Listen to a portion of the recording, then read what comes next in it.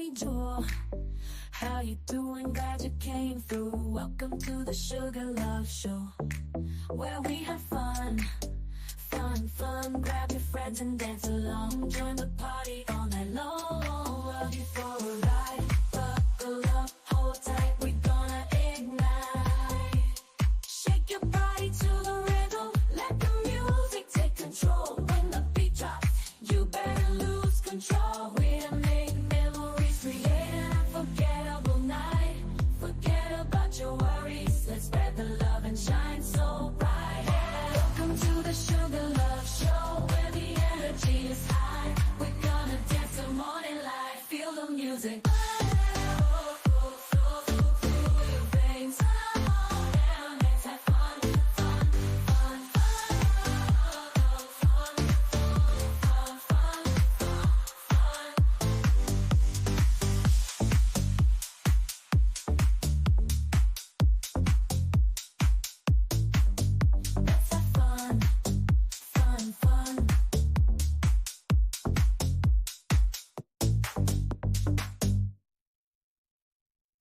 Angel, how you doing? Glad you came through. Welcome to the Sugar Love Show, where we have fun. Grab your friends and dance along. Join the party all night long. Love you for a ride. Buckle up, hold tight. We gonna ignite. Shake your body to the rhythm. Let the music take control. When the beat drops, you better lose control. We're to make memories, create an unforgettable night. Forget about your worries. Let's spread the love and shine so bright. Welcome to the Sugar Love Show, where the energy is high. We're gonna dance the morning light. Feel the music.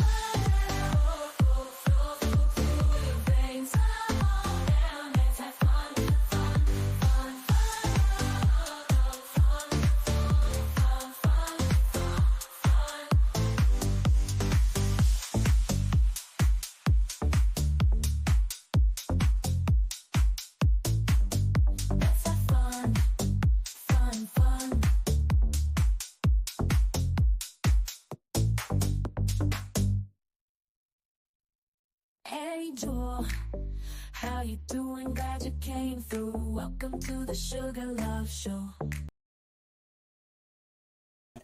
Hey y'all, what's up you guys in there? Hey my bush babies, hello my replay gang. So it's good to see you guys. Let's do a roll call. Hey Lakeisha, that's what Miss Leo say right there. Hey boss Jackie, hey Spice, hey Summer Breeze. What's up, Summer Breeze? It's what Miss Leo said right there. What she say?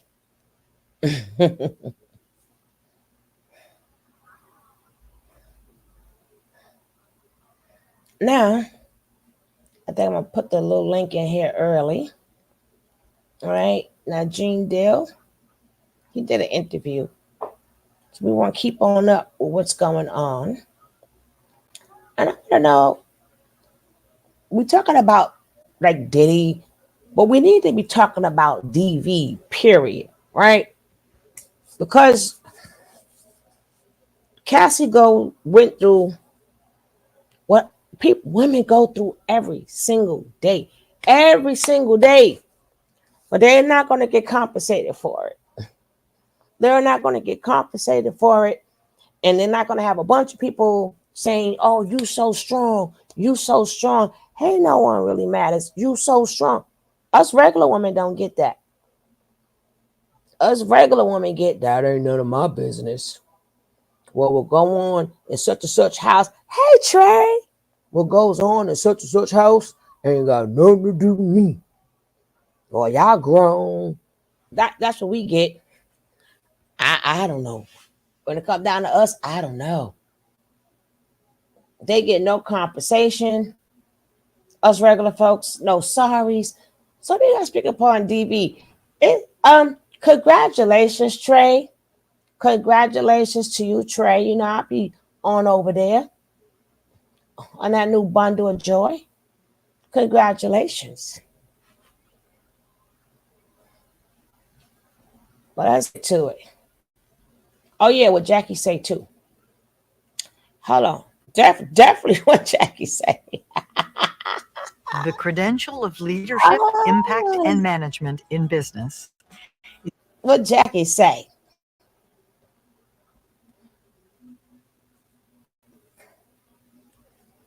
Now, this credit goes out to Tisa Tell. What is up, my sister? My YouTube sister. Peace, peace, peace, baby. That's my YouTube sister. I can't tell you how many years we go back. I don't know. I think me and Fu go back at least 5 years, either knowing each other or not knowing each other. We go back at least 5 or 6 years.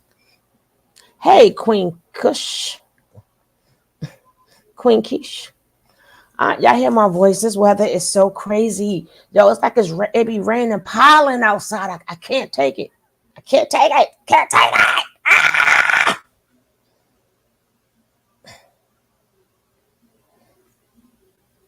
What's up, Angela? No, baby, you are my YouTube sister.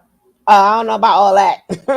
I always called you my YouTube sister, my internet sister. So, tell your friend I said that. Okay, thank you kindly. Thank you kindly from a friend. Hello, beautiful queen. How are you? Greetings, beautiful queen. You were missed. You hear my voice, girl? I'm tired of this pollen killer. I just told my son the pollen was probably messing with you. And then it snuck up and was like 80 something degrees tomorrow yesterday. Now it's back down to 60. I'm like, it's like, I don't know. This weather is for the months. It don't know what it want to do. Right? I told my son, I was like, it's ugly outside. He was like, it's hot and sunny. I said, well, it's been ugly every other day. So I wasn't trusting it. I ain't came out the house all day. Man, listen. I try to creep up at night, but what it does, because it's affecting my sinuses and allergies and stuff, I be knocked out. It just knocked me straight out. Once you take all your Benadryls and all that other stuff. And then the thing is, like, if you go outside earlier, and when our pollen falls, if you're truly allergic to it, the point of it just touching you. Sometimes, that's why people like to wear hoodies and stuff. Like, why they got hoodies? Because when that pollen go down your back, baby, it's so hard. You just be trying to scratch and stuff. But let's get this show started. And then I want to do another show. I started to do that first, but I forgot. Oh yeah, the video credit goes out to Tissa Tells. Yes. And it was about the practices them doctors used to do on us. They be tearing us up, fool. I think they're gonna have to give me a shot or something. This is ridiculous. This spring right here. Okay, let's go. Then we're gonna get into Kevin Fake Brother. Probably let this finish, and then we're gonna get on probably Kevin Fake Brother later. I don't know, but we like his fake little brother, Keon.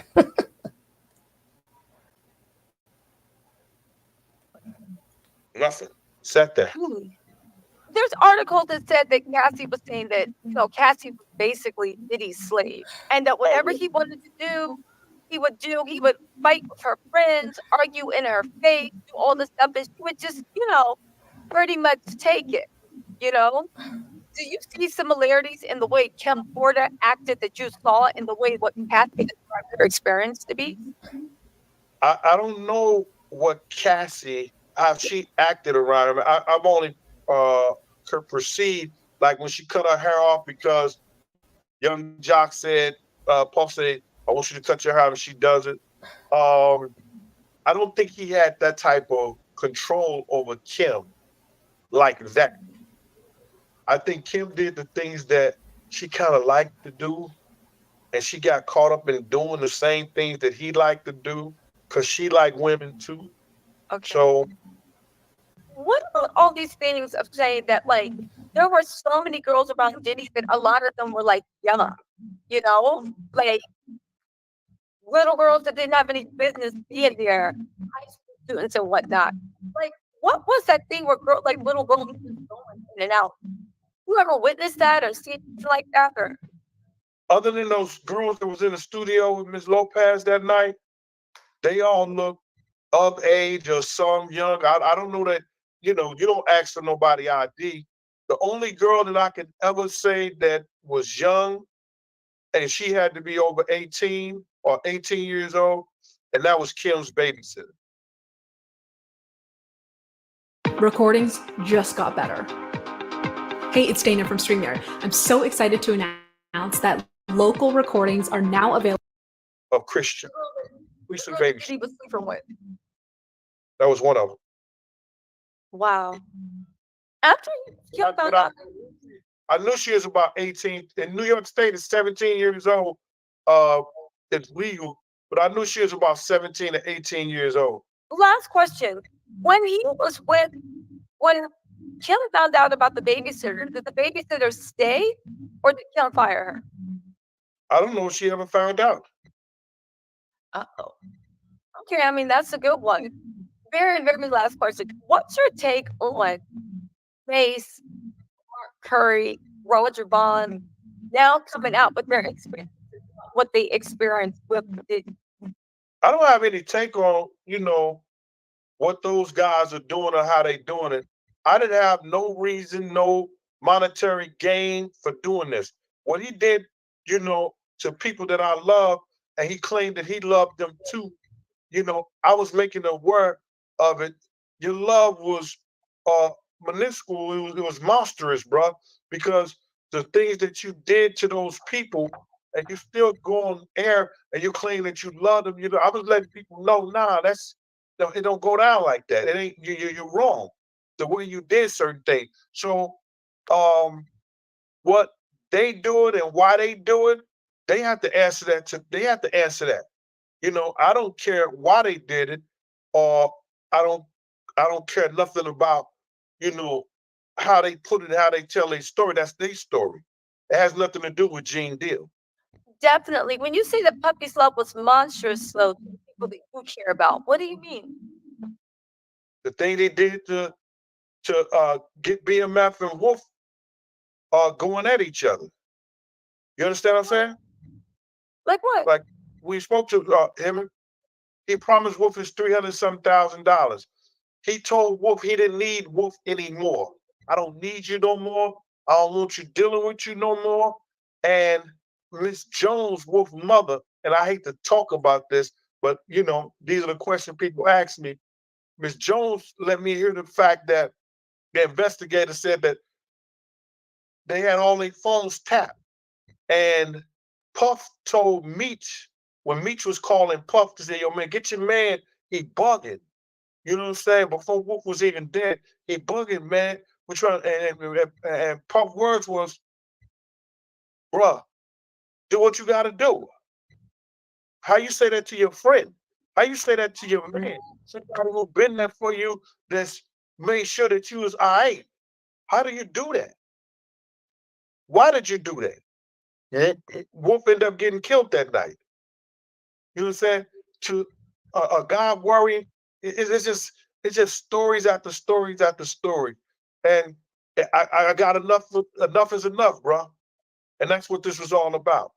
And had I known that he was going to get his just dessert with Cassie and some of the other people that's coming out, my status in the streets, my status in what I did here in New York City, I wouldn't have never did it. I wouldn't have never said a word. But I didn't know none of this stuff was going to transpire. Yeah. I did it on my own. You did. To your credit, you 100% did. Let me ask you a question about the whole situation. Is this the last one or the one before the last one before the last? This is a very, very, very Listen, let me just ask you one question and it'll go. I'll hit you up with some more on that. We talk, don't worry, I got you. But with the Wolf situation, so with Wolf, what was Puffy's relationship with Wolf? How did they come together? And why was it so treacherous for him to be like, yo, you do that? Aside from the fact it's messed up, because I'm gonna say that, but like, could you just like let me know how they came up and their relationship and why Puffy owed Wolf so much? All right. Wolf was with Christopher Williams and Heavy D and them working for security and stuff for them before Puff was even in the whole thing. But Wolf was part of this crew called Butt Naked. They used to give parties. Metagenics calms menopause intensity with Estro Vera, a once daily plant-based supplement clinically proven to cool hot. Right? But other than that, they were street entrepreneurs that two of the individuals got arrested and they received 9 16 to life sentences in the courts. Oh, wow. Right? The people in Virginia did not know Wolf. So Wolf took it to trial and beat it. So now Wolf, because he was a part of that team, Butt Naked, they used to finance Puff and his artists. You understand? Before, when Puff lost the job at Uptown Records, he still had to finance Craig Mack, Biggie, and try to get this to before he got to deal with the Clyde Davis. One of them used to bundle money through Bad Boy with Puff. Right? Okay. How? Keep his status. So now when Corey goes to jail, Puff is the one that's hitting Wolf off. When Corey goes on the run, Puff is the one that hitting Wolf off with the paper bags to make sure Corey can still be on the run. Oh. Corey gets caught. He started doing his time. Puff don't want to pay no more. But Wolf made sure he paid and made sure Lamont and Corey had their commissaries, and they still got kids out here. So they had to make sure their kids was all right too and do some of that. A lot of that money was coming from Wolf. Wolf said, yo, I had $300,000 that I spent. I was right there in the office when Puff promised him, when I do this Universal deal, I'm going to give you your money. Wolf didn't see that deal. He just said, no, you ain't getting it. No. BMF ended up killing who's his friend was Puff. How long between him saying, I'm not giving you that money, and Wolf passing away, do you think that? I don't know the dates, but it wasn't long at all. I don't know if y'all remember, I showed y'all the background and Puffy's connection with the BMF, and isn't it ironic? 50 Cent is doing BMF. Remember they was going around saying that that might be Justin's real dad. See, that's why y'all got to stay watching the show. So when they mention the names, y'all sort of kind of know whom they're talking about. But baby, the list is so long. It's like when you're in the mafia or some shit. It's like some mafioso type of crap, right? The name be some name we just ain't gonna. This some old. I had to work up to the ladder to become the Don.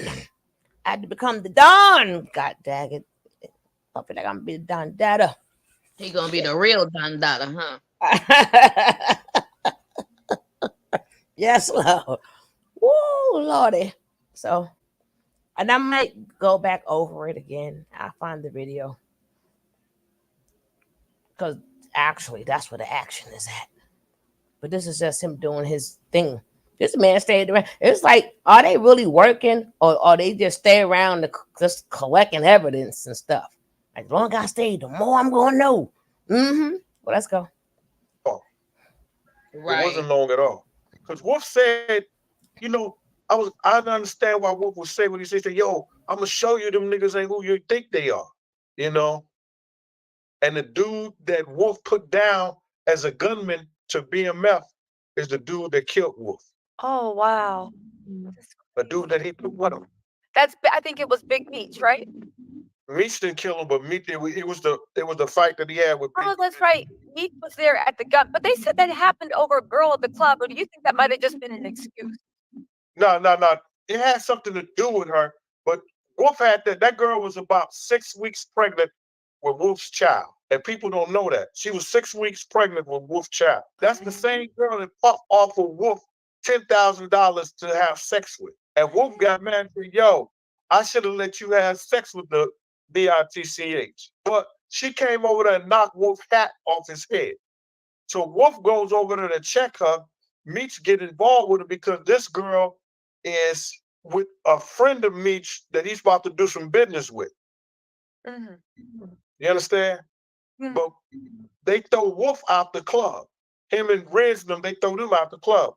So it led to one thing, led to another. Meech tried to come out and talk to Wolf, add some words. Meech and somebody else got shot in the leg, and Meech got shot in the buttocks. And one of the dudes that Wolf knew got close enough because Wolf told him, since I know you, even though I put you down BMF, I told Meech to put you down because you was like that in the street. He ended up shooting Wolf and killing him. So when did he get the call about, yo, get your boy? Was that a day? Called him while he was in the club, going in the back of the club. Meech called Puff. What? And this is what Mama Jones is letting me hear from the investigators through their wiretapping. What? Yo, Diddy got a problem, man. That slowed down. And he said, do what you got to do. And the next thing you know, that was last night anybody walked the Wolf. Yep. And Riz. And Riz. So how did Diddy act in the days after that came to pass? How did Diddy what? How did he act after when Wolf was assassinated? Gave Meech party.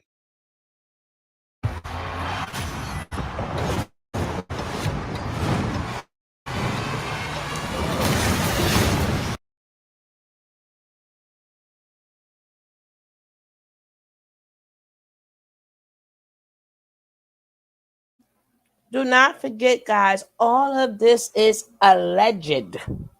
Alleged for entertainment purposes. We ain't saying we believe nothing. We just do reporting. But all of this is alleged for entertainment purposes. Thank you kindly. And yes, I am munching. What?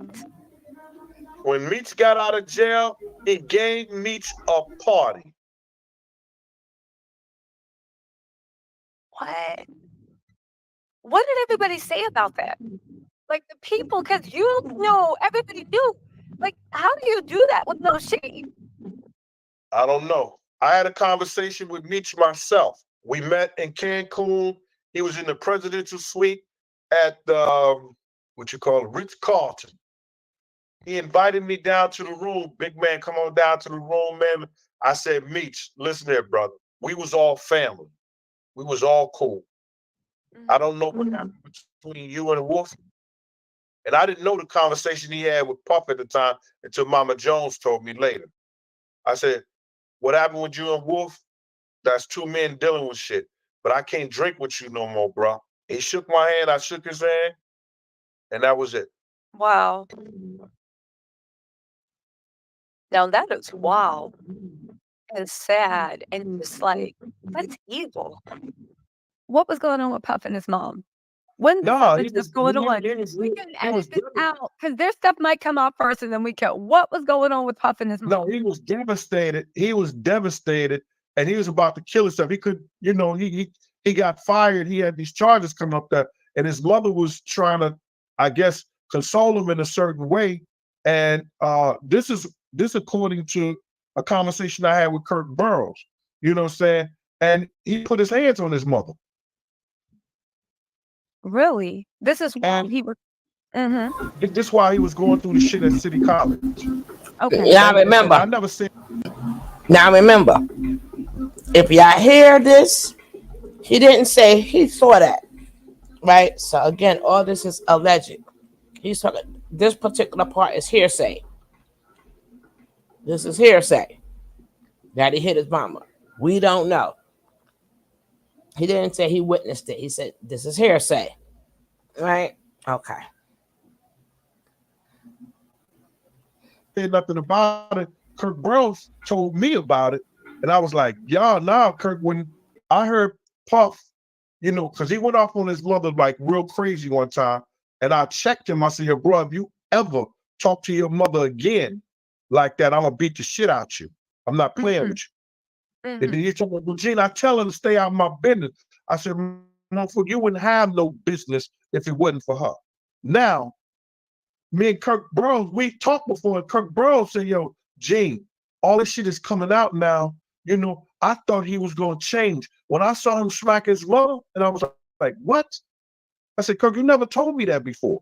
He said, Yeah. "Yo, Gene, when he was going through the city college shit, he slapped his own mother. And I thought he was just, because he was 19, 20 years old, he was going to grow out of that.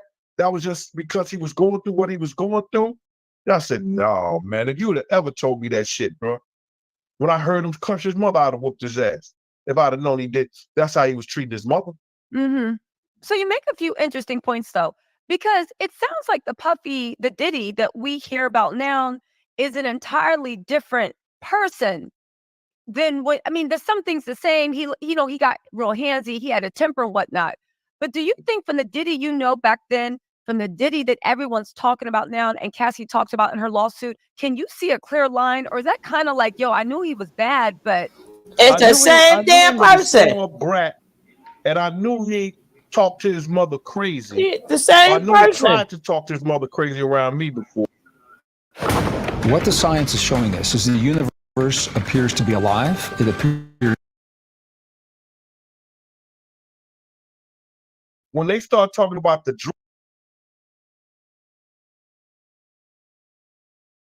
they done cut the music up real loud. I'm just hoping and praying for no copyright strike. No, that will not be true. He is the same exact person. Anytime you start as an intern and you become a problem and they got to fire you, and all they said was his temper was, no, that always was Puffy. Always. They knew that he was beating the heck out of Misha. And I think at that point, Misha was still in her team. And it's a young Diddy. Young Diddy. That's why I heard a couple of people saying, he hitting on women. Puppy put hands on everybody. He's equal opportunity. Anybody can get that temper. Anybody can get that rage. I moved the whole house around when they even attempted. My mama don't play that either.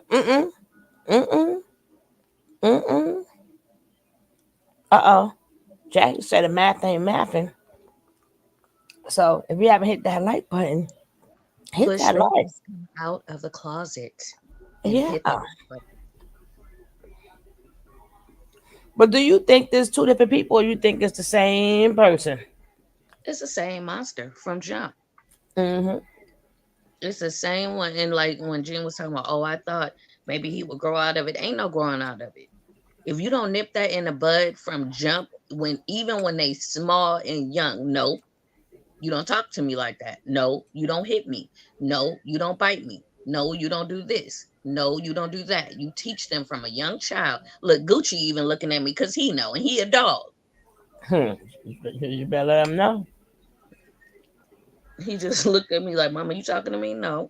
And you lay it back down, because no, everybody in the house gonna know the rules. And if you cross those rules and those boundaries, there are consequences. And I ain't talking about standing in the corner. I think him growing up, especially like in Mount Vernon, I don't know if she saw all of that, because at that point, remember, his dad is gang, right? So I think at one point in time, she didn't play that ish. Now, somewhere down the line, when he went to the private school or wherever she put him, I think that's something happened there that turned him into It just released the beast. And then you got to think at that time too, he probably was being teased about his father and the stuff that was going around. No, he didn't know. Remember, I showed the video. That's right. That's right. I mean, forgot but about I that. thought, hold on, I take that back because who knows what they saying is true or false, right? But to our knowledge, it still be whispers, even if it's not like known. It still be whispers in the community and stuff like that. So maybe, but I think that was just in him. Period. Like them eyebrows don't lie. And the reason why I know is because my own father had them eyebrows, and the way he went out, I couldn't even be mad because you brought it on yourself, bruh.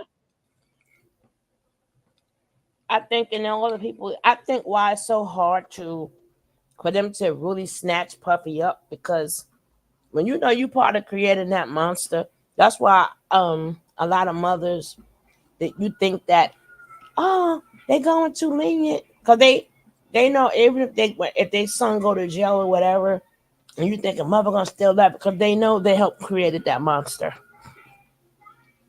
Yeah, the coddling, because it's the guilt, it's the parent guilt, the parental guilt. So but I at think some point you have to step out of that and realize there's a true problem. I saw this young man mutilated this homeless man, and his mother didn't know. Nobody knew what happened. His mother went to go and do his laundry and found the man's head in the laundry basket. So she called the cops and all this stuff, but you can tell from the not investigation, but you know when they have them in the room and they're talking to them, kind of like they're not interrogating them, but they're just asking them questions, that they coddled him. And when he would say sick and demented stuff, they never ever, they would be like, oh, such and such, but no, it's not. Oh, no, go get him checked. Why is my son saying demented, twisted things?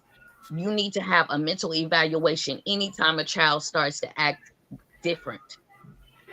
And I think that's what happened with Puffy with the business, because he had all that energy, he had all that charisma, he got the work done, and he was a guy who don't accept the word no, and he making them a lot of money. Because you got to remember, Puffy's only doing, hey, oh, Nick, hey, Nick, baby.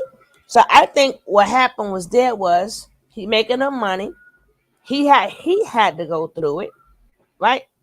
Whatever happened on up there at that uptown, they was uptown in him, right? They was uptown in him for real. And he fed off it. Then he started worshiping somebody. He started playing with that devil. He started playing with them devils. And I think he done got that spirit on up in him. And it's crazy. And then when you already like that, like when you already like a knock or something, and then you're released to the public with the devil in you also, ho. But see, the thing is, the devil don't want to play with you no more. This is what you won't get. Or if God step in, this is what you're gonna get. Clive got them same eyebrows too. And I didn't like how Andre Harrell looked either. He looked sus too. So I feel like what Puff did was basically just regurgitate what they did to him, and then amplified it. But that's their job.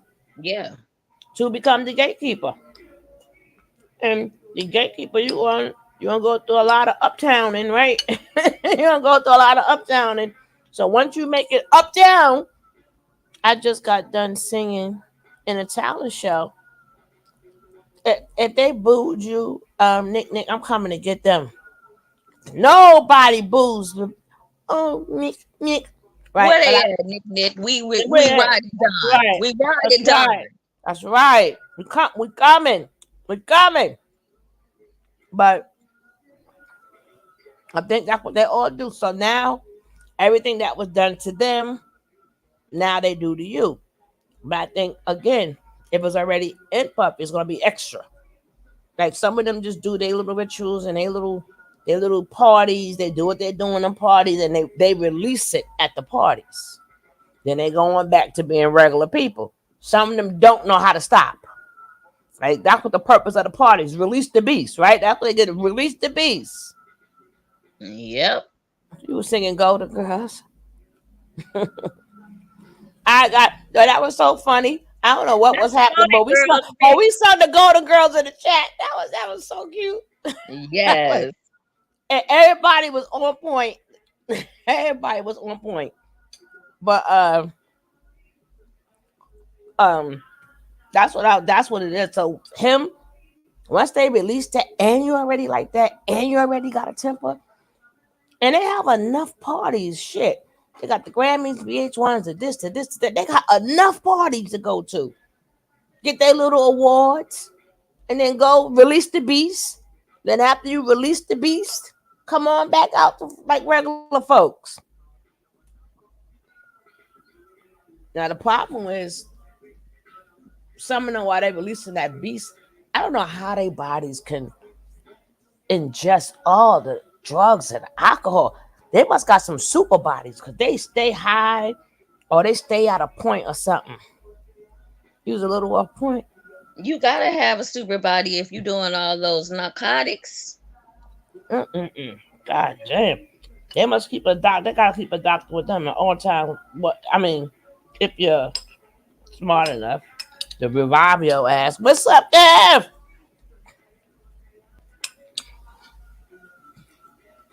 Hey, King Kev.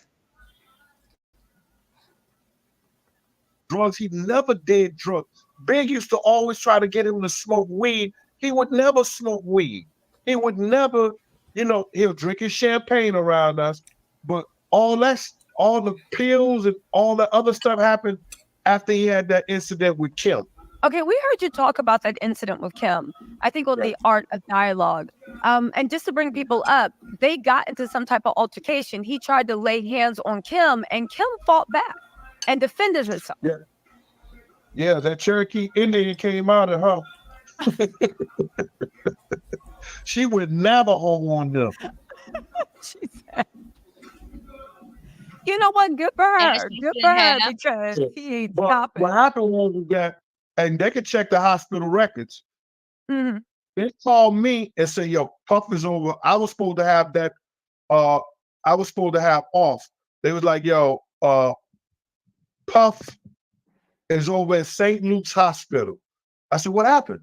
He said, him and Kim got into it. Get over there. I heard a whole conversation, and he had the white tissue wrapped around the ring. He just bleed. He was bleeding like crazy. And I think she may have came close to cut an artery or a vein or something like that. Ooh. And after that, Puff got on the pills and he never got off of them from the time I was around. So what made you think that he was actually like on the pills though? Did his behavior change? Did you see him partaking? Like what made you think? He had to happen. This white kid, he was about 5'7". He could have weighed about 165, 70 pounds. Used to meet us everywhere we went.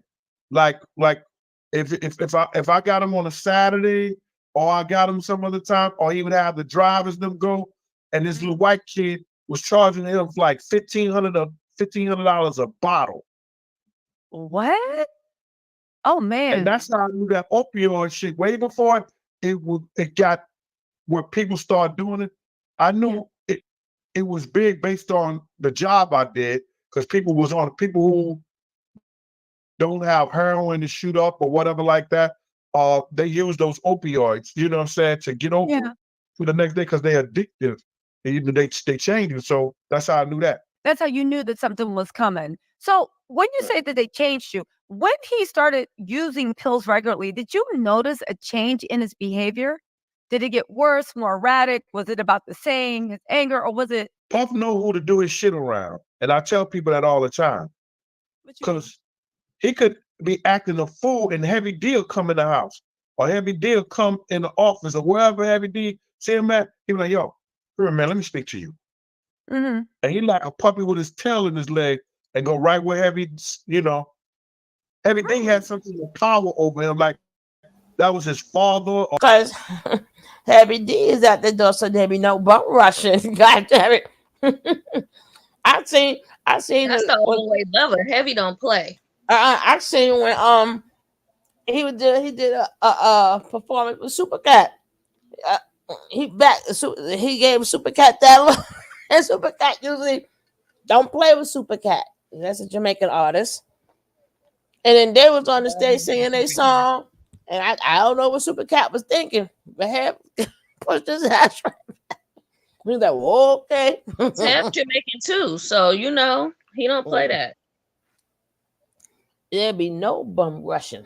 You heard what the man said? Heb's at the door. So there'd be no bump. And then you gotta remember, Heb is also, which his birthday was 2 days ago. Happy belated birthday, Heavy D. My baby, I try never to miss his birthday. I always try to put it up his photo on my profile picture because I'm never on Facebook. But people that I care about or hold special something to me, I'll put their photo on my thing and just dip out. But Heavy D is also the person who brought him in, too. And I guess that let's be known, Heb must have temper too. He had temper too. Man, even did you see Heb when he lost all that weight too? Oh la la, Heb looked good. That's Baby, my I heart was was in broken. love. That's why my heart broke when I found out he was sending. The bitty. Girl, I'm gonna take you to a Happy D school. You don't know who Happy D is. Stop playing. But everybody had mad respect for Heb. Everybody. Yep. Because they know he at the door, there'd be no bum rushing. Double T Roy. Yeah, rest in peace. They all together now, man, mama. They all together. And I don't care what nobody say. They don't took out my man head because ain't no air embolism. They told him not getting to play. Whatever. I didn't believe it either, sugar. But as you see, in this line of business, that comes with it. But now his daughter, money went to his daughter. Now his daughter's gonna become a producer or something. Executive producer stuff now. You know, every time got one I daughter. think about him too. Huh? I said every time I fly, I think about him too because of that.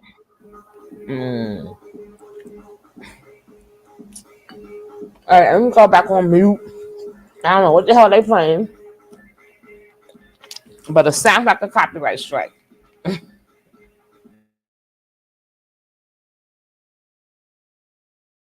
Or that was his, his mentor, whatever it was to him. But he would not act like that, or if Heavy D tell him, you're my man, whatever you do, you straighten that out with those first people, he'll do it. He had that power over Puff. Okay, so he had the power over Puff. When Heavy D passed away, how did he react about that?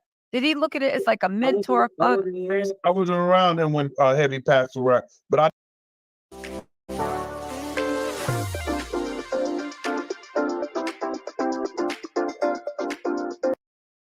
I know he took it hard. Even though Heavy had power like that over him, he had to take it hard because Heavy is the one who really gave him his start in this whole shit. When you say it, because I want to go back to Puffy, you say also that he was like a spoiled brat. How in what ways do you think he was spoiled? Was it temper? Did he always think he could have his way? I'm just trying to get everybody, because when I hear about the stuff he's doing now, it makes me wonder, like, what was he like before he got the money? Did the money just amplify, or did he get caught up in some people that just got him into some weird mess? Well, I look at it like this. Puff was nobody. Like, he was just a dude giving parties. You understand what I'm saying? He didn't have no clout in Harlem. He cannot tell you a block he grew up on and a crew he rolled with until he got into the late age and started rolling with the same gang.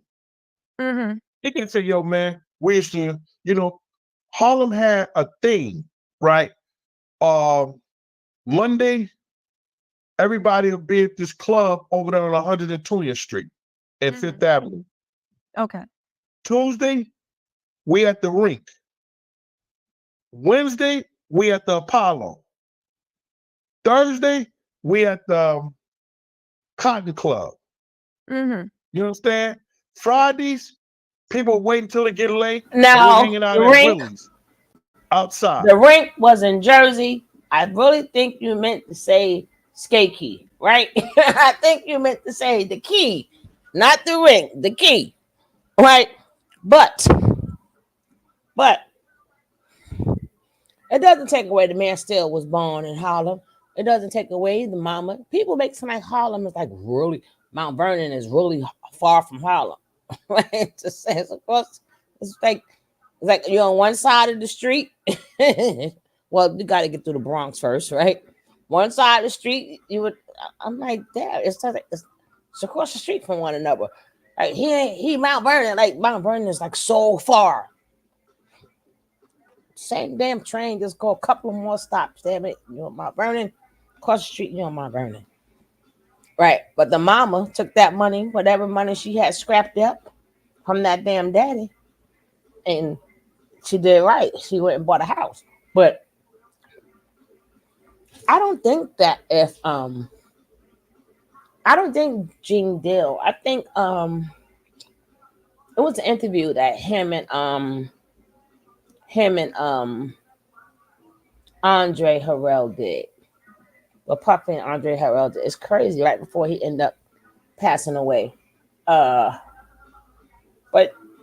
that would be like the younger. I think he would be like could really explain that. I don't think Gene could, because Tom Gene got the you are a employee. Andre Harrell and then was the employer. So I don't know if he could basically give us like certain parts of Puffy. But I think when they had that interview, I don't know if y'all remember that interview, and he was basically saying when Andre had to make a decision, Puffy App was out of control, and he had to fire him. Mm-hmm. And then, as they say, like they act like Yonkers in another. Yeah, exactly. Like, here from Harlem. Like, yeah, yes, he's still born in Harlem. What do you mean? And a lot of times people from Mount Vernon hung out in the Bronx and Harlem anyway. Like, stop. But to make them feel better, you know. If people don't know that, you're going to try to discredit people. Like, no, you can't. Diddy will have a Skippy on it. But the thing is, I get where she's coming from. She's trying to say what we just said. They created that monster. I mean, he was already a monster, but that made it worse. Mm-hmm. You understand? Yeah. So Will had that type of thing like that, and then on Sundays people was at the tunnel. Mm-hmm. Now, if some of the crews that was getting the parties, Peter Shoe, Black and Gold, Reggie Wells, those usually happen on Saturday. You know, Puff didn't start doing none of that stuff until he started hanging with the same gang, because he wanted to be noticed. And D. Ferg was the dude that A$AP Ferg father was the dude that brought him in, and that was his man. Because, like I said, he designed that whole logo for Uptown Records and that whole logo for Bad Boy. Ah, okay. That makes sense. That makes He was nobody. He was nothing. He didn't know how to talk to girls. Really? What you mean? Yeah, he even said that. He said it himself. He said, "My man, I don't know how to rap to girls. Wolf, he had to use guys to get girls. He was Cyrano de Bergerac." So wait, well, you said he had to use guys to get girls, and he was awkward around girls. Like Were you Roxanne, the there when movie. Misa started coming into the picture? Yeah. So was how there. did he? So describe how he would be awkward around girls. Say You gotta coming up. realize Misha was young. Like Misha's 17, 18 years old. You know what I'm saying? And like you understand when a man like you, he'll come up to you and like, "Hey, what's up, man? What's going on? What's your name?" "Oh, Tish. That's a nice name. Tish, where you get that name from?" You know what I'm saying? Who named you that? You know, make up any kind of conversation. "Oh, there's your aunt. You got some pretty eyes, Tish. You know what I'm saying? Uncle Jane. Hey, Nene, we miss you No, too. but you'll say something, you understand, you know, to get this girl interested in you or whatever like that. Yeah. So when he had a dude like Wolf, who's a player, you understand, Wolf gonna snatch the girl for him and him. It's Gotcha. himself and him. Gotcha. That's why he kept those type of dudes around him that could communicate and get certain women. Every girl that you heard talk about him in their relationship, from Jennifer Lopez, Cassie, and all of them, I ain't like him. This is true. This is true. He let Every watch girl says you stay for him. He let his ring talk for him. He let his bank account talk for him. Bow. So when he met Wolf, and I know that there is, and here's the thing, you were around during the Misa years. I know Right. everybody has this thing that Wolf might be Justin's daddy, this and that, but I did some research, and Misa literally dragged Diddy to child support court 11 million times to make sure she got everything that she deserved. How could there be any question about Wolf and Justin? No matter what type of severe asthma you have, Tespire can help you have fewer attacks and relieve. And as far as parent, dad, son, when they was always in child support, because Puppy tried to give her 0. I don't believe, I don't believe that Justin is Wolf's child. Okay. You understand? But you got to realize guys were doing sneaky and dirty shit back then. You know what I'm saying? When girls get high, they get drunk and stuff like that. They let their man go in the room or whatever like that. Now, do Justin look more like Wolf than he does Puff? Yeah, but Justin looked like his mama too. True. That's a You know good what I'm one. Justin do look like his mama. Right. So Yeah. I would rather say Misa's not that type of woman to do that shit. Yeah. You understand? But if there's some bullshit behind it, I knew them guys used to do that dumb shit. When I was in college, dudes would do that shit. Girls would be with them, want to be with them. Hey, his lordship, welcome. They'll come out the room and then let one of the other guys go in there and shit like that. That was stupid, dumb shit that the guys did back in college. You know what I mean? So this culture that Diddy seems to have kept going on, it was, granted, like you said, it was dumb-ish, but it was one of those things like, girls just had to be careful. Yeah. So that's interesting that maybe the ways that we're just like, Puffy, where did you learn this? He was on some stuff about when he was coming up, the dirt bags around that time were on that dumb mess. Right. Okay. So there was things. So tell me about the Misa years. How was Diddy with Misa? Did you ever either? That gonna show you be in class, Nicole. Stay out the closet. Wolf is the guy from BMF, right? From BMF, who got knocked off, which people forgot about, right? I'm gonna show it again. Don't worry, I got y'all. I'm gonna show y'all his connections to the BMF. I got you. Now y'all know to stay in class now. Okay, get out the closet. But he's from BMF, the show that 50 has on TV. Whoa, what's his name? 50 ain't effing around with Diddy, man. He ain't effing around. He came and took all his friends and shit. He hired all Puffy friends. There's no coincidence. He hired all his friends. Mary, get over here. Just want to get over here. Right? Well, Puffy won't be everybody's woman and take their women, then 50 can go and do that. 50 was, listen, no, 50 cannot. 50 days gonna come too. Nobody goes to shoot you 7 times for no reason, right? No, it's supposed to be a 9. Nobody hit you 9 times for no reason. And there's no coincidence that every single body. When your first record was a snitch record and everybody doing life in jail but you. When Jam Master Jay got unalive, 50 name was swirling around that too. Of course. Of course. She gifted 5 members. Thank you, love. Thank you kindly. I just seen a little of being uh-huh. Uh-huh. I don't believe they're killing me with these songs. Hopefully y'all can't hear it.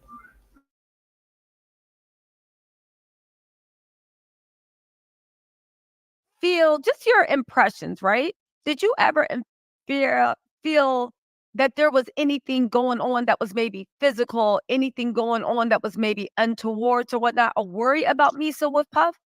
I just heard of one incident with Misha and Puff, and they said, they was told that it was told to me, he beat her up under the car when he thought Eric Sermon was dealing with her.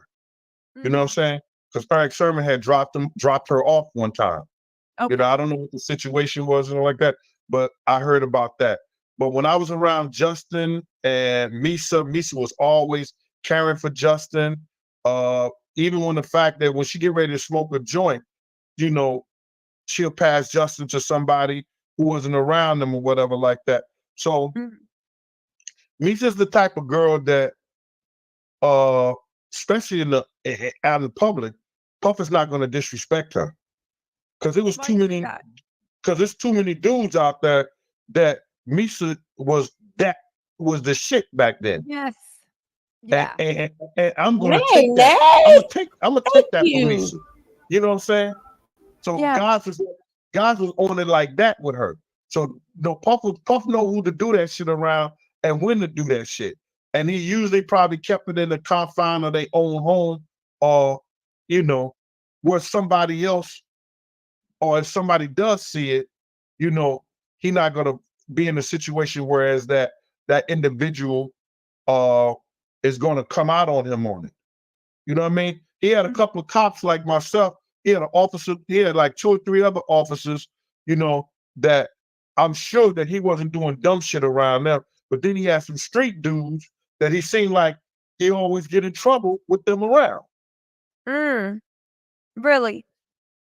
So around that time of him always getting in trouble, so okay, I can see Misa was Puffy always went for whoever was the popular girl, whoever the dudes were really into. Misa was super popular back then.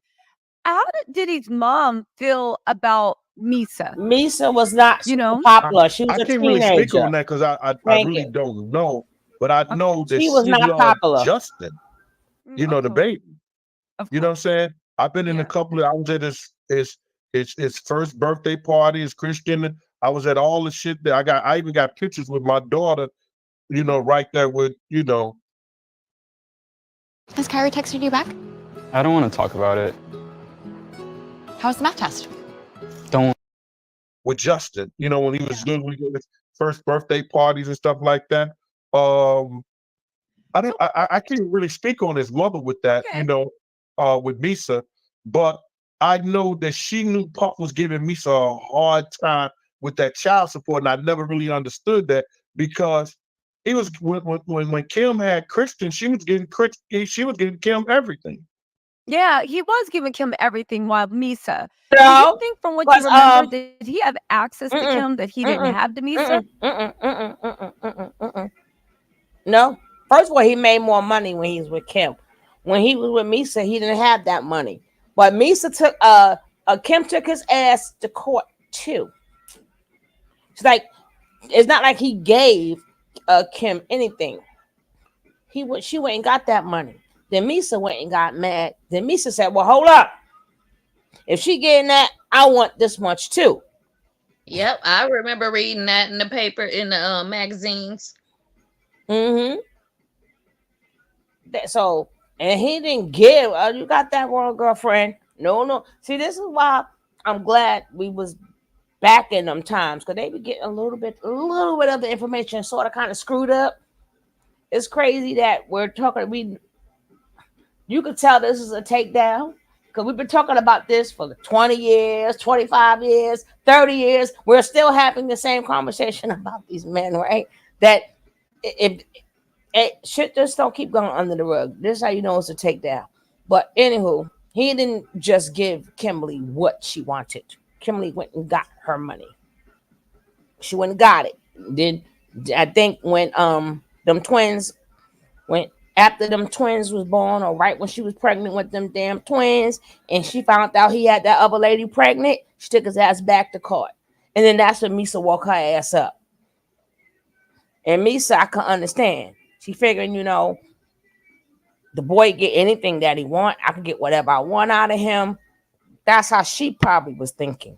He in the videos, he's still having a better life. But when she seen Kimberly wasn't playing no games and said, he gonna have all of that and I'm gonna get my money. And then that's when Misa woke up. But let's carry on.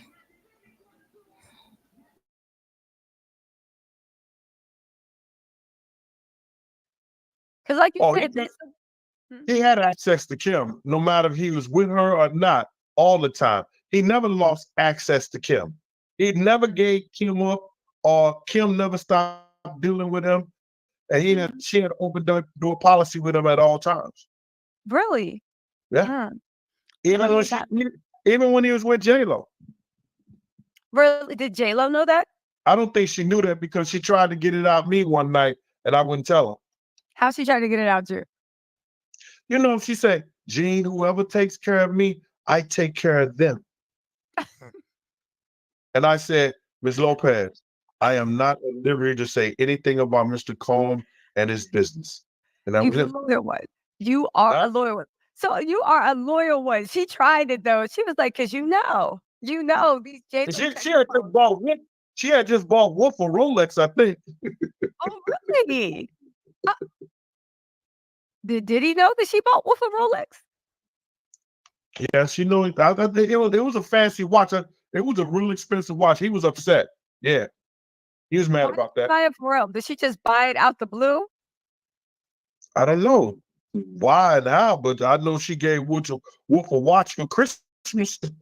Let me find out. Wolf was snaking Diddy. Let me find out. I don't think he was snaking her, but did he try to snake him a couple of times? Really? Wow. I guess Wolf was the gold standard, so he had to try to dethrone the king. He had to try to see. So let me get this straight. So really quick, because I just wanted to ask, what Diddy's mom, even though you heard that like sometimes he laid hands on her, how was the mom's relationship with Diddy? Was she afraid of him, or was she just like an overindulgent mom? Like, what was your impression of that? If I was to say anything about his mother, she was basically overindulgent in all his affairs. But you got to realize he was putting all his affairs in her name. What do you mean by that? I don't understand. Like the publishing, the companies, and all the stuff like that. In case he gets sued, most of the stuff was in Janice Combs' name. Oh, do you think that was a way that he was trying to avoid paying child support too? Because he was going down to the mat with Misa about child support. That's interesting to know. Okay, so with the Misa years, it sounds like, especially now, that wouldn't be because Diddy was smart. That's because his mama know the game, right? Look who his daddy is. All that was untaxable money, right? Remember, his father was in the gang. So that wouldn't be because Diddy was smart. Mama knew how to hide the money. She taught him that. Got everything in my mama name, but I'm hood rich. La da da da. Hey, come on. That's the oldest game in the book. And that was in mama name, the kid's name, the stepkid's name. So people may be thinking, no, Diddy wasn't smart. His mama knew the game. So Sherry knew how to stash that money. People forget his mama knew the game. That's why she sort of kind of, I think she stayed around and cuddled. I don't think she cuddled Diddy.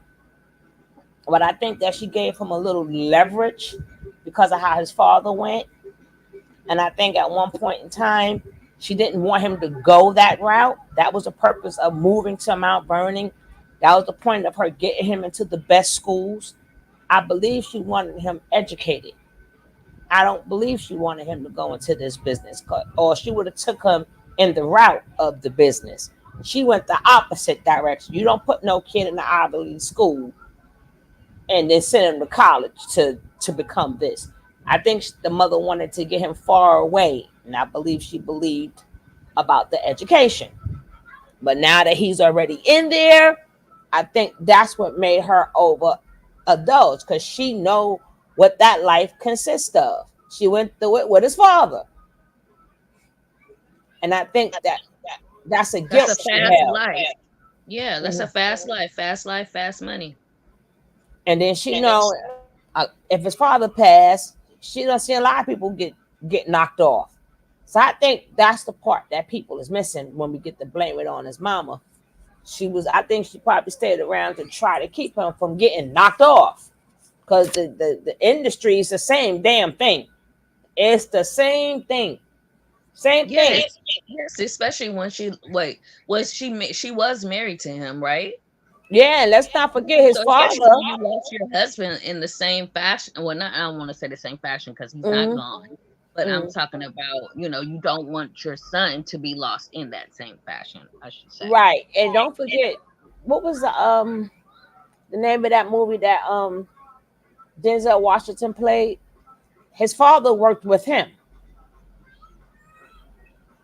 American Gangster. Yes. His father worked with him. That's how deep Diddy blood goes. So I think at that point, I really think at that point, remember he left school and everything, and he wanted to be an intern or whatever. And I think at that point, somewhere down the line, she could not make him Frank Lucas. Thank you, darling. That's why you guys are the best.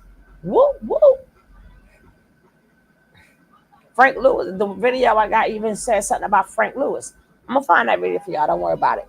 But even who, I think that's probably why she wanted to be more educated, and he was probably drawn to music, and he set out on his own because he always had that what you call it, on his own.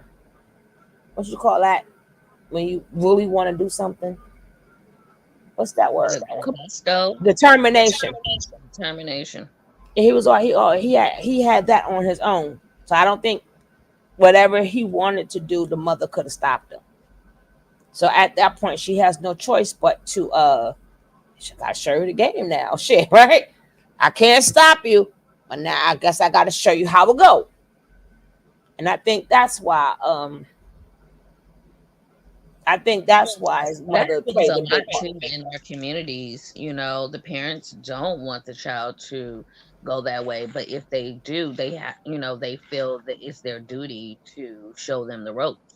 I mean, this is just what I believe, because nobody gonna say, "Oh, mama, no." She didn't buy a house in Mount Vernon and leave Harlem for him to be no gangster. She already went through that already.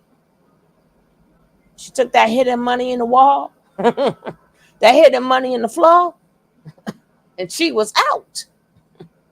Audi 5000. But it's not like Mount Vernon is so much better, right? It's not like she moved down south or something, right? She still didn't leave New York, but it's still a better residential place. But again, you're across the street from the Bronx, right? So you still have access to them people. But she took that money out that floor that the father had there. She beat them walls in and pulled the money out the walls, and she was gone. So, like I said, that's what I believe. I think the deviant behavior came from when he was in them private schools, because things happen to kids there. I don't know why I think that. Yeah, but that's what I think. I think he was handled or touched.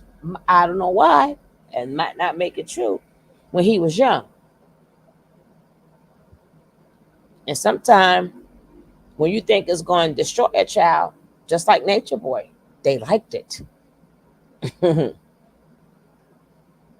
Some people get destroyed by it. Yeah. And some people like it, and then they that behavior now gets transferred over to them. It's just like when that was happening to Nature Boy, that energy got transferred over to Nature Boy. So I think whatever happened to Puffy, that energy got transferred to him. Just like sometimes um, a lot of these boxers and these sports people, their parents used to beat the heck out of them, and some of them liked it. They didn't like to get beaten, but they're like, "Whoa, I like hitting people too, right? Oh, it feels good. It feels good." Little Wayne said he was essay as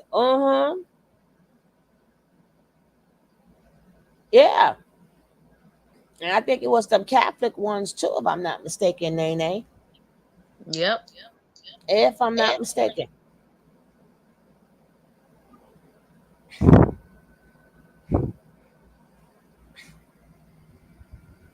And also it's in his bloodline, right? His daddy and his bloodline. Let Stevie J tell Diddy. Let Stevie J tell it. Diddy a good man. He's a good man. He's a good man. That's my man. You ain't gonna talk about my man behind my girl. Mm-hmm. Get it together.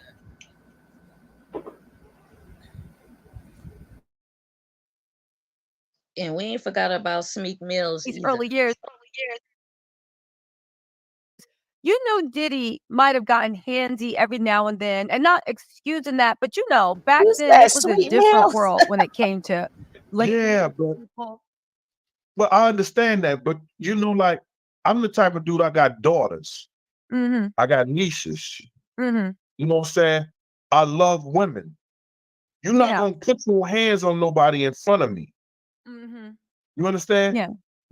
And my brothers never tell you, we done came out of clubs and I've seen dudes, got their girl up in this stuff and going at them. I'm snatching the dude up and I don't even know the dude. I don't even know the girl. My man, take that shit home. Don't do that shit in front of me. There's some guys that still have that chivalry in them, you understand, which it'll get you killed if you ain't prepared for it. Mm-hmm. We know that. Yeah. That might be their way of making, Tish, smack me around, call me Susan, Tish. Then baby, let's go home and make love. It's some women like that. It's some women, but come on. Come on. Don't nobody like being yoked up in it. Like, don't literally. It was just like it was supposed to be a love tap, not like a boom. You got me down on the ground, So let's go through your impressions of the women of Diddy. So there was Misa. When how deep do you think their relationship was? How did it roll into Kim? And then how, as you remember, did it roll into J-Lo and Cassie? Let's run it down. Well, I can't speak on Cassie. Okay. But Misa and Kim was friends, Okay. right? Good And I friends or guess just like club friends? Were they good friends or just like club friends? they Like, were did she good get friends. really? They were friends, Oh, wow. Okay. All right. right? Just like Sarah and Kim was friends. Pots and pans, every time you see them, they change in hands. Sometimes the lows of bipolar depression feel darkest before dawn. With Caplyta, there's Them two was close with each I'm just gonna say all this is Albie Shaw's fault. Because all this started because he told Kim that she better get off on your own, girl. You better get off on your own.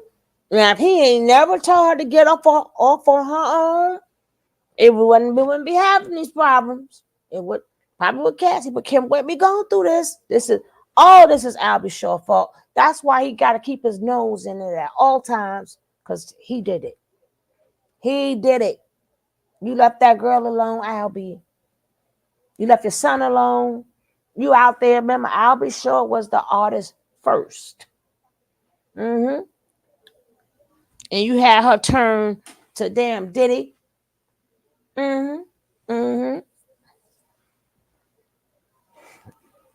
I think wasn't he Mr. I Still Your Girl? Angela, I don't know. All of I Still Your Girl shit. I don't know.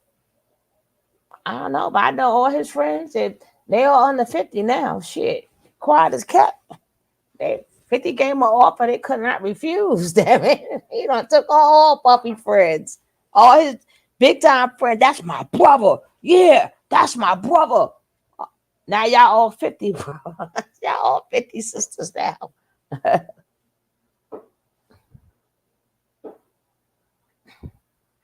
Imagine violent. I don't, let me see, because Justin was here first. That's why I said I blame Albie Shore. Because even though they was cool, so that means, remember, at that point in time, Kim would have been on a higher pedestal than Misa because Albie Shore was the bigger artist. Diddy was not. So even though Diddy probably had Misa, he wasn't up to Albie Shore level yet. Remember, if I'm not mistaken, Kim started out, she was just working in the office. If I'm not mistaken. So I guess that's probably how they became friends. It's an uptown thing. You know, I got Albie, you got Diddy. I mean, if they was friends, that would be the reason why they would be friends. That would be through Puffy and Albie. I don't think Little Kim ever looked at him like that.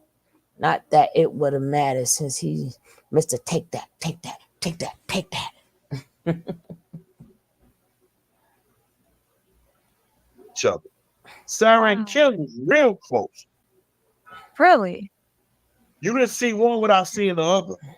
Okay. That must have been a shock to her to find out that her good friend was having a child by. Why do you think Puffy liked She to was like pregnant go in first. between friends? Do you think it was Hold up. Alice or you think it Hold was up. something different? Well, I guess some parts I think he's skipping because if they were so close, well, who did she say she was pregnant from? Because Chance was here before the twins.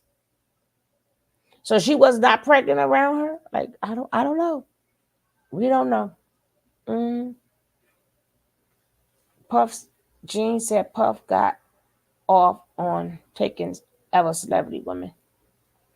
Take that, take that, take that. He take did. that. He did. I reckon all of them, remember, they're in that industry. They swap wives anyway. Yeah, it's just an eggplant swinging contest. At them parties, I tell you, when they say release the beast, they release the beast. I seen a video today. I might play it because I don't want to get copyright straight. And this guy, he used to work. Richard Pryor's work with Richard Pryor, where he was talking about the Flip Wilson. And remember, this Flip Wilson days. None of this shit is new. None. The same exact parties. You never seen the roast when Paul Mooney was roasting Richard Pryor and he was talking about how he bang bang the white people, white guys. It's widely known that Marlon Brando had his way with him and a couple of other people.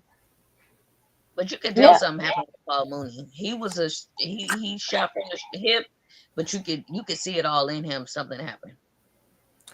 Listen, to get in them big boys club, that's what you got to do. Like I said, it comes to the point to where as it's a norm and they like it. They they get to go there and do everything ungodly thing you could think of, right? Every ungodly thing you could think of. The next thing you know, party over. They walk out the door with their heads up high like nothing took place. And then we see them in the street. Hey, how you doing? After they did the most ungodly things. That like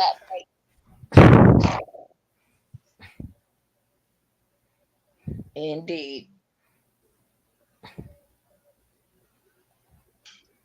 It probably had to do with access, but it also had to do with, like I said before, he don't know how to talk to women. I don't understand. As deep as Jennifer Lopez was and how all the sense she been, I don't still understand how she got him, but then I do understand, but I don't understand. You know what I mean? Because she used to say shit. Huh? Wait, so what? She used to say, flight, like, when you got a woman say, yo, you know what the perfect day would be with me and you? And you say, what, babe? What would be the perfect day? Just me and you sitting here, eating some calamari, drinking some wine, and just talking and talking and talking. When she said that shit to him, I said, doing. Because that's some fly shit for a woman just to say to a man. That'll be the perfect day for us. Yeah. It wasn't going shopping. It wasn't being around people. Just me and you talking and having a conversation with each other. You know, he don't know how to respond to that. So I think that she was a little bit just more mature than he was as far as when it came to relationship wise. Okay. So when it comes to people like Kim was whatever. You know what I'm saying?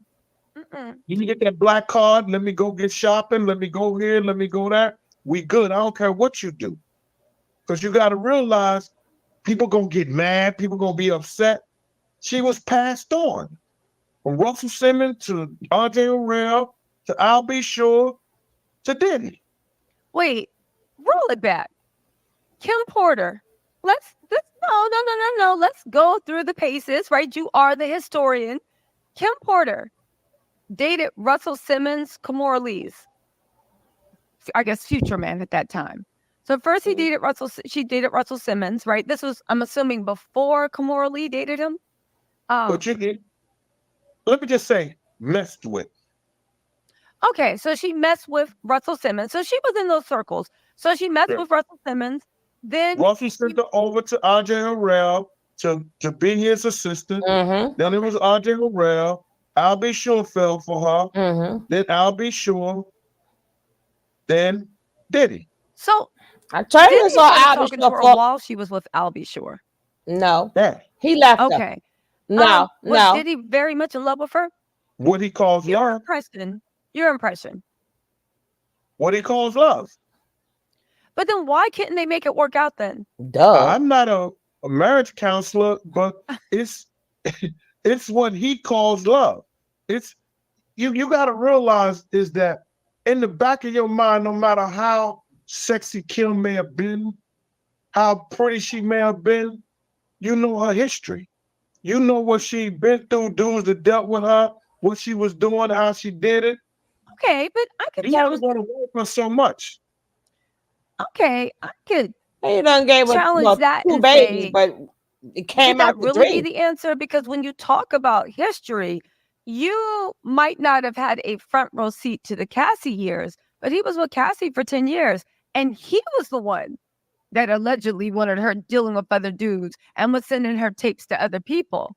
So with the Kim Porter stuff, how much of her history could have played a role in the fact that he would never basically officially claim her? Because he claimed Cassie and he claimed J-Lo. Kim was doing the same thing, though. What do you Kim mean? was dealing with other dudes while he was with her. Not dealing with other dudes. I'm talking about with the Cassies, with the freak offs, where he was having Cassie do threesome. Kim was having freak offs with him too. They call it swinging. Oh, really?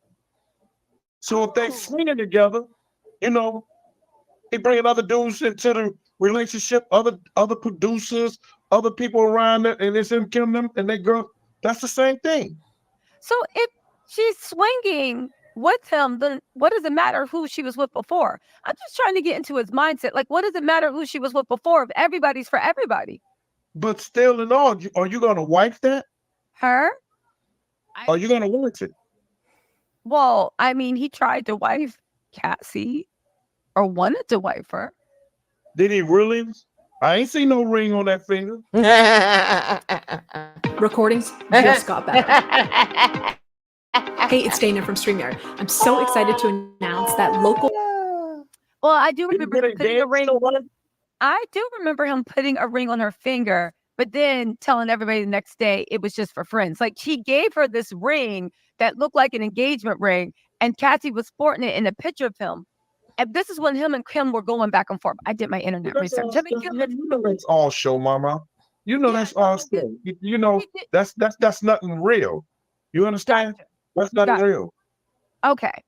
All right. So that's nothing real. Let me ask you something. When you said that they were swinging, did Hollywood you swinging. notice? And this comes into again Uh-huh. the Cassie years were the cat. Did you ever work for him while he worked with Cassie, or Cassie was after? I never worked with him when he was with Cassie. Okay, so then let's ask about the pre-Cassie years. You said the swinging. Did you ever have any indication that the freak offs were going on with men? Because when I hear most men say we swing it usually means you got to pull somebody in the room for me, right? If you come in and there's another Gene Deal standing there, you're gonna be like, "What is this mess?" You know? Listen, Yeah. I knew a couple of times that some freaky stuff was going on based on one, and this got me a lot of, I got a lot of feedback from them on this bullshit. But it happened. If it happened, if it went down, it went down. Okay. We went to we was in Atlanta. We went to one of those exotic stores that he go to, Mm-hmm. right? And while going to the exotic store, I'm following behind him. And so he's picking up things. So he reached up here to his left, and he pushed some things down. And then it was like he did quite a few things that he pushed down. And I was like, wow. So when we got to that part, I looked up there and see what he was pulling down, and it said butt plugs. Right? So did you I'm know sorry. what it was, or did you have to go home and Google? Did you know You see it? No, I grabbed this shit. And I said, "Hey, yo, what are you getting this for?" People got to realize, and people don't understand this. I wasn't here just normal security and protection. You know what I'm saying? I'm one of the leaders of the same gang. Yes. He's not going to treat me no kind of way, but give me the respect like he's supposed to, as me being like an elder in the crew. You understand? Two, Yeah. he wasn't the Diddy that y'all know with all the money and all this. And I had my other jobs. I had my other hustles. Gotcha. You understand?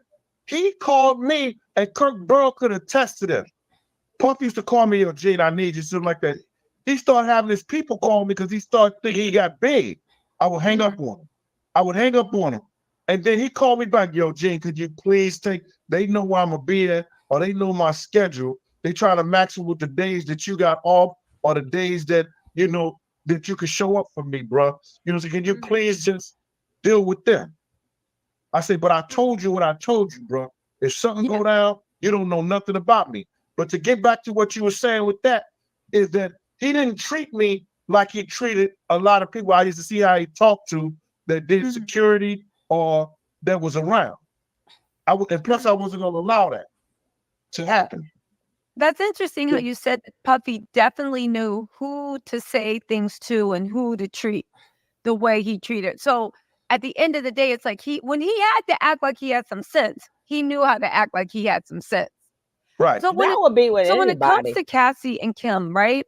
You do make a good point that at the end of the day, while Cassie might have been the girl that he took out in public, and for whatever reason, he realized that he could keep Kim on the back burner and she'd be happy to be there. He pretty much treated every woman he's been with. Do you think Misa was swinging with Puffy? Nah. Misa's too young. No, I don't think Misha was that. I never thought Misha was that. Because I used to bodyguard Misha too. Mm-hmm. And she never gave me that impression that she was none of that. You know what I'm saying? Was in the beginning. So with the Kim stuff, you didn't that's have the when Diddy pockets started yet. to get money. Because I remember he got hit with like $35,000 in child support for Kim's firstborn and Kim's firstborn. So he was starting to get money. When he started to get money, did you start to see? Because you said that he came up with the same gang. We're going to talk about that. But when he started to get money, did you start to see his circle change? Oh yeah, no doubt. And then he started saying shit like he told Mace. He said, "You ain't gonna never be famous because you speak to people first." He said, "Don't stop speaking to people unless people speak to you." And I used to see that, Charles. I was like, man, Mace, don't listen to that stupid shit he talking about. But Puck will never speak to nobody first. He'll make it unless you was famous. Now, if you was famous and you was on that radar.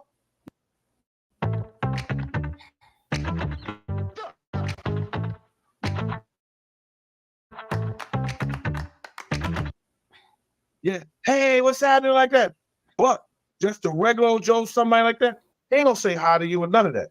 He wants you to speak to him and acknowledge him. I don't know. I guess that's that industry shit. I never got with it. You know what I mean? I guess so. So speaking of the industry stuff, you said that I think Jessica or Janet, the girl that was managing all the hip hop events, right? You said that she introduced him to Clive Davis, right? Mhm. Okay, so when she introduced him to Clive Davis, is that when things started really taking off and he started like, he met Kim, he got in this, I'm just trying to think of timeline, not to be in this man's business, but when did all this swinging and all this other mess start happening? Not to be in this business, sis. Listen, I have to say it. Allegedly. We all in the business. When he started getting that money from Clyde Davis, because he was getting street money. And he had gotten street money up until those guys went to jail. And that was the crew from Butt Naked. So I think when he start getting those checks from Clyde Davis, and people start treating him like he was rich, getting all the free shit, because he was getting a lot of, people who get rich. When you rich, you get a whole lot of free shit. I know. You know what I'm saying? That's that bullshit. And that's crazy. Discounts, like these people go out and buy these Fendi bags and try to be like these stars, but they giving them 40 and 60% discounts when they come in the store. You know what I mean? So he start getting that type of attention. We go places, we have carte blanche, and I would see him acting fool on television, but that ain't the Puffy I knew. You know what I'm saying? This the creep stuff. Yeah, So where when you did the was Puffy at, you know Cat? start disappearing? Last day I there. start seeing the difference. I think that when he got with J-Lo, What started changing? What did you notice? like didn't give a F about, what nobody thought, nobody felt after Big died. And I think that, when he didn't care. It's when your girl is upstairs and you getting the fellatio while your girl is upstairs, it's something about you. There's something that's wrong with you that you wouldn't even try some shit like that. You understand? Yeah. So people was bringing him things, and like just like with the girl Corinne Stephens, Superhead, somebody would bring him her. Yo, she crazy. The head is crazy. Okay. What is it gonna cost me? You gonna take care of it? Now he's dealing with her. It's so many women that were bad, that was fine, that I would see come out the room sometimes. I was like, damn, Mom, for real? And they leave, I'm like, damn, Mom. And they'll be laughing again because that was that type of atmosphere. You understand? So while he was with J-Lo, what other famous people do you remember seeing coming out that room? Tish. Hypothetically, let's play make-believe. In a world of you, you've been you would talking all never this believe. time. Shit. What Stop. could we possibly, for somebody that would just never, who could we never believe? Again, this is not I would never say. hypothetical. I know you don't know, but if you had to guess, let's just so like why stop now? Terrell. Hypothetically speaking, I would never say Sally Richardson or Diamond. Y'all know her real name. I would never say Diamond. From the Players Club. Hypothetically speaking, who else we talking about? Jeez, that ain't enough. No, hypothetically speaking, because here's the thing that blew my mind. The fact that J-Lo will be upstairs and maybe, hypothetically speaking, something downstairs would be happening. You know, like. Well, that's not hypothetically speaking. That was happening. Okay. But did he go out of his way to hide that from J-Lo? Or what J-Lo? Yeah, I think he did. I think he did. So he went out. A lot of, you know, him and old boy had these little skinny white girls downtown on 4th and 5th Avenue in their apartment buildings. Sally Shark from the Flex Valley. Style. The powerful hair She's dryer Sally that's from always the just a Valley. twist away from a versatile People, multi-styler. that's No matter so your hair good. type. That's Down like the way Sally walk. I'm like, I'm just saying. I love it. You talking this much? Shit, keep it coming. I really don't know. No, J-Lo definitely dodged that one. But J-Lo was gonna make it anyway. But J-Lo was under Tommy Mottola. J-Lo was gonna make it anyway. Because they put her there to make it. And she has as you see, that lady still ain't. I don't think she took no real vacation yet. Her vacations are still work. That's still one of the hardest working women in Hollywood. Y'all can hate her if y'all want to. I respect her gangster. She even messes up every relationship that she's in to keep working. She just did the album. She just did the new album. Then at that point, she just did Atlantis, whatever, Atlantis, which I think it was good. It was a good watch, right? But far as like Puffy, I mean, I'm not saying it didn't look good, but I don't think, you know, I just do believe with Puffy or without Puffy, because Puffy ain't really do nothing for her, and nobody liked her with Puffy anyway, right? So that's the exposure she did not need. Oh yeah, she out of jail now. She out of jail. Yes, Nicki Minaj had that couple of rolled up Zaza in Amsterdam, but she out now. She all right. It was in the Netherlands. On Netherlands? Okay. Yeah. But I do believe that Jennifer, with that drive she got, she was gonna make it anyway. I don't think even till today, people say what they want to say about her. She one of the hardest working women, and I think people like just throw mud on her too, because you say, "Oh, she don't do this, she don't do that," but anybody who has worked with her for months never had nothing to say about Jennifer Lopez. Why? It's just like certain people, right? So I guess she's still a human, and I think she's getting blamed for being human, right? I don't have to be nice every fucking day. Like, damn. Right? People think they're supposed to be nice. No, they're not. I heard the nastiest one. What is that man name? That black man name? You can't even talk to him, and he tell you in a minute, I don't give autographs. His little ass. I want to talk to him anyway. Little Rogan. Talking to I said, what little Rogan? You say he a little man. I think a little man. He was an Iron Man too, the black guy. Don not him. He's a good actor though.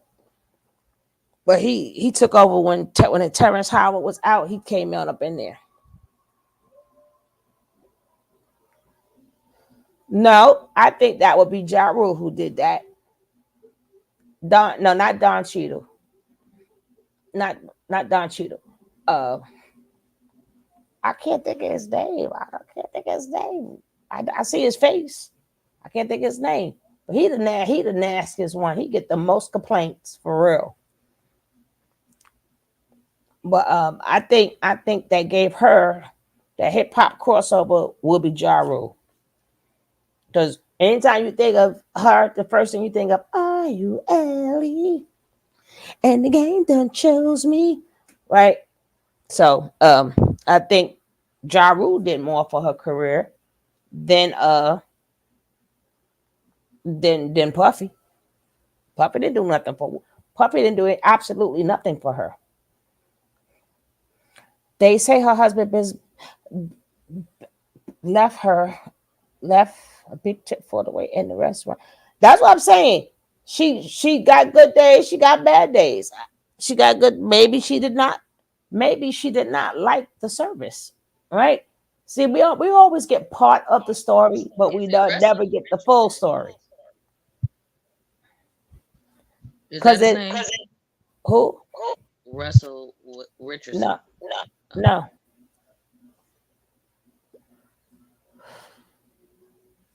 But if she was such a terrible tipper and that's her way of living, you would have heard that from any restaurant. It wouldn't have been only one person who said that, if you understand what I'm saying. Just like when they took down Ellen DeGeneres, whatever her name is. It wasn't just like one person, it was a lot of people. So if we heard everywhere she go, oh, she's a bad tipper, then she would be known as a bad temper. That's just one person who said she didn't tip that. Mama Kingston is free, Kev. Mama Kingston is free. They are both free. He just got paid $1 million. He owed people $1 million and he better pay up. But Mama Kingston is free. She free. My Dukes is free, okay?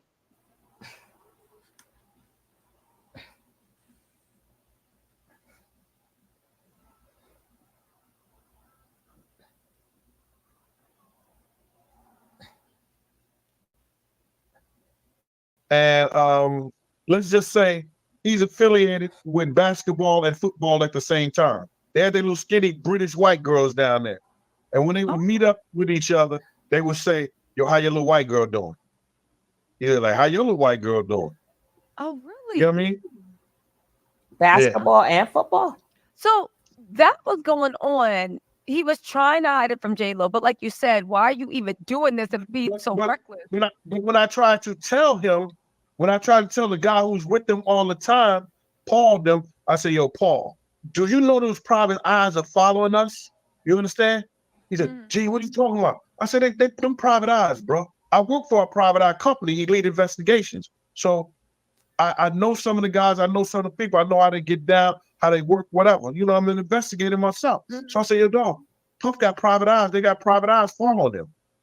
So I thought that it was Miss Lopez or it was, what's his guy name? Benny Medina, who hated Puff. They was trying to get J-Lo away from him. Why? So I thought he hired people to follow Puff to get dirt on him about so they can give to Jennifer. Were you right? Was it? Well, I mean, I was right. I guess you were right. He didn't make it too hard, right? The first day, the guy was like, let me not turn in my reports for another week, so at least I can get paid. Hey, they found evidence. Like, he woke up and they were like, wow. Okay. So do you think that it was the charges that came up from that shooting in the nightclub that truly was the final nail in the coffin? Or do you think there was all that stuff in the background going down between Jennifer and Puff that she was just like, I'm tapping out? Well, first of all, I know for a fact that her mother hated him. And when somebody as big as her and she loves her mother like she do, and they got a disdain taste in their mouth for your man, shit ain't gonna work. Why do you think she hated Diddy? If you know, you know. I think that's a big part of it. Yeah. I think that's a big part of it. She may not never admit it, but all the conversations they had, all the things he was trying to buy her mother and everything, give her mother, she wouldn't accept not one gift. Because Diddy, to your knowledge, did him and J-Lo ever get handsy or have any of the issues that Kim have? Never. Yeah, so Never. he treated her like No. he was cheating, but it never got handsy or anything like that. No. It never got handsy. I got a funny part in my second book about one night that she was about to go on some girls, and she just got so frustrated. She just said, "Yo, Jane," and I wanted to help her, but I couldn't. I couldn't at the time. But she wasn't. It wasn't because she was putting his hands on her, nothing like that. But he was just trying to. She said they were trying to make her look like Susie Sausage. Okay, so explain that. I don't understand this story. We were. J-Lo wanted him to come. I mean, Ms. Lopez wanted him to go to this event with her. He told her all kind of lies, like he had to do this, and he had to do it, which was a bunch of bullshit. He didn't want to go to the event. So she came back. She had this lavender, I think purplish lavender dress on. Had this big ass 3-carat diamond ring. Could be 9 carats or whatever like that. She was gorgeous, and I was like, "Yo, this nigga would go to her with her." I'm like, "Yo." So she came back to the studio, and he had all these girls up in the studio. And then this chick said, I think she overheard, Ms. Lopez overheard the girl say, "Oh, she ain't all that." They was like scallywags, you know what I'm saying? I'm like, compared to Jen. So then Jane was like, "Yo," Mom was like, "Yo, Jane, take Jennifer home, man, and bring her back to the studio." You know, so I go home. That's when she told me the story about, "Yo, Jane, I take care of everybody who take care of me." You know what I'm saying? And I was like, "Yo, Ms. Lopez, I'm not at liberty to say anything about Mr. Cohn's business, but I will tell you that when we came back from doing what we was doing, those girls was already in the studio." But then she was like, "Yo, Gene." I know she felt like smacking you. Those girls were already there. And she said, "Then she did with that. But Gene, you and I both know ain't nobody in that studio."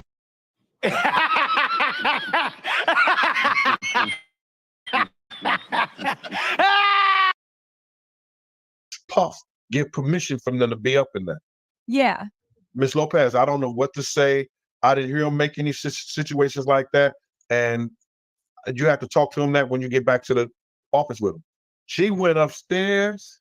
She jumped out the car, and I'm supposed to go upstairs with her. She just jumped out the car and jetted on me. She got her ponytail in. She put the grease on her ears, came back in the jeans and the sneakers. And Miss Lopez had turned into Jenny from the block. I heard that story. I heard that story She was before. about it. Huh? I guess she was about it. So then what happened? Then she came back to the studio. Rings on. Yeah. She came back to the studio, and don't you know, Puff had got them girls out of there and gave her a song that was supposed to be from Faith. What song was it? I forgot. The song was supposed to be from Faith or Sherry Dennison. It was from Faith for Sherry Dennison. Puff gave it to her. They worked on her and the writer worked on the song for a little bit, and then we all went to we went to a club Anthony called Mackie. UC's. There we go. Beyonce there, Got the name. Kelly Rowland, Michelle, Dave. Thank you, T. Yes, Anthony Mackie will be his name. That would be the guy. I couldn't think of his name. Thank you, T. I got the best chat in the world. They wasn't gonna stop till they got that name. Yeah, but he's one of the nastiest people, as I hear, and they have done videos about how nasty he is. She said she turned from Jenny from the block. Yeah, he's real rude.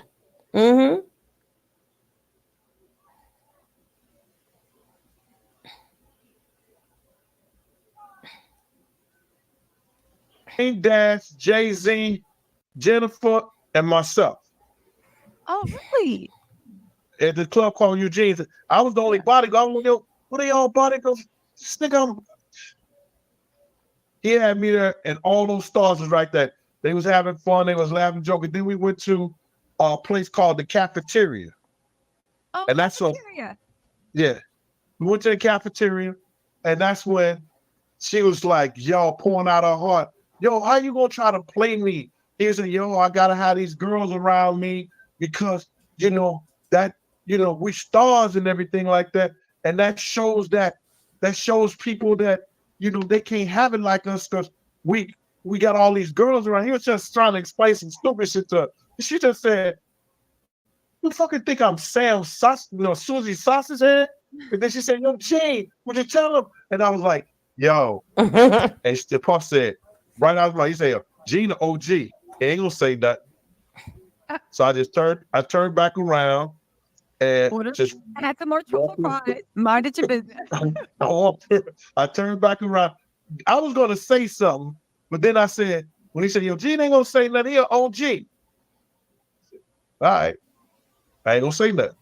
So it sounds like from this, right, that for whoever Diddy was, it seemed like he put J-Lo on a pedestal. No, J-Lo had Do you had think that they machines weren't behind her. together long enough for his ways to take over? Like, do you think that he was capable of He had treating the a machines woman behind with her. respect? I think that, he was treating her with respect. And then whenever he was having a problem or having issues, because he would take that shit out on Kim, because Kim could be out having fun, doing her thing, and they wasn't together. He was with J-Lo, Ms. Lopez, and he'll call Kim after we dropped Ms. Lopez off, and the babysitter said, so Kim is not here, she's at, because Kim would tell the babysitter wherever she at. Then we go wherever Kim was at. Really? No, the only difference is J-Lo had machines behind her, where the rest of them women did not. They did not. We're not gonna make it because she J-Lo. J-Lo wasn't all that big, but she had them machines behind her. Like you said, Benny Medina, Tommy Mottola, and then she already did movies. She already did music. That's their rising star. Hell no, Puffy ain't beating her up. She got to make them some money first. I would have been having him on a wild goose chase all through LA. I'm over here at the Hilton. No, she said she was going to the Belvant, whatever. He'd be all over the damn place. I mean, the thing is, I think it would be harder for them to do that when you like a celebrity, because they know somebody somewhere everywhere.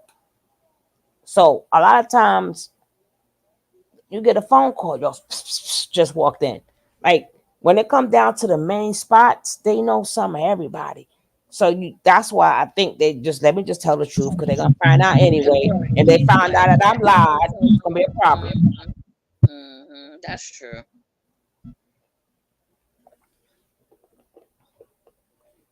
But I think that's the only reason why J-Lo, as you see, I tell people, I already know she's gonna fight. I know you ain't gonna play in her face like that, but you don't win just because he didn't abuse you. Because there's a video, he was still mentally abusive to J-Lo.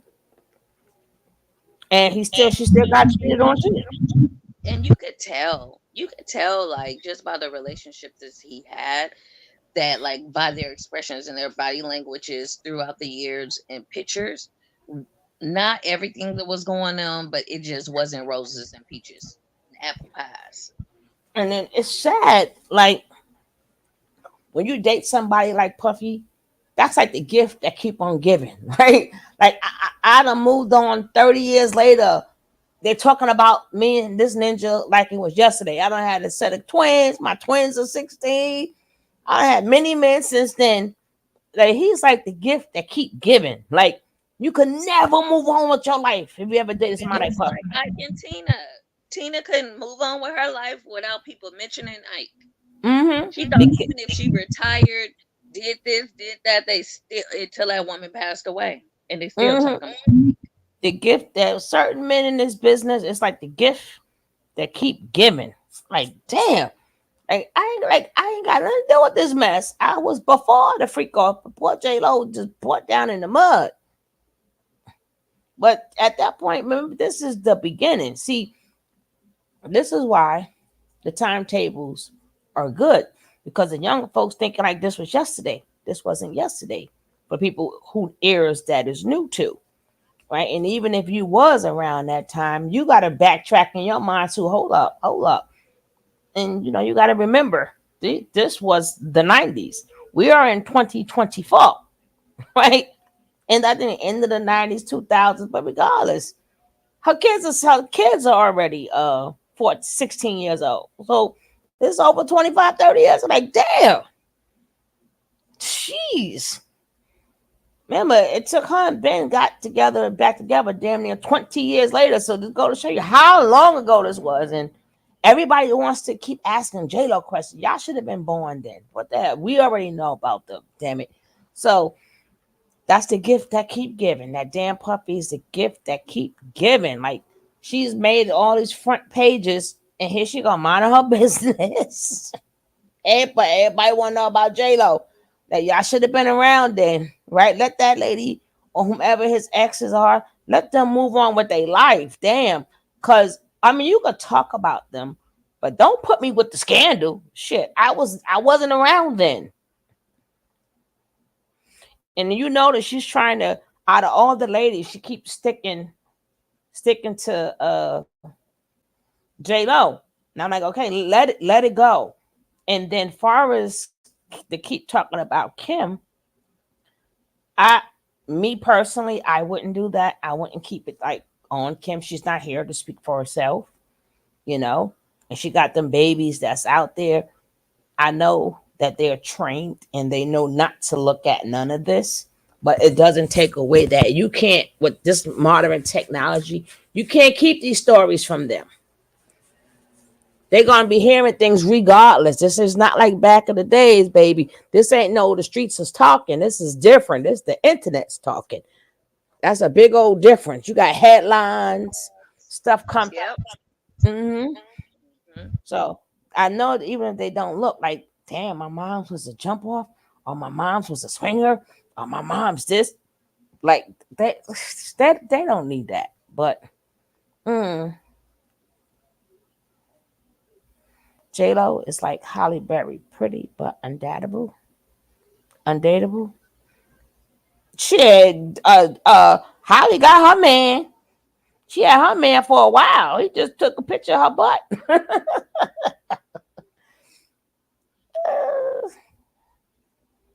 They are both dateable. It's just that it takes a real man to get. That's like a Lucia Ball too. It takes a real. They work once you get a Leo, and they have a work ethic. You cannot stop it. You cannot stop it. That train is not going to come to a halt because of you. So either you can roll with them on that train, or you will.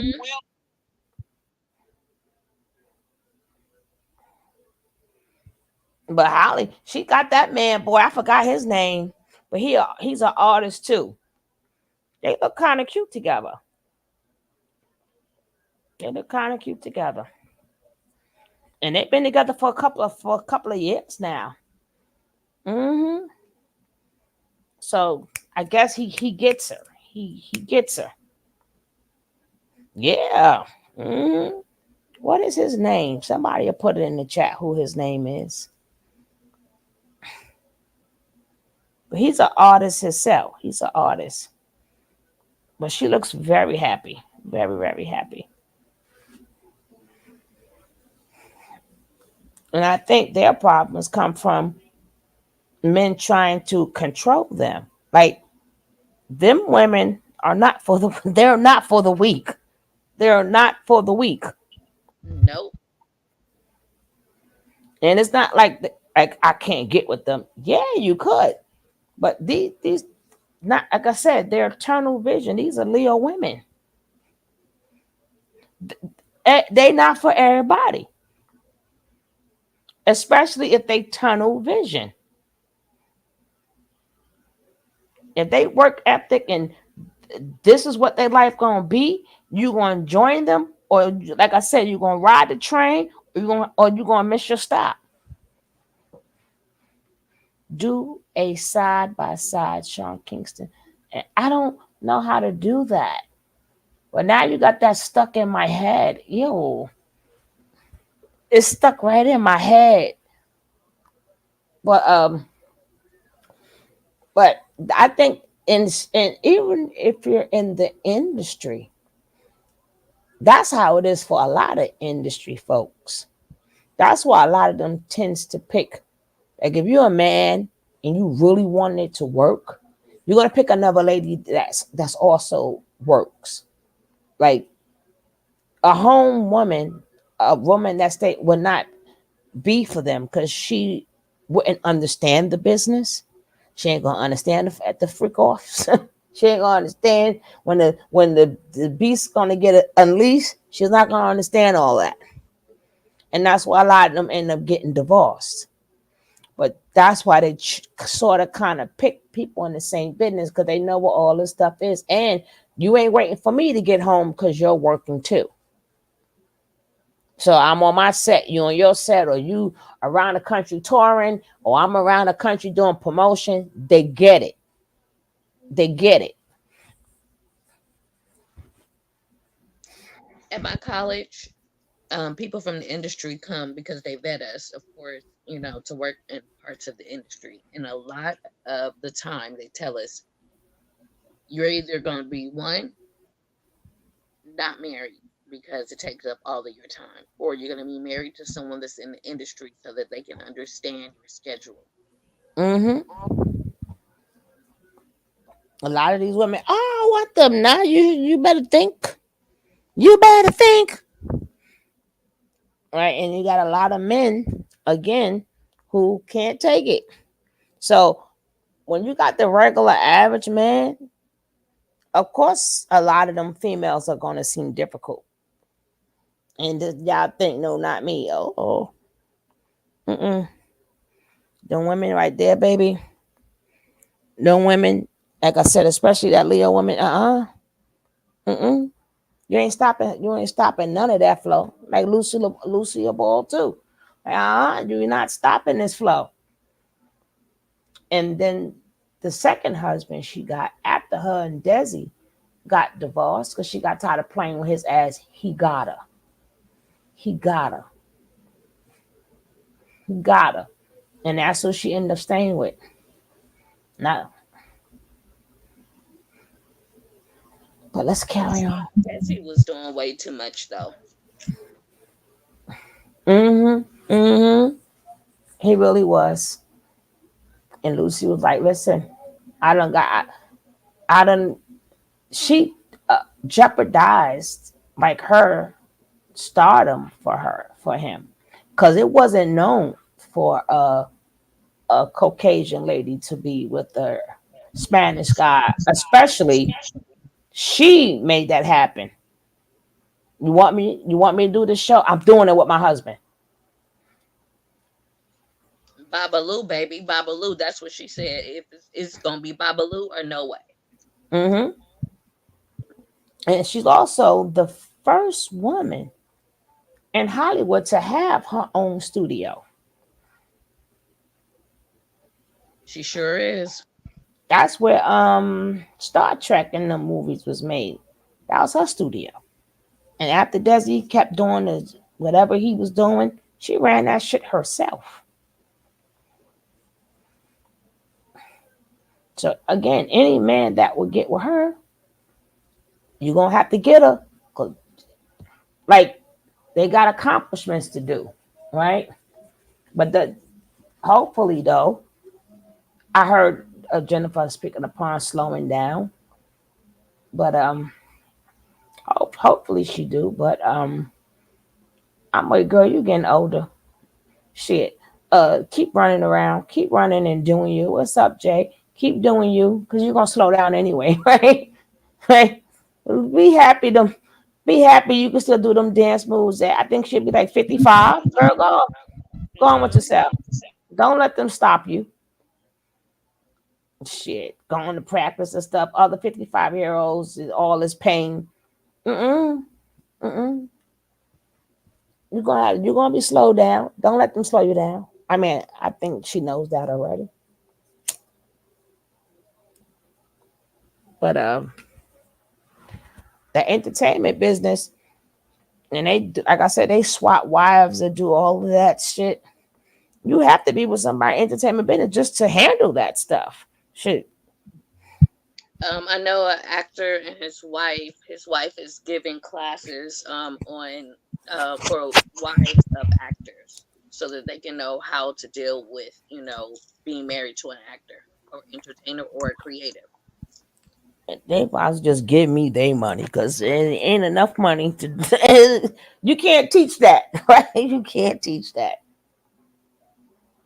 So, whatever wife is taking that class, just give me your money, please. Just give me your money, because all that stuff you're gonna learn gonna go right out the window. Go right out the window. Because people say yes, yes, yes, yes, yes, until they actually in it.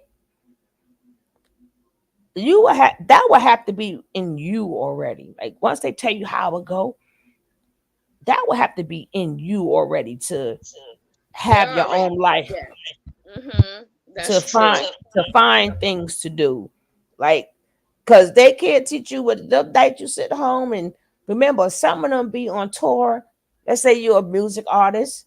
Some of them are on tour 365 days of the year. Some of them on tour 300 days of the year. Like you can't coach me enough to what am I gonna do for 300 days, right? You can't coach that. Right. So I I think she's gotta just look at stuff, and then because and she's especially young and also learning from this as well. Because I remember, like, I knew her husband before she even met him, and praying for him and praying for them, and them encouraging me and stuff like that. The young lady, one of the young ladies that you saw me design for, I met him through her show because he was on her show. So all of them encouraging me. But yeah, it takes a lot. It takes a lot to be a spouse, a person that's a creative or in the entertainment business, especially. yeah, because technically you're in a relationship by yourself. Only difference is you could go to the store more and buy expensive stuff. But technically you're in a relationship by yourself. And I don't know how you teach somebody to be in a relationship by themselves. Not saying it can't be done, right? But I don't know. Because stuff look good and sound good. It's like being a boxer. They could train all they want. They could train for a whole year at a time. Take the whole year, got everything down pat. You get in that ring, you get that first hit, pow, you like, oh shit. And you on the ropes, and the coach is telling you, get off the ropes, get off the ropes, get off the ropes, get off the ropes. Like, damn, I was practicing, but this nigga hit hard. This ninja hit hard. Hold up, right? So again, tell them I said, give me their money, give the money to me. And I'll give it to them for half the price. But a lot of the women's again, it's like they're gonna have to develop, whatever they thought that life was gonna be. They're gonna have to realize it's not what they thought it was gonna be. Like everybody want to be with these artists because they might, oh my god, they got money. Nah, you gotta deal with them a lot of times too, especially if you're an actor. Some of them, when they get home, the person with depending on what role they play, they got to get that person up off them. Yeah, she talks about that. Yeah.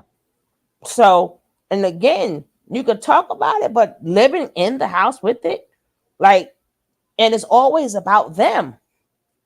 It's always about them, and you have to make it about them because they're the one bringing in the money, right? So, I did notice that her site at first it was just to me it was supposed to be for her and her growth and her learning and her journey and all of this stuff, especially while he's away. But it turned into his show, and I was like, oh, okay. Mm-hmm. So And then the STDs, like, how you gonna prepare me for STD? Because that's all they have is STDs all up and down. They all got alleged herpes and all these other things. They come home, bring you home all this shit. Right? So it's like, don't forget to talk about that shit. That's like, how do you prepare how do you prepare someone to say, just know your husband might be sleeping with someone and it's not gonna be a woman. Exactly. Except like, I don't care. As long as, and like the same way you got the women, I don't care as long as you come home to me. And there's some women I ain't going for it.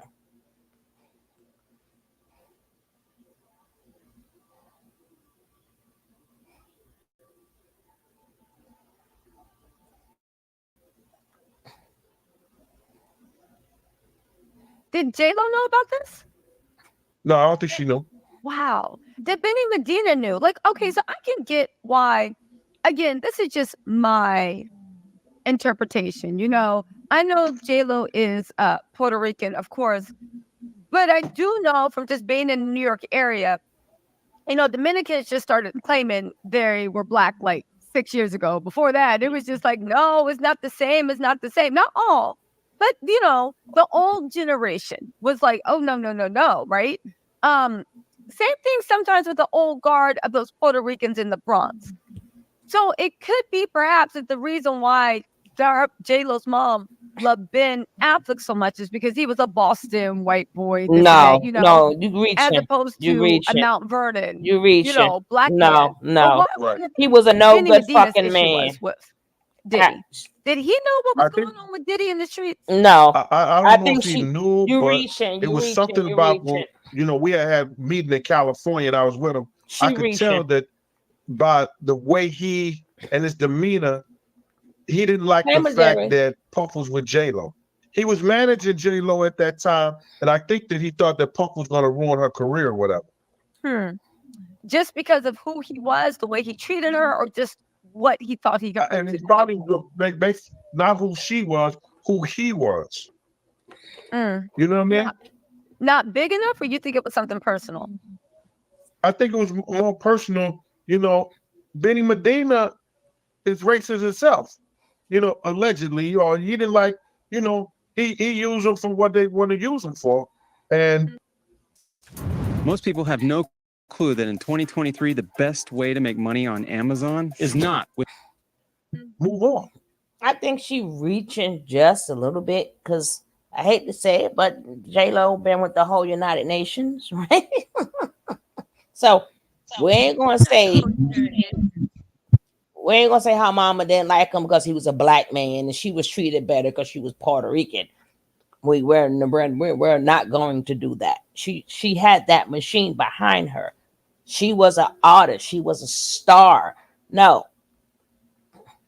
Because the thing is, the difference between J-Lo and the rest of them, they ain't had no peoples to call. J-Lo had peoples to call because people are invested in her.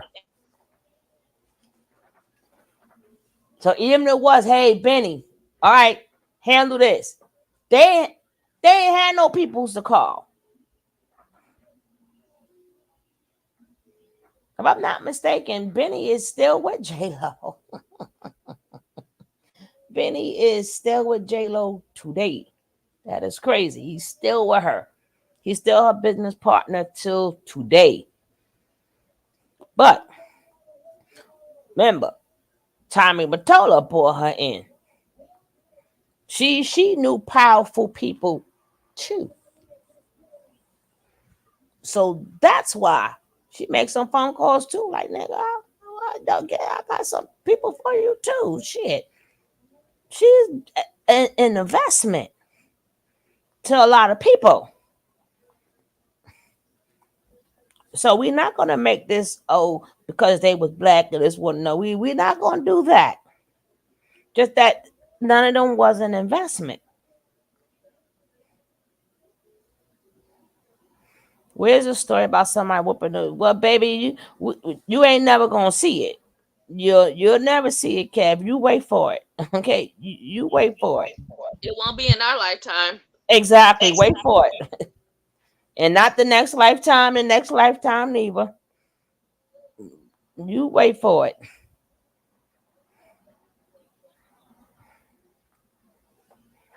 So I don't think that he was a good dude towards Puff or he liked Puff at all. So if I don't like you at all, and then you with somebody I'm managing or somebody that I got their career interest in, I'm not going to like them for you. You feel me? I mean, that makes sense. That definitely makes sense. And I understand exactly what you're trying to say, right? At the end of the day, you're like, there might be plenty of reasons to not like him, but you ain't list one. It's just, it's just unspoken for no reason. Let's get back to the J-Lo Kim's thing, because I'm actually really super interested in that. So the whole time, Kim was just there for him. Okay? So when Kim was there for him, what do you think?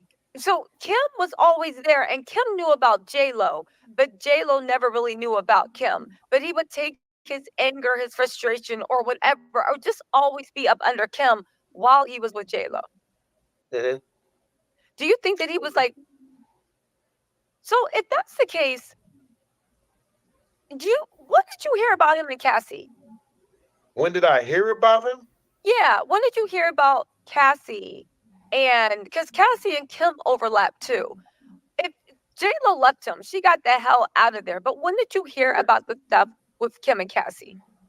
Yo, it was funny how J-Lo left him, right? Me and this dude went shopping because people don't know. I used to sign Puff's name on all the credit cards or all the paper. That's how you see he changed. Well, I got the credit cards, and I'm the one signing his signature on everything, right? So we go shopping, and I mean, like, we went to Fendi, we went to Chanel, Louis Vuitton ain't give him no breaks. Really? Louis Vuitton, You didn't want him to purchase stuff. They were like, no. Louis Vuitton was not giving them dudes no breaks. Yo, Fendi give him 40% off. Chanel will give him 60% off, sometimes anywhere from 40 to 60%. Fendi would not give him a break on not one item. Nothing. I mean, Louis Vuitton. Yeah. Would not give him a break on not one item. We go shopping. He spends $250,000 on shit from those 3 stores for her.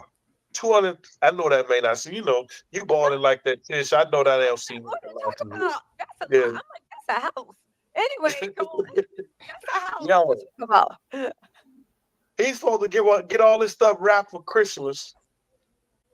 She never comes back, and she never returned his phone call. I was dying. So that That's video Leo. that she did of All My Love, is that, remember? No. She was like, it's such a shame that I'm No. leaving. No, and the not whole that song. video was about her Love basically don't cost a ghosting thing. somebody around Christmas time. Like, I'm done. Yeah, and let me just tell you something.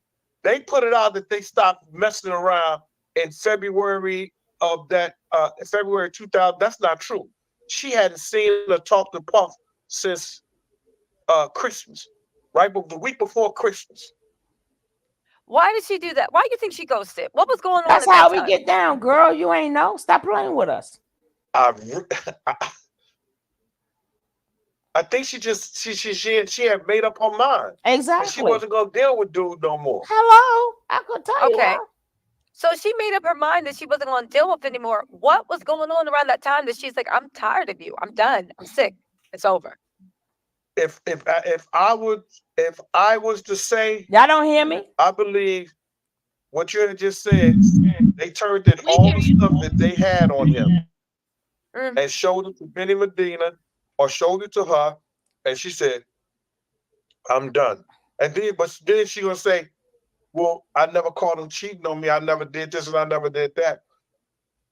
It had to be something that somebody showed her, told her, or made her very much aware for her not to deal with him anymore. At all. Like, was just going at all. No, that's not how it go, honey. When we tired of your shit, I'm getting tired of your shit. He was just over it. I know. women feel things and be like, I'm done, I'm over it. I'm gonna tell you, she's a Leo woman. I can tell you how that went down. Right? We tired of your shit. Is done. But y'all better ask somebody. Just in case y'all want to deal with one. Y'all hear me, man? Y'all better ask somebody. We don't say goodbye. We don't argue. We don't talk to you. We just out. Out.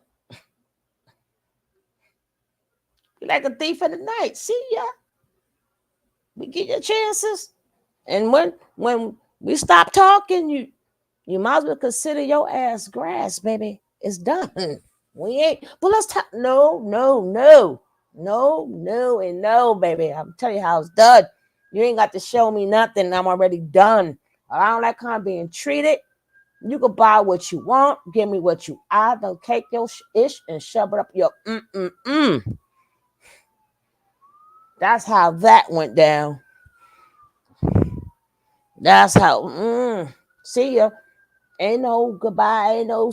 Well, it's over. Nigga, please, you'll realize when you don't see me no more, you'll start with damn. Y'all better stop playing. Y'all better stop playing. Shit. And we go right on with life. Yo, listen to me. He was sent a 100 dozen roses, and because he was using her personal assistant, he had some of her personal assistant there that he knew where Jennifer was at. He was trying to send Luther Vandross over there to sing a love song to her.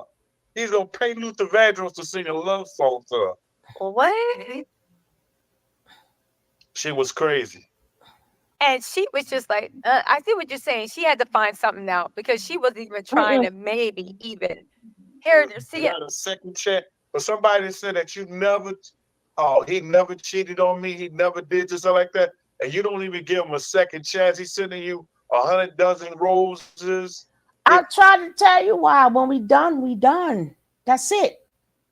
We done. We are done. There are no second. There is no nothing. Especially if we go out like a thief in the night, your ass is grass. We wouldn't give a heck what you do.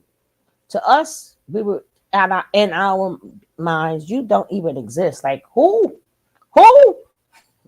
He went to God. I knew he was a slime bucket, but I wasn't saying nothing. I didn't say nothing to Kim. I didn't say nothing to none of the people at the time. Do you think that Diddy and J-Lo was around during Diddy's swinging era? It wasn't with her. Really? Yeah. Why not her? Why do you think? Because certain women, they're gonna let you know. Certain women, you could do shit. Because we will not be number two unless we want to. Stop asking certain questions. God damn it! I see you reaching, trying to get that info. We don't. Them games we don't play. We ain't sitting up there. Why you think most of us are single? God damn it! Why you think a majority of us are single? Certain things we just ain't gonna do. Unless we in that life. If I'm not in that life, nigga, you ain't gonna be neither around me. Now, if they're in that life, then hey, let's go. But if they not in that life, shit, neither are you. With certain women that you can't, Tiz. You think so? Tell him, Nick. I know so. So he didn't even try it with J-Lo. I've never seen not one man or one woman come out their room whenever we were somewhere. Okay. Other than them two. Okay. And they were together for like about a year and a half. Why are you worried about J-Lo? We talk about Cassie. I would see people. I would see them in that type of situation. But I wouldn't see that with Miss Lopez. Not at all. Did you ever see men come out of their room? I see men come out of his room. Many men? Many. Let it out. Shit. Listen, the kids just been having business meetings. You're not right. The time I seen men come out the room, there'd be two women in there also. Okay. How many men? But then if you're gonna say something that'll be like when you're somebody you don't want to be up in there, It's some freaky things going on. And you just wonder, and you look when he say some shit like that, you like, yo, what? All right, okay. She was like, okay, I'll take your advice. I'm cool. I'm cool with it. Yeah, he said, I'll take your word. Okay. So when J-Lo left him, Why you staying because you on mentioned J-Lo? something earlier. So there's been reports that Diddy is in London, but there are people, sources, again, it has not been independently verified, but sources that say, oddly enough, that Diddy is in a super, super, super dark place. He realizes that his money can't buy him out of this. And this is some stuff going on, right? And some people said that people are checking in on him like, yo, like, make sure he doesn't like do anything drastic. So it's funny that you say that when that All-Star game was going on and he didn't know he was going to be exonerated, but it sounded like he was facing some real stuff, right? He was in a very dark place. So when J-Lo left him, how do you think he was mentally? Oh, he was in a real bad place because, man, I'm just telling you, we used to hop out the car roundabout, and I don't know how familiar you are with New York, but we'll be at the and it's freezing outside. We'll be at the United Nations building, and his apartment was on 70. Now his building was on 74th and Park Avenue. We would walk from the United Nations building all the way home while the car just going slow while we just walked. Really? And I mean, like, he would walk around the park, the whole damn Central Park, trying to talk to somebody, trying to talk and clear his mind and get it off J-Lo. It was crazy. He was in a dark place. He was in a dark place. Was Kim there for him then? Or Kim, Yes, she was there. Really? What was Kim's reaction to that? I don't know. I never really seen Kim reaction to, she might get in the car and he'll get on the phone and she'll look a certain way, but it didn't seem like she even cared. I don't know how she did it or what woman would stand for something like that. But then you got to look at, that was her financial support. That was her. But how can you say that when she was getting, at least when Christian was born, getting $35K in child support? Okay, living $35K, get $35K in child support. Mm-hmm. Apartment probably $7,000 a month or more. Shopping that I done picked up some of Kim clothes and stuff like that. And she's shopping at all the Check for .gov on TSA pre-check enrollment websites. It ensures you're dealing with the latest boutiques. Okay. She has a babysitter. She has somebody who's cooking. All those things have to be paid. So you're saying that it needed to be paid. So even though she was getting $35K a month, Puffy was still the one supplying her lifestyle. Right. Do you really think that's what it is, or do you think it was something a little bit deeper? Both of them had their own habits, Both of them had their own habits. And by Puff being addicted now and blaming her for his addiction, I think Kim may have felt a little responsible for him not being able to break his habits. It was just a toxic situation. For both of them. So then where does Diddy putting his hands on Kim lay into all that?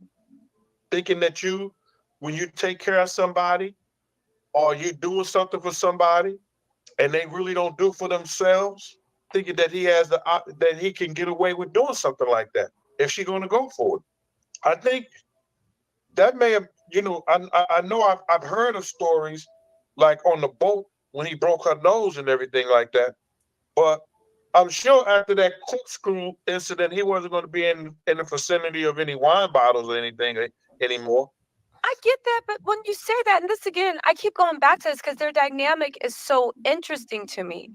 When I think that someone, when they get comfortable with you, character always shows.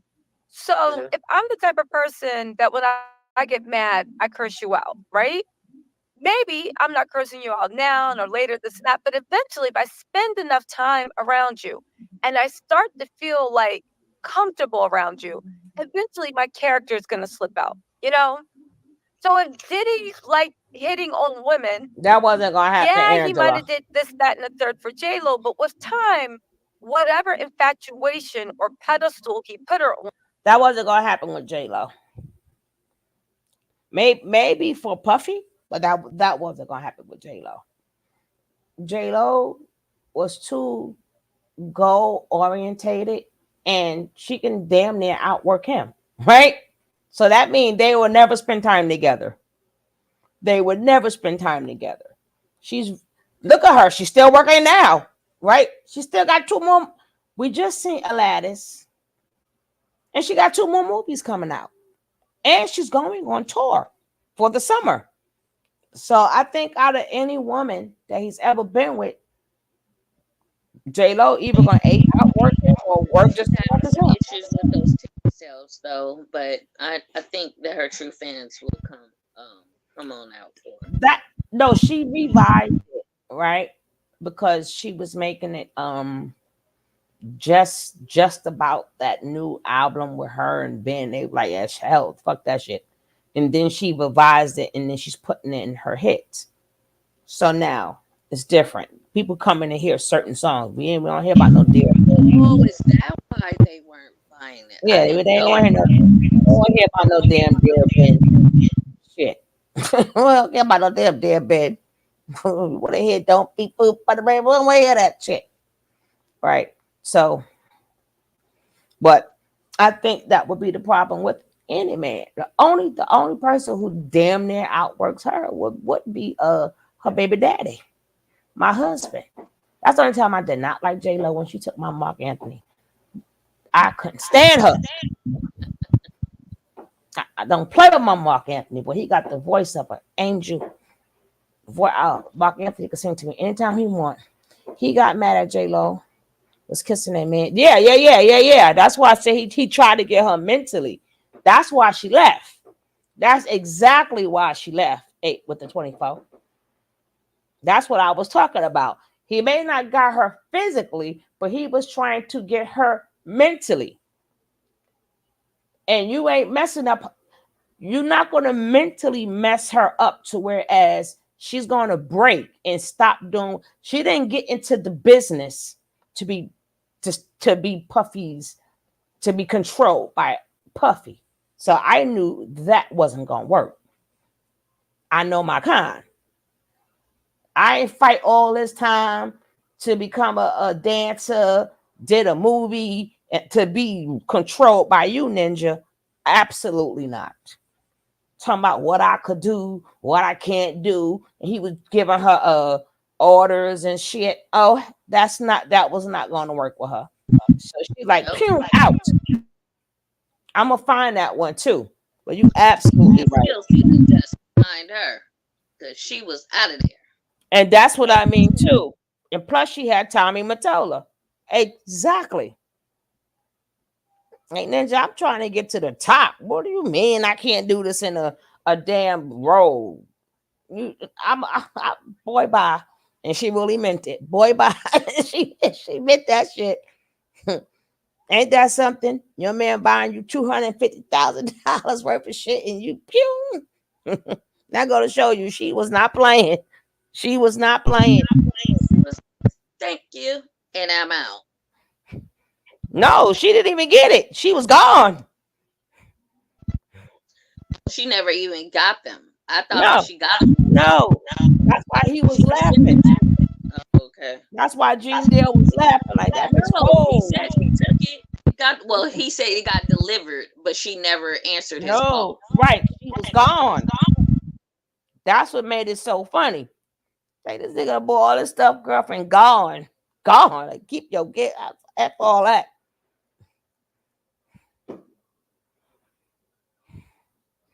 Biggie protected Junior Mafia though, and Mace just said he protected and wanted Big to take care of them.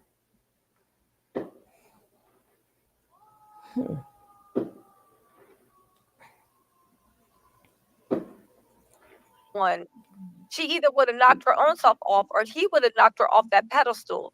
And then she would eventually have gotten that own treatment. But you're trying to say that, well, not say, but from your recollection was that Kim kind of put herself in a situation that Diddy knew that he could treat her bad. So he treated her bad. And if she had put her foot down, he would have treated her better. You know? I don't know if that. I don't think that's fair of you to say that. I'm saying that she put herself in a certain circumstances, a certain situation. I don't think no woman, but no woman puts herself in a circumstance that a man need to put their hands on them in a violent way. Yeah. But does this individual believe that because he's doing this and he's doing that, that he has some kind of dominance over her, and he may take that route and go that route?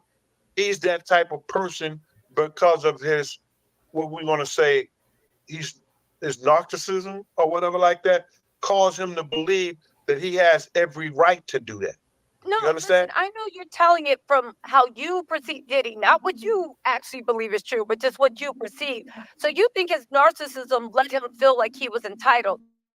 So do you think if Kim had her own shine or had her own fame or had like the fame that J-Lo had? Exactly. Now you got it. She didn't have nobody to call. J-Lo did. That's the only difference, girlfriend. That's the only difference. J-Lo was owned. She was owned. And her people have to protect their money. She's owned. Now, if J-Lo would have got probably done the same way, if not even worse. But if something happened to her, them people won't come pay Puffy a visit because they invested money in J-Lo. So it had nothing to do with her being now, as far as her leaving him and everything, right? Yeah, you could say that, but at the end of the day, it's only because of phone calls that J-Lo could make, which the rest of them could not make them phone calls. But it's not like she was special. I mean, I get what Jean is saying. Don't make it seem like she was special and Kim was not. And Kim, J-Lo put her. No, J-Lo know how to. J-Lo, something happened to her. People coming to see Puffy because they invested in her. That's the only difference.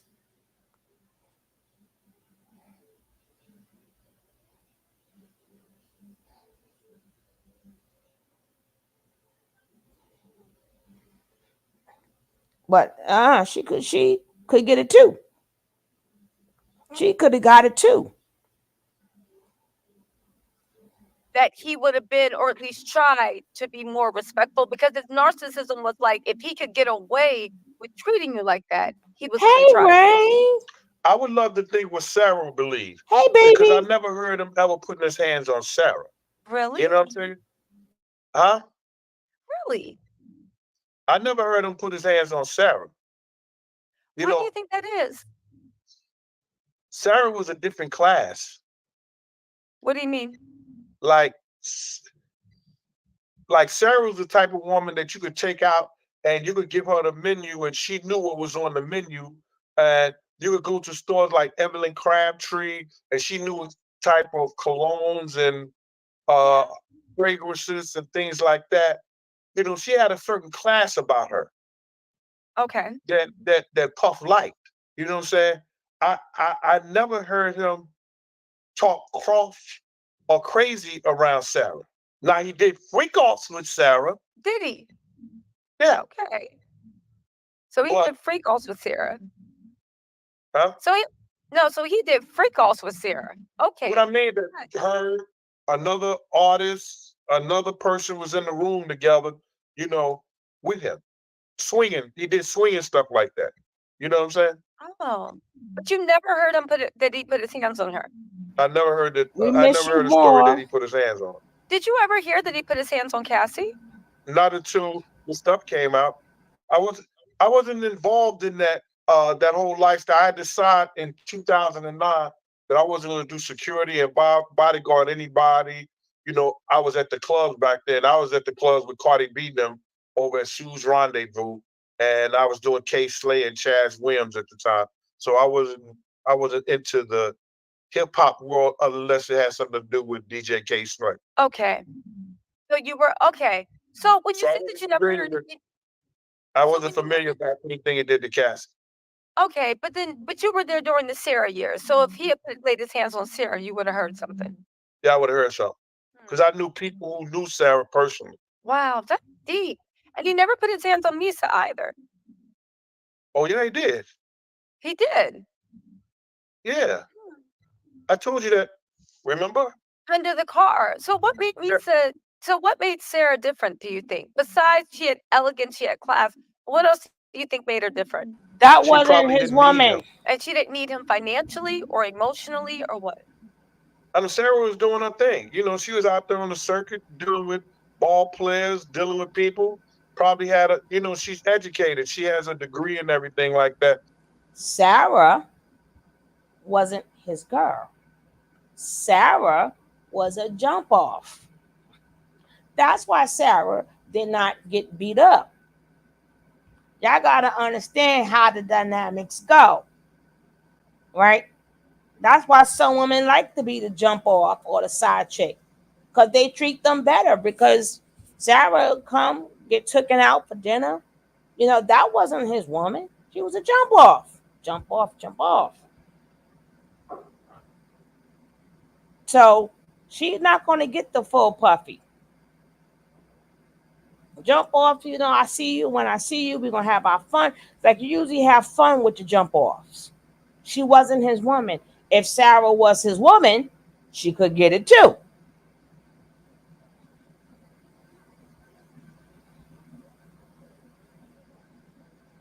We'll still take the fight across the finish line. But Sarah was the jump off. Jump off, jump off. Don't make it seem like some women are special and some women ain't special and some women are stronger than other women. No, you got to see what their role is and what their position is. Again, J-Lo was owned. She was somebody else's property. She was somebody else's investment. That's why she slid. Sarah was a jump off, jump off.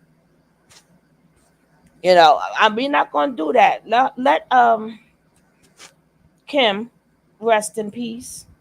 She cannot speak for herself. So we ain't going to make it seem like she was like his punching bag or something. You know, we ain't going to make it seem like she ain't have a thought of her own and all this other stuff. We ain't going to do that. No, Sarah, Chance mother. That's Chance mother, Sarah. Kev.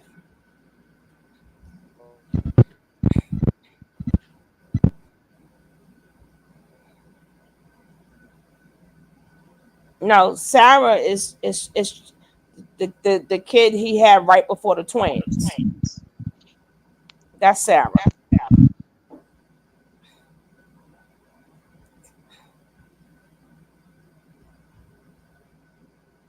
Go ahead, Keisha. Is Sarah the one that Tupac was with? That's Chance mother. Okay.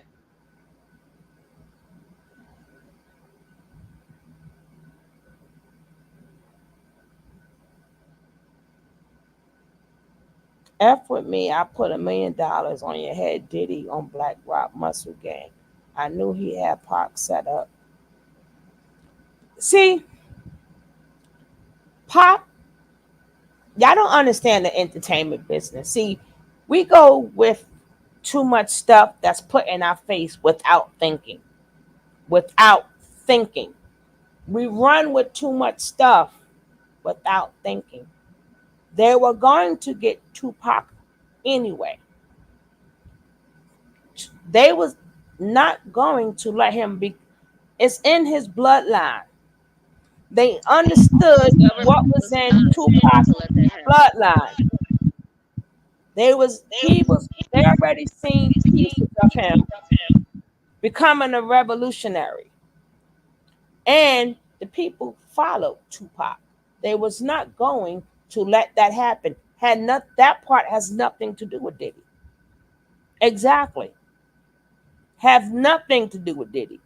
Did y'all ever see when daggone, may he rest in peace too, Muhammad, whatever, when he went there and did that damn speech with them Islam brothers?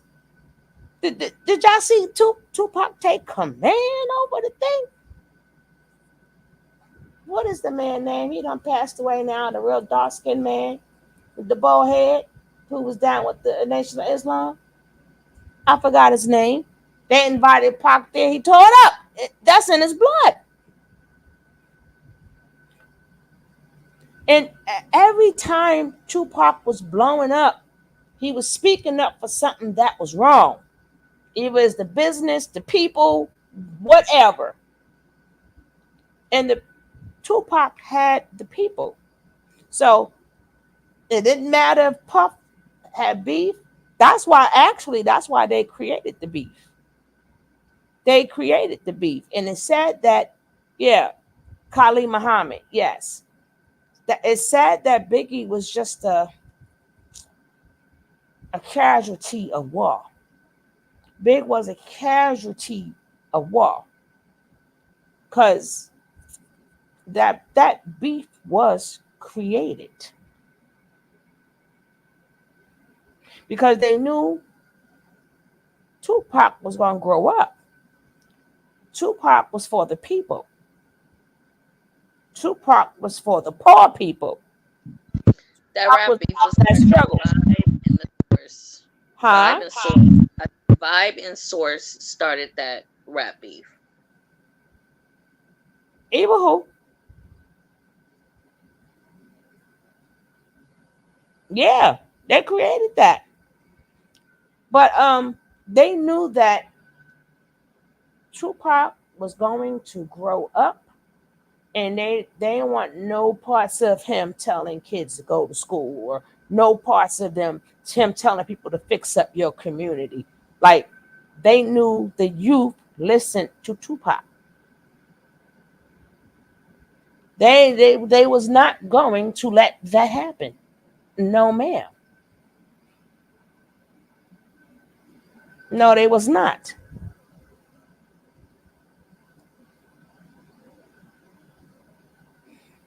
Puppy wasn't scared of Junior Mafia.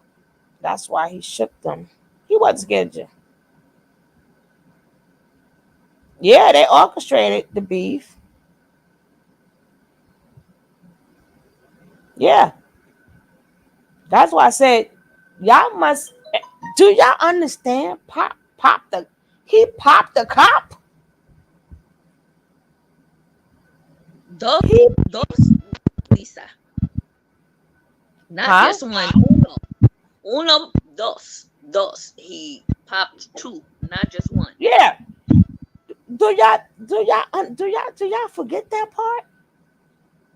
Do you know how that made the department look? That he popped some cops and he walked in to tell the story?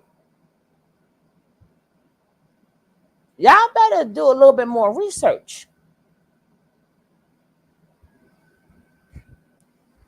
Look at all the videos he did talking about the rich and talking about the poor.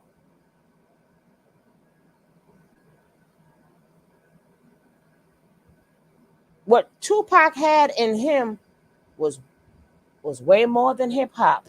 Okay. What's up, Martin? What's up, Martin?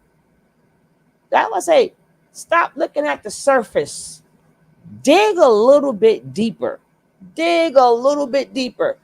All these things that we're saying is just bits and pieces of what we think we know. But you look into Tupac.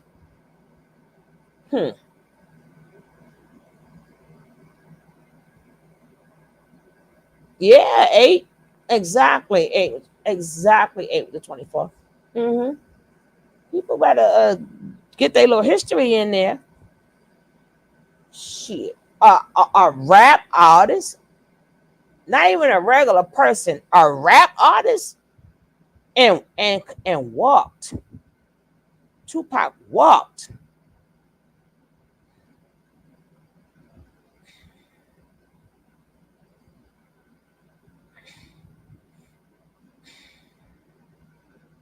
Who shots are being released after Pac's first? I don't know, but like I said, Pac not being here has nothing to do with that.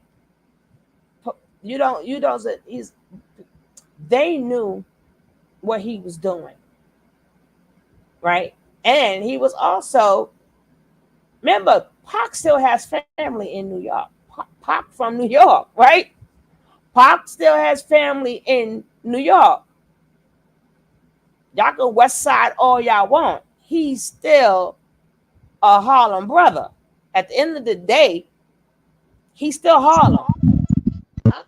His father's last name is Garland. I was intrigued by that. So is Whitney Houston's brother's last name is Garland too. I was very intrigued by that. Yeah, that ninja was never there. And he want to try to talk bad about his mom and stuff. Boy, bye. Boy, bye. Boy, bye.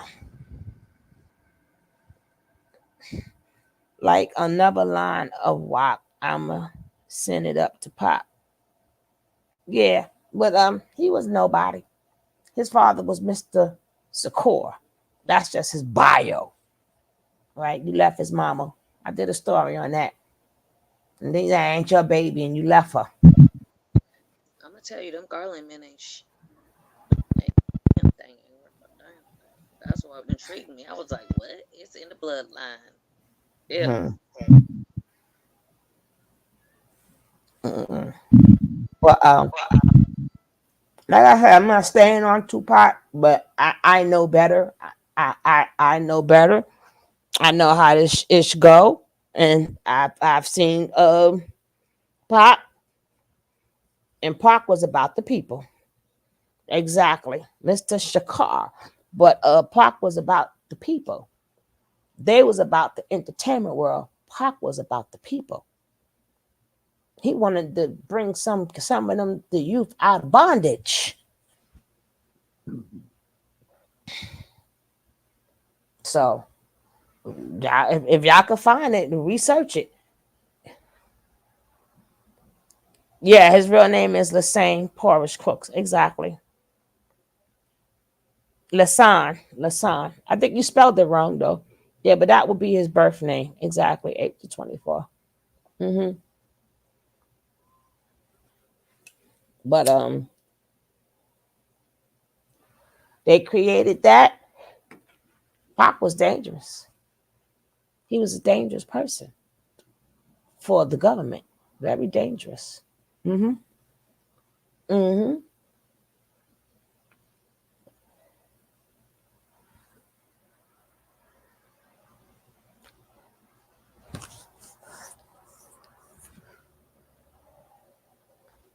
So, and he was one too.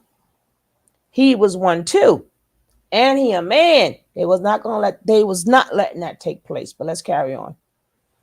So maybe she had some way of taking care of herself, and didn't need his finance or didn't need him for certain things. Yeah. But Misa, I remember back in the day, she was the one at one point earning more money than Diddy when she was a stylist. No. And then he was having people cut her off and everything like that. He had me living real bad. Yeah. Diddy, don't F with her, don't do this, don't do that. So even though she is talented and she made hip hop fashion what hip hop fashion is, back in those days, he was telling people not to F with her. Wow, that's crazy. So while he was doing that to Misa, and let's just say it's just Justin and Christian right now. While he was doing that to Misa, I do remember when he got her evicted from the house that he was supposed to be paying the note on according to agreement. He did Misa really grimy. Misa did a bunch of interviews saying, I found interviews from like 2004 saying basically Diddy was mad that he didn't have access to her bed anymore. So he was trying to punish her for that. And Killen kept the bed open, so it was fine. you know. So while he's doing this to Misa, getting her blackballed, getting her evicted, really trying to humble her, and fighting her for child support, what do you think from what you saw, that's a the Scorpio relationship move him right there. Diddy as a father with Justin and Christian, and also Quincy, I guess, was there too. Well, Christian was just born, Mhm. and I'm probably responsible for that happening because Puff was using condom, and my girl at the time, my girl was poking up, and she'll find condoms in my bag, my pocket. I said, "Yo, that's for Puff. We gotta keep condoms on deck. He'll tell us to go get condoms and shit." I swear for living The God, girl was like, she was poking holes in the condoms. "What?" I'm like, "You." So if I was cheating on you, both of us would be dead, huh? I said, if I was cheating on you, I caught some, both of us be dead, huh? What's wrong with you? Why would he do that? And I wasn't using condom anyway, but still and all. Why would you do that? She ain't had no excuse or nothing like that. But to make a long story short, Kristen pops up. Okay. You know what I mean? During that time. But Misa was struggling, but she couldn't get to work. And I guess that's why she went out on the West Coast. That's To a try to Scorpio. find work with people That's that a was gonna Scorpio move right listen there. to him, That's and all let them Scorpio. style. Spike. That's how she started talking to Suge Knight and everything. But how was Diddy as a father to Justin, Tristan, Quincy? He was doing Tristan. all this up to Misa, Who's but what do you Tristan? remember him as a father? Who's Tristan? As a father, we'll go to the parks on Saturdays and Sundays. He would pick them up early in the morning. He'll play a little ball with them. And then about 9, 10 o'clock, his phone will start ringing. Really? And so then 9 times out of 10, I'm throwing the ball, dealing with them. And then has got big enough. Justin has got big enough that him and Quincy could play ball with each other. Quincy was more of a baseball player. Like, I think he liked baseball. And Justin was more of a, he liked to, catch the football and everything like that. But he was pretty good, with those kids and everything like that every time I'm around. But he was a busy man. You know what I mean? He didn't allow people to get autographs or anything like that when he's out with the kids. So he was tentative to him. So whatever was going on between Diddy and Misa, he didn't let that go into him being a dad. I was shocked that Misa would allow Justin to come to Kim's house. But I think that, I don't know if she knew that Justin was at Kim's house. Maybe she thought that Justin was at Puff's house. But every morning we would pick up Justin at Kim's house because he'd be over there with Quincy. So Justin and Kim over at Kim's house. So you're trying to say that even though they overlap, at that point they weren't a happy family. Misa still might have felt some type of way that her girlfriend snaked her. It's a possibility. Yeah. Misa, she probably grew out of it eventually, but she did not like Kim at all. And then she made it clearly that I don't understand how he could do so much for her and not for Justin and her. You think that was the root of her dislike for Kim? Because at one point they were friends, right? Yeah. Was Misa around when? So when did they turn into this happy family? When Diddy became close to a multi-millionaire? Because at one point they seemed to be like a happy family. Sarah was there, Kim was there, Lisa was there. Kim and Cassie even posed together on red carpets with it. I really don't know when they was a happy family. I didn't know Misa had even been a part of her. I don't believe Misa was ever a part of that. She could be, but from my relationship with Misa and the things and the conversations that we've had, I don't believe that she ever forgave Diddy for any of the things that he did for her. She may have grown out and moved on, but I don't believe she forgave him for it. Gotcha. And Cassie and Kim, I heard they, from the grapevine, you hear that they was cool and she was trying to guide Cassie, because maybe she saw something that was coming. What do you mean, God, Cassie?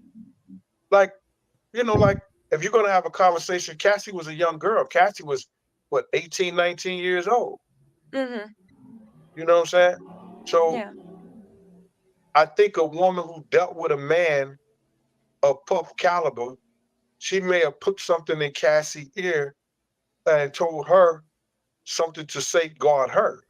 I know any woman with a conscience and know how diabolical a person could be would do that. You got to look at it. What led Cassie just to get up and just, leave? Good point. But that seems like the way women leave him. They just wake up one day and say, okay, enough. Enough is enough. Enough is enough. Just like J-Lo was like, and today's the day. But when you say that he can be so diabolical, could you just what do you mean by diabolical? Because some people are dirty, some people are dogs. Like, what do you mean by diabolical? Not allow you to go and have a relationship with another man and make it difficult for you to date somebody else. And the interim is that try to know all your business by sleeping with the babysitter and doing all kind of crazy shit that won't allow you to go nowhere else and be who you're supposed to be. Oh, Yeah. that's diabolical. That's Exactly. diabolical. I said that's diabolical. That's beyond being just a dog. That's diabolical. Right. Okay. What other stuff was he into? What do you mean? So when you're saying that he was doing all this with Kim, but then I'm having trouble, and you were in the situation. So what I'm still trying to wrap my mind around is the fact that he didn't want Kim to go anywhere, that he didn't want Kim to be his, and then keep that. But he didn't want nobody else to have it. He didn't want anybody else to have it. They want a woman. They don't want the woman, but they don't want nobody else to have a woman either. So it was that type of relationship. He didn't want Kim like that, but he didn't want nobody else to have Kim either. And then he got into that stuff with Puff started doing weird shit, going to Turkish baths and stuff like that. Like, the fuck you going in there for, man? We know we're in the village, we're in New York City. You got this big ass tub in your house, but you're going to jump in a tub with a bunch of men? And he just let you or anybody else know that he was going there. He wasn't ashamed of it. You got to realize I was his bodyguard. I was security. He wasn't going by. We outside the door, but he wasn't going to no point. Whereas that he ain't going in there, walking in there. Somebody be waiting on him outside or whatever the case may be. Mm-hmm. Did Kim know about the Turkish baths? I can't say she did. I don't know if she knew or not. Ever go to a Turkish bath with them? She never went with us. No. Okay. So then, how do you juxtapose the way Puppy treated Kim when she was alive, and then when she passed away, that was the love of his life? That's what I'm trying to. Let me ask you something. Mm-hmm. Who did that do anything for? Well, Diddy, obviously. He got his career got a shot of adrenaline. No. It does that to the people that's listening. Oh, he really loved her. That's what most girls gonna say. Oh, I wish they would have had a chance. He was with her for over 20-some years. Have one more chance of it. It does it for the public to say that. But yet and still he's sending shout outs to Cassie and knowing she's in a relationship. True. So with the children, that must be something crazy because again, I'm definitely on the outside. You're on the inside, but you're not laying in bed every night and you're not waking up with them. So the children actually see everything in full detail. I believe they see some of the things because you got to realize is that a lot of those people have people who take care of their people. What you mean? They have babysitters, nannies, that the kids are closer to them than they are their parents. So you're saying that the kids had handlers and everything. It wasn't this whole image he's putting up of being a single father, rushing them to school, doing this, doing that. It was just all. That's how it is. Mm. Drivers take them to school. The drivers pick them up. The person that the cook is there for their dinner and their lunch. You come, spend a few hours, not even a few hours a day. You see them on the weekend or whatever. You take them out for a couple of hours, and you get the kids whatever they want, and that's good, and they good. Let me ask you something, because Kamora Lee Simmons, she is now helping basically Diddy raise the kids. She is the kid's godmother. So was Kamora Lee Simmons around at that time? Yeah, she was around.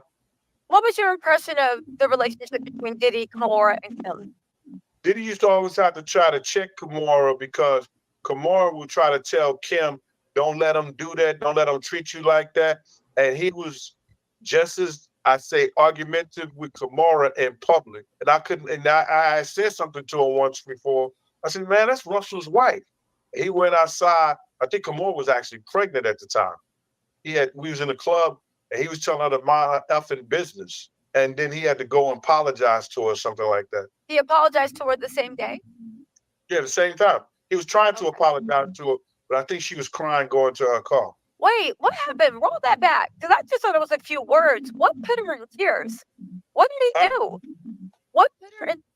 I don't know what the situation was, but I know he told her to mind her effing business, right? Okay. He told Kamora to mind her effing business. She was pregnant and she got upset. I guess it had something to do with Kim, because Kim was there also.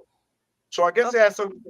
Kamora was rushing to the car, after the situation, and I was like, man, that's Russell's wife, or some such like that. And then she was like, yo, he was trying to tell Kamora that he was sorry, but I don't know if she heard it.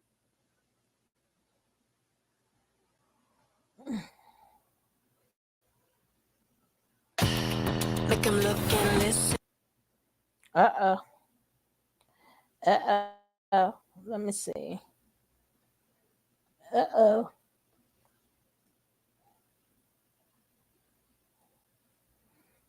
YouTube is watching us. Be mindful. Yes, exactly. He was going to start his own record business because Suge Knight was a shady businessman. I mean, the reality is that's all of us in the same entertainment world, right? You're only going to go as far as they let you go. You're only going to move up as far as they let you go. Because you got to remember, these people in the entertainment world, these are considered low-level people, right? What's a billionaire to a trillionaire? What's a trillionaire to the person who makes the money? Right? I make the money. I got the things right here. I make the money. I am forever have money. I make it. I got the plaques. You put it in. So we thinking that they big, but in reality, they low level. Imagine what the other people do. We would never know about. Never know about. Ever. No. We only getting small stuff.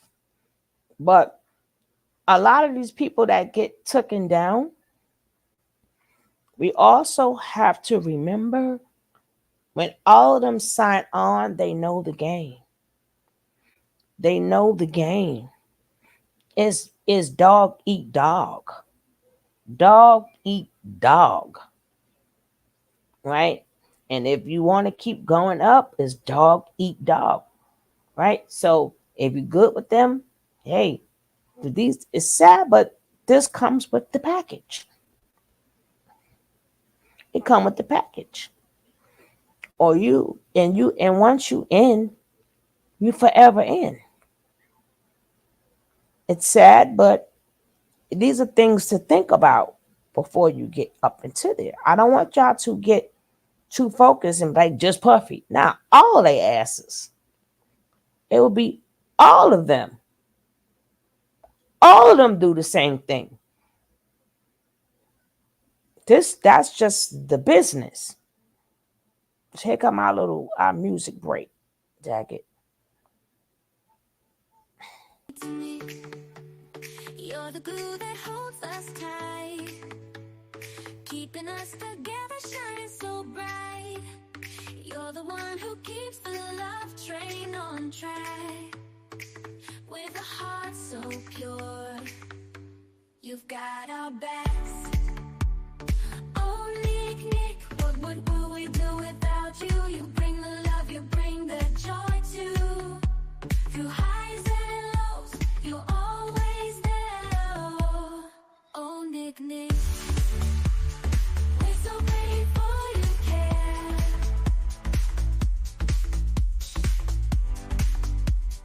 You're the light that brightens up our day. With kindness and love, and less than love, through the thick and thin, you're our guiding star. We're forever, wherever we are.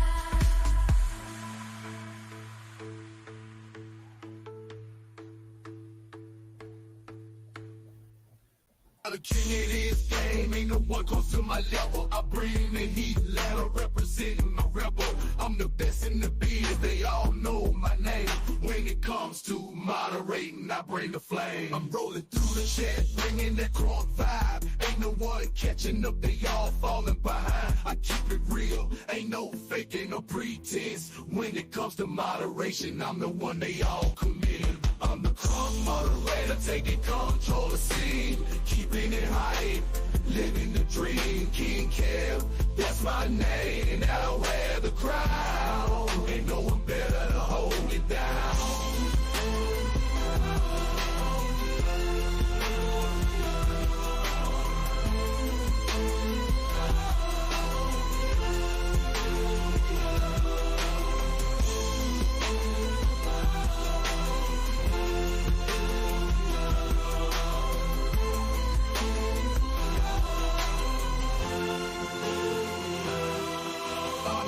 Moderator, taking control of the scene, keep it hype, living the dream. King K, that's my name, and I wear the crown. Ain't no one better, I hold it down, yeah.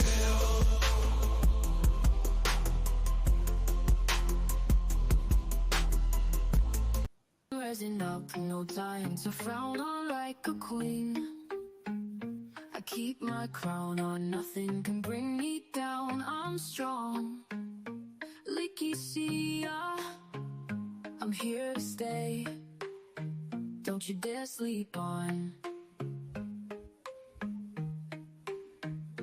I face the challenges that come my way. I turn every dark night into day. I won't let negativity lead the way. Lakeisha, shining brighter, you can't fade away. I'm stronger than ever, can't you see? No matter what, I'll always be free. I wear my crown with unbreakable glee. Lakeisha rising up, watch me be the queen I was born to be.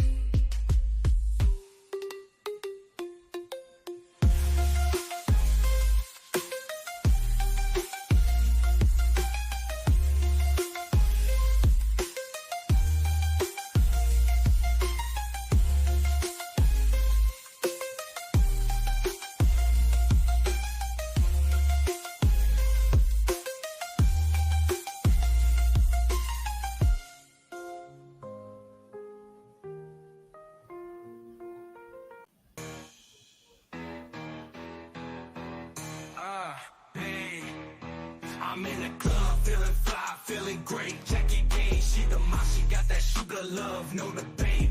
She be dropping knowledge, always keeping it real. With a sassy attitude, she got that mass appeal. She the queen of the mods, dropping comments all day. She keeps the chat alive, ain't no one in her way. She's got that special something, making hearts skip a beat. When she walks into the room and the whole place gets heat. Jackie Gaines, the one and only, never fails to amaze. With a sharp witty humor, she sets the world ablaze. She's got that mind power, keeping the trolls at bay. Her words are lethal weapons.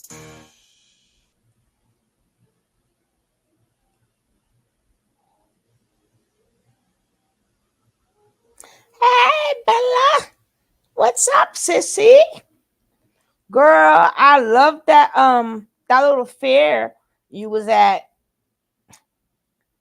She be supporting, boy. She be supporting. She be supporting. But that was a great little video looking at all the little products and stuff. Yes. Now let's see. Admitted that you gave a fake apology to Cassie.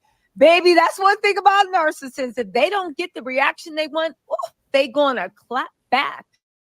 They gonna hit you hard. Y'all, listen, I don't know who is on Diddy's PR team.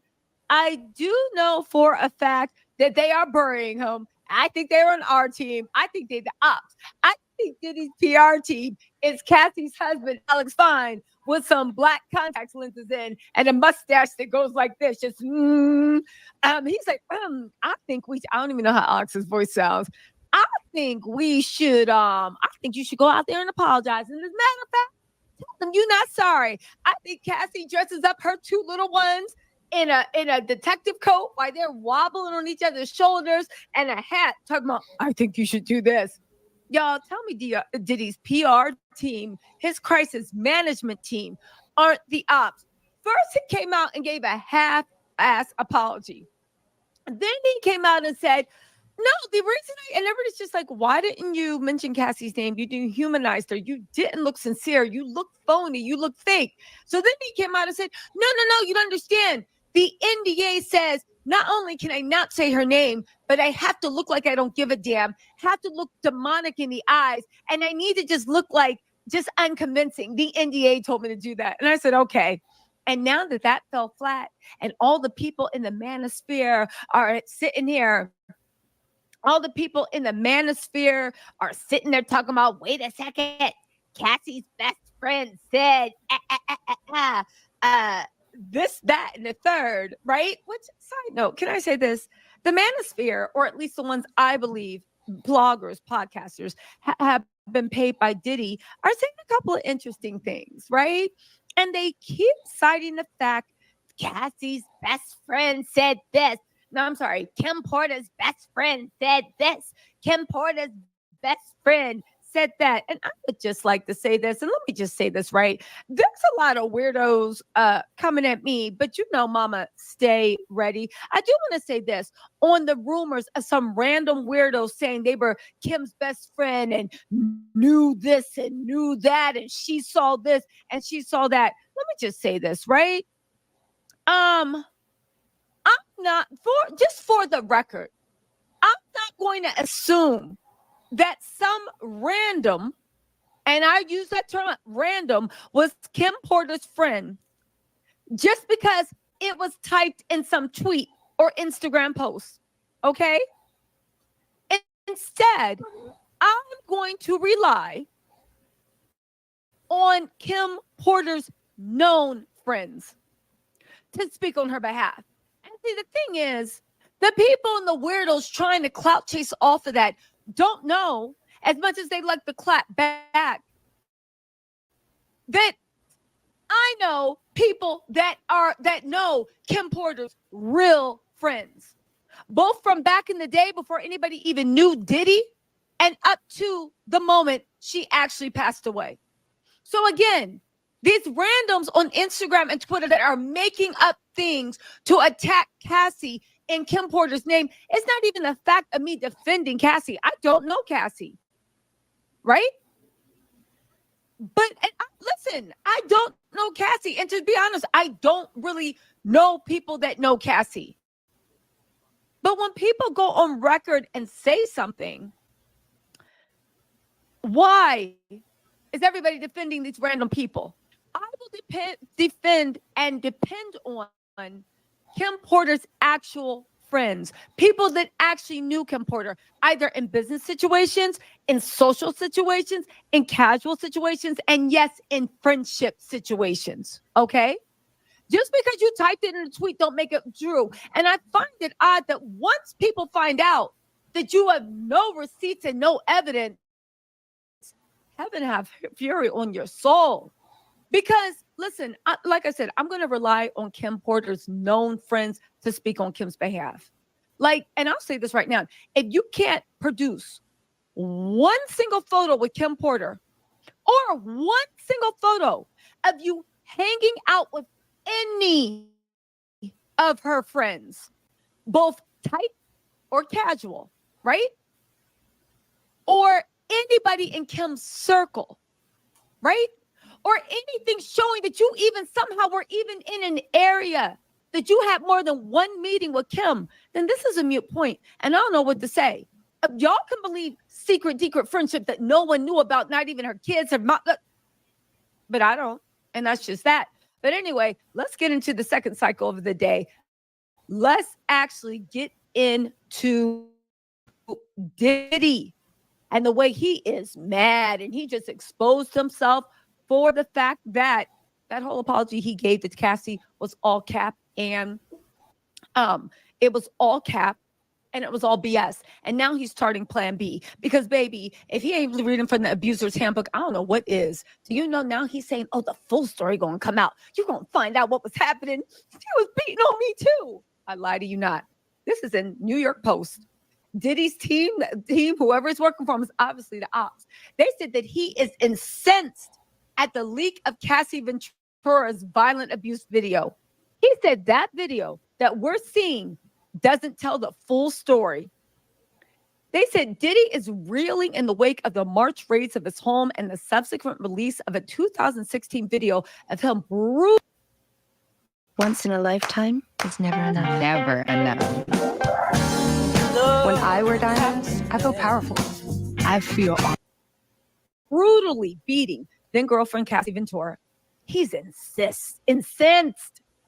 A member of his inner circle tells the Post, especially about that video.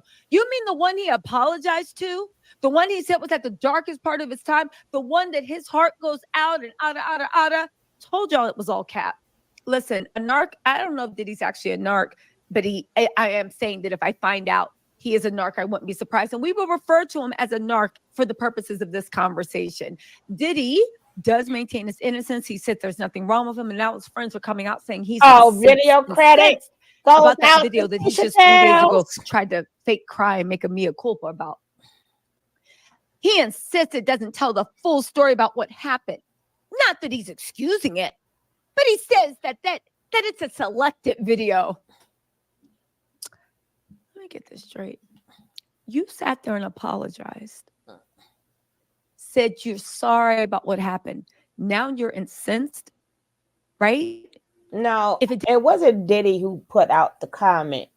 I forgot who it was, but it wasn't Diddy who retracted the sorry. But somebody else was like, well, I know it don't mean nothing. I don't know if y'all seen it, and I'm not saying it verbatim neither, but I know it don't mean nothing to y'all, but this is really what went down that night, right?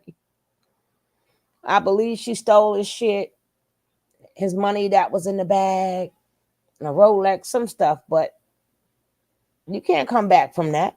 I don't care what she did. You can't come back to that. You can't come back from that. You can't get out of him chasing her down the hallway, even if she did have his stuff. You saw it, right? Yeah, she's saying Diddy did it, but it wasn't Diddy. It was somebody else. It could have been somebody on the payroll. I don't know, right? But you can't come back from that. That's your woman, right? Y'all stayed together, so she was gonna give it right back to you. She was gonna give it back, but if she was just mad, it didn't. All of that wasn't called for. You cannot clean that up. You can't clean it up. Exactly, 824. Yeah, I do all that. You can't come back from that. You cannot. That wig went down that night. This is why you got to look at like different sources and see different things. Because what half of the shit they put in our face ain't true, right? It ain't true. Oh, some ex-Pyro do said it. Yeah, but I do know that it wasn't Diddy who said it. But you can't come back from that. It don't matter. That's your girl. She was not. You was on. How he said, I was gonna be right back. She was gonna be right back. She couldn't have took that and left the United States, and that wasn't enough for her to go away forever and go to a whole new continent. That wasn't enough money. She was going to give it back to you, Diddy. That is inexcusable. Now, if she has gotten beaten on before, I don't know why she would do that. But again, we weren't there, and you cannot come back from that. You can't come back from that.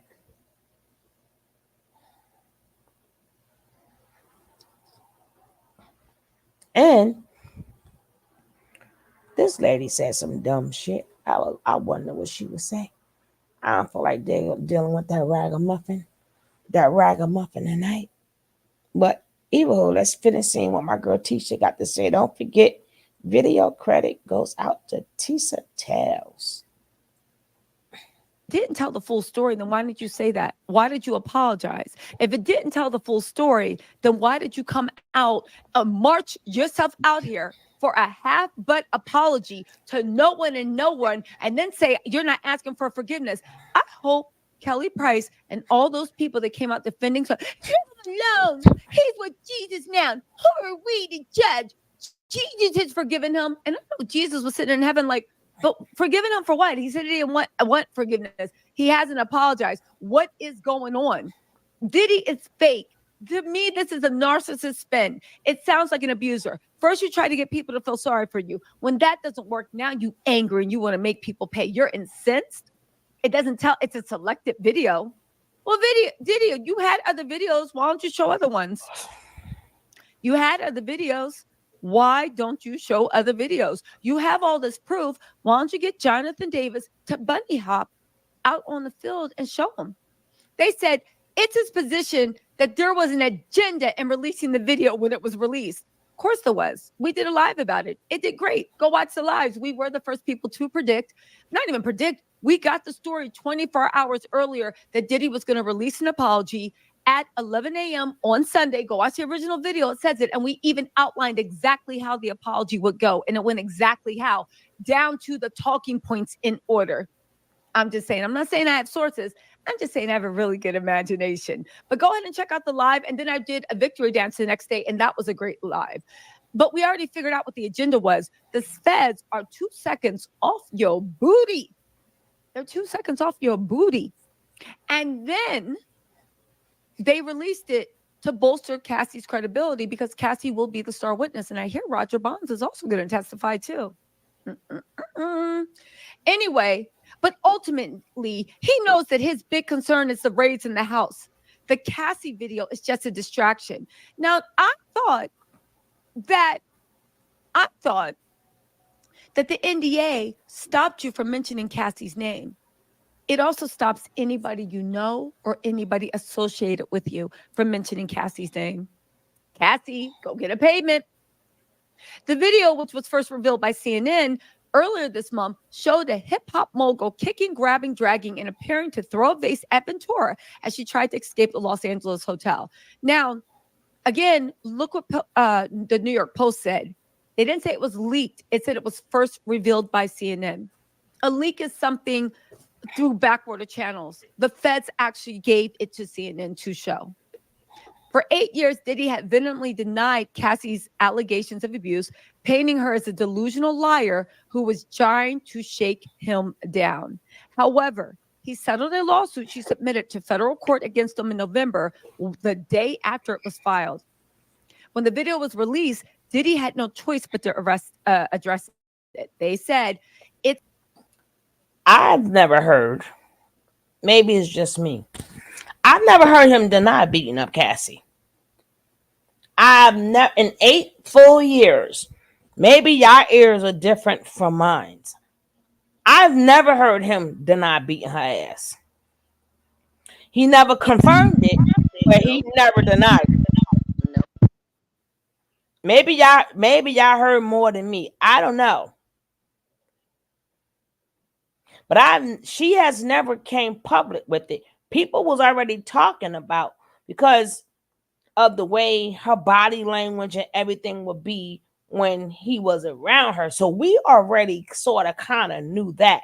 Now all the F-offs and stuff, we didn't know about that certain thing. We didn't know. But far as I'm putting hands up, we all knew that. And Diddy, the arrogant person that he is, never denied it. I've never heard it. Say, well, I never put my hands up. I've never heard it. Did y'all hear it? He didn't confirm it, but he never said, nah, I didn't do it. I never heard it. Did y'all, like I said, did y'all hear it? And if y'all did, tell me when. Sometimes a silent mouth is also talking mouth. Well, even who, he never said, hey, I didn't do it. He never said she trying to shake me down. So him being quiet also proves that, yeah, I did. But he never said he didn't. Exactly. He never denied them ass whoopings. Just the SA ones. I didn't really hear too much about the SA ones, but he ain't never denied it. Who never denied it? Again, everybody knew. And the question here, and what it will always be, y'all young girls, y'all keep going after these men. Stop. Y'all keep letting these people, or you stop thinking that, hey, he got the good car. Oh, he chose me out of everybody else in the world. He chose me. You gonna pay for it. You got to pay for that. You got to pay for that. Yes, you do. Yeah, more than one way. I said in more than one way. You may think you're going to pay for it in one way, and you're going to be paying for it in more than that. More than that way.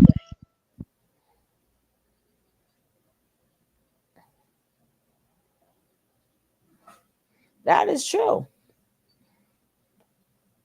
And then even the regular people in the regular life, if you know a man put hands on a woman, I don't know what make you think you're different.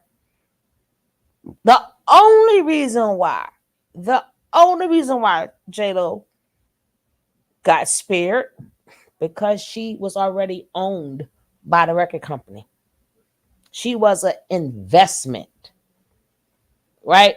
But he would have probably beat her the most. Because that with that Leo mind, it would have took him a lot to break her. So he would have been beating her more just to break her. You know, you tell us to go left, we going right. And you can't beat the talent. That's their investment. They ain't let nothing happen to the talent. Exactly. And at that time, being that she came so early on in the game, you know, I don't think she was unlike Cassie, she wasn't privy to a lot of that information. This is still early in time.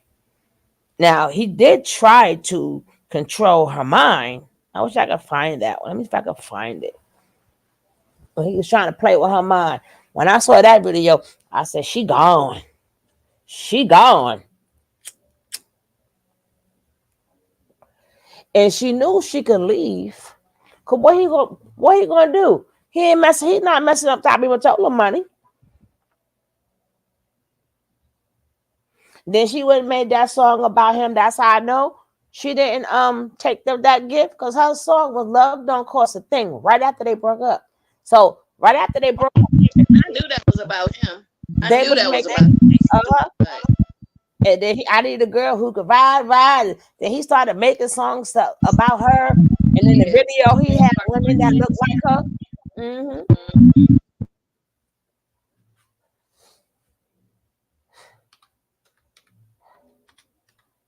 If I can find that.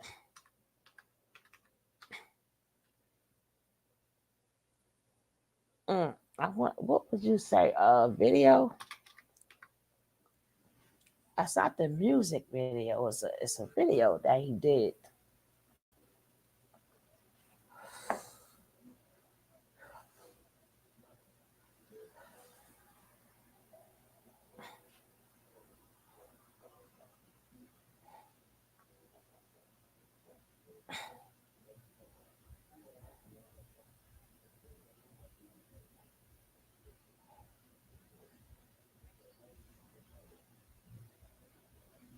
I can't find it.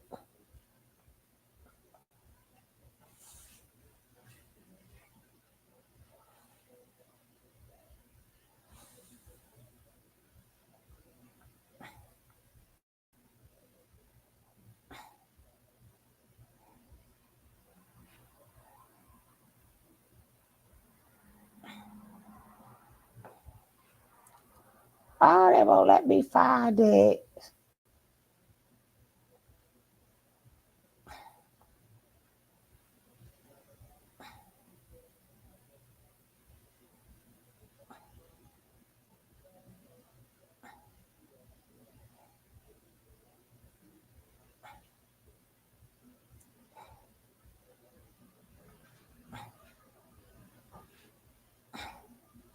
Damn it.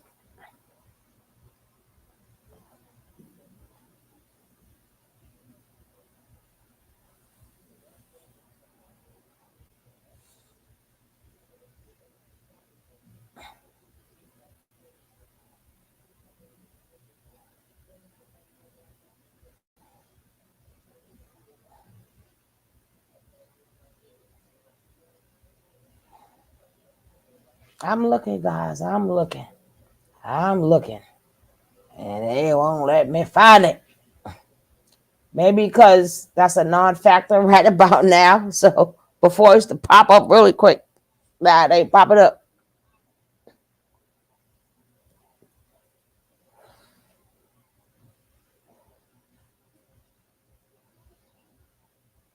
Miss Pinky, they broke up in 2001 and she did enough in 2002.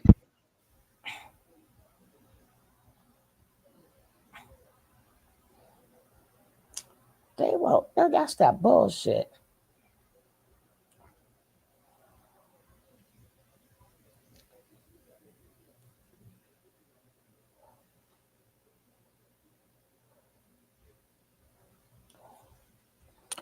Dang it.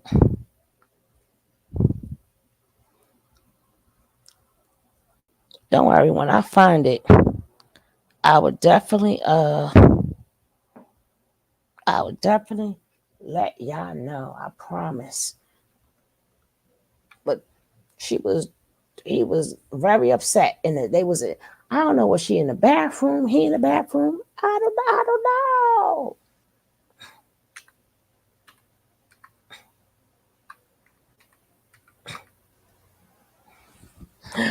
don't know. I don't know. I noticed when Kim was with Diddy, she had them eyebrows, but when she wasn't with him, she didn't have them eyebrows. And you know, DNA gets into you when you are, with a man, and they're What? sharing seed. Yeah, their DNA gets into you when they're sharing their seeds with you.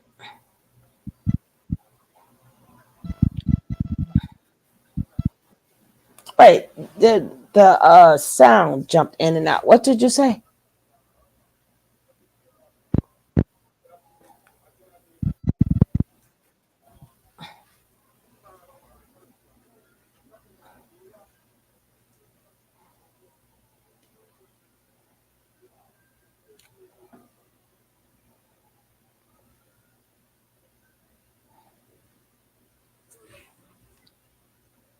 Oh. this dumb chick got to say. She mad because people talking about Cassie. Is she mad? She mad. Mm-hmm.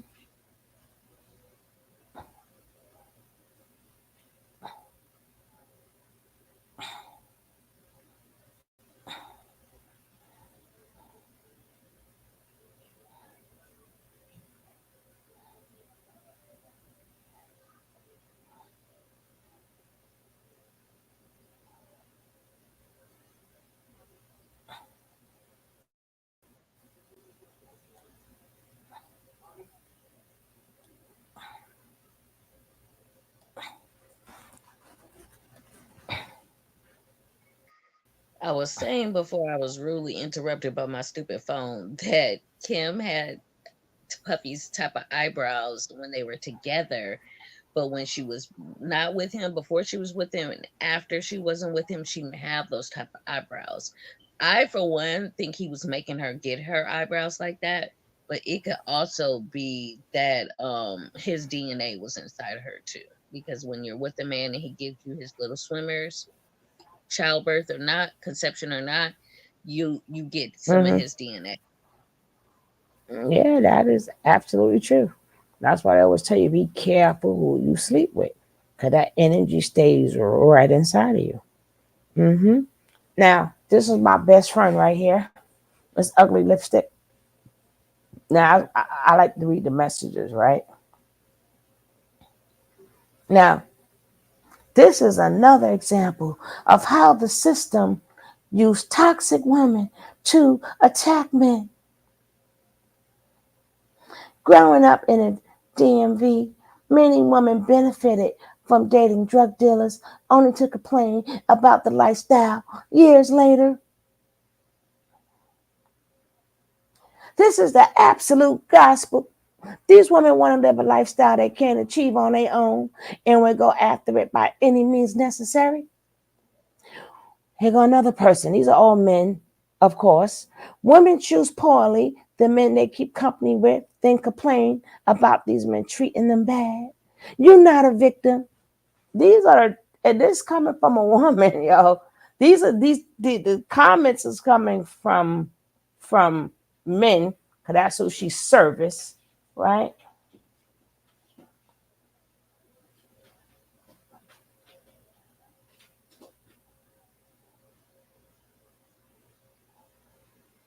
Cassie bought and paid for what she dealt with and only allowed it to happen in that relationship. Now she wants a pity. See, this just the comments alone, right? Here go this lady. In Jamaica, there is a celebrity called Bounty Killer. Bounty Killer was known by the entire country to be an active participant in domestic violence. Why you had to go throwing him under the bus, right? The thing is, Bounty Killer could not stay single for 2 seconds. As soon as the word got out that he split with his partners, there were women flocking to him by the dozens to be his next girlfriend. No, I did not know no Bounty Killer to be an active participant in domestic violence. And I know a Bounty Killer. I'm not saying he ain't slap a hoe, but he wasn't known to be an active person in domestic violence. He's not known for that. And then you go throwing him under the bus. Never heard of Bounty putting his hands on a woman. Exactly. That's not to say that he hasn't. Mm-hmm. Because I have heard some of the entertainers say that these men, it might have been one entertainer, reggae artist, that I think she said, but she named some other reggae artists too. But even with that, I was shocked. Now I'm not shocked about the culture because I be there all the time, so I'm not shocked about, culture wise men doing that, but I haven't heard that about Bounty. He's not known for it, the way she put it. He's known for it. Sister Kendra. And that's a woman. She gonna bring her ass away from Jamaica. And don't bring up about the killer. Know what they do down here in Jamaica, girl? Stop. There she go. Running to this hyena chick, blowing up Jamaica. Jamaica ain't got nothing to do with this. Sister Kendra was speaking powerfully on this one. The sad part is, even in the hood, Black women will put, charge, or outright throw away all their values out the window just for fame and fortune and a chance at the 1%. First of all, before we even start, we're not saying that is not true. But one thing I do know is that's not how narcissism works, right? And people like this will have it to whereas men can do what they wanted to do. Narcissism, even though women have to use their brains, but usually if I'm a narcissistic person, if they will always come to you, hey, I'm a changed man. Remember that lie he said when he said sorry? Oh, I'm getting help, right? So they're going to come to you with a compelling story and add you in their story, like you're the savior, right? That's how a lot of women get trapped off with these 1%ers, right? And of course, they're going to buy you gifts and stuff to prove that, hey, but that is what they're going to say or what's going to be attached to the gift. Like, my life has changed because of you. I'm so happy to have you in my life, right? Because it's not like they ain't never going to get nobody else. They got all that money, right? But it doesn't give them the right. People could say all they want. Well, why do women stay when they get beat up? Why we don't ask the man to stop being abusive? Because at the end of the day, to me, there is no difference if you beat one woman 1,000 times or you beat 1,000 women. You're still going to be abusive. So if one leave, the next one comes, she get beat up. Another one leave, everybody getting it. So if they just beating up one person or beating up 1,000, they're still abusive people. They are abusive. How about stop being abusive? It doesn't give, that because people is stupid, it doesn't give nobody the right to put their hands on you and to abuse you. Because, yeah, Cassie got money out of it, but there's a lot of women who do not. And the same thing is happening to them. People like her gonna cause a lot of people to get hurt. Because you want to give excuses for why the woman is dumb rather than tell these men to stop being abusive.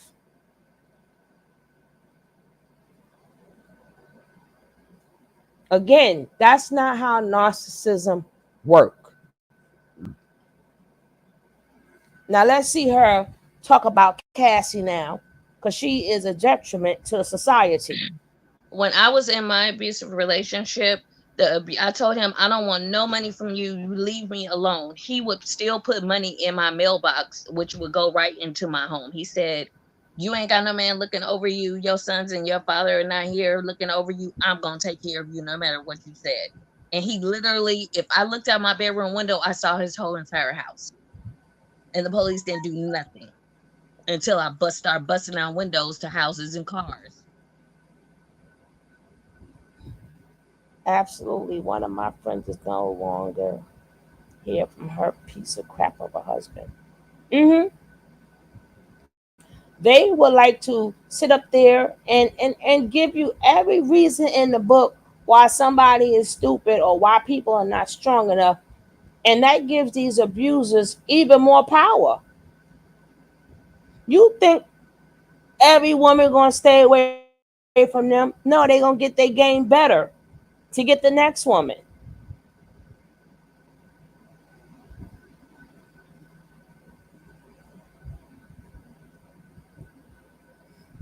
Right, they brainwash most of them first just to take this woman up here.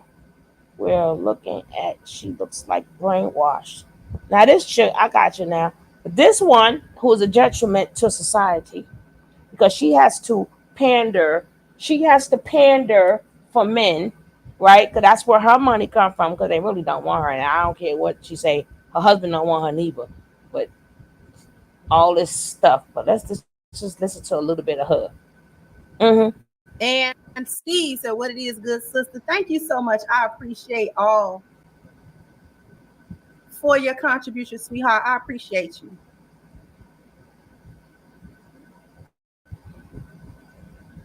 And I'm gonna tell you the reason why I don't know if I want to hear y'all talking.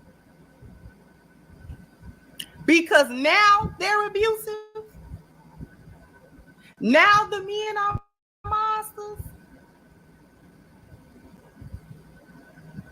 Now those same men that you gloated about being with, when these men was at the height of their status, when these men was at the height of who they were, when they was at the height of popularity, when they was at the height of, when you could get the most clout out of them, when you wanted to be snapped and seen on this blog, that blog, this Instagram page, that Twitter post, you wanted that. And y'all didn't have no integrity. Y'all didn't have no integrity about it. As I said, y'all was taking Birkin bags and busted lips. That's y'all wanted that. Y'all wanted that. You accepted it. You accepted that because you wanted to live a lifestyle. You wanted to be somewhere and wear red bottoms. You wanted to be on. And he wanted, and okay, let's flip it. And he wanted to be in jail. So what is your point? If you flip it, the same way she may have wanted stuff, he wanted to go to jail. So the same way she may have wanted that stuff and got her ass beat. Well, guess what? Same rule would apply for him too. He wanted to be in jail. So he got to pay for his actions too. What you trying to say, chick? She's a detriment to society.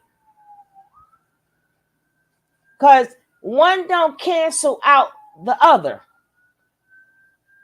She's making it seem like, oh, because these women know these are monsters and they still bother with them. Monsters, there's places for monsters too. So but both gonna have to pay. Both is responsible for what each other do. Absolutely. Yeah. Hey, darling. And realistically, ain't no woman going into no relationship talking about, yep, I'll take a busted lip for a Birkin. No, it's not going down like that. She said, her mouth open up as wide as the Mississippi River.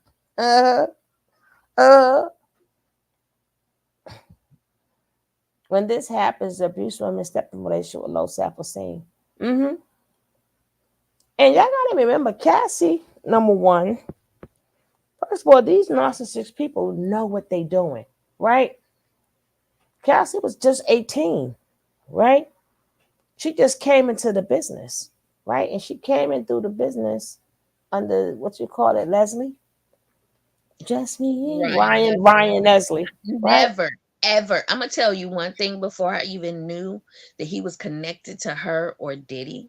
I always despised his music because it just comes from a place of hurt. I ain't never been for you. Don't think I'ma be for you. Boy, you don't even look like nothing for somebody to be popping off like that for you, son.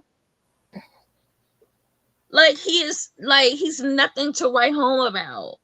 Oh, she got a man now, Nick, but her VJ still ain't working. She got a man, but her VJ still ain't working. He only come home. He only come home to visit that. He don't even live there. He just come to visit. Hey. Like shit.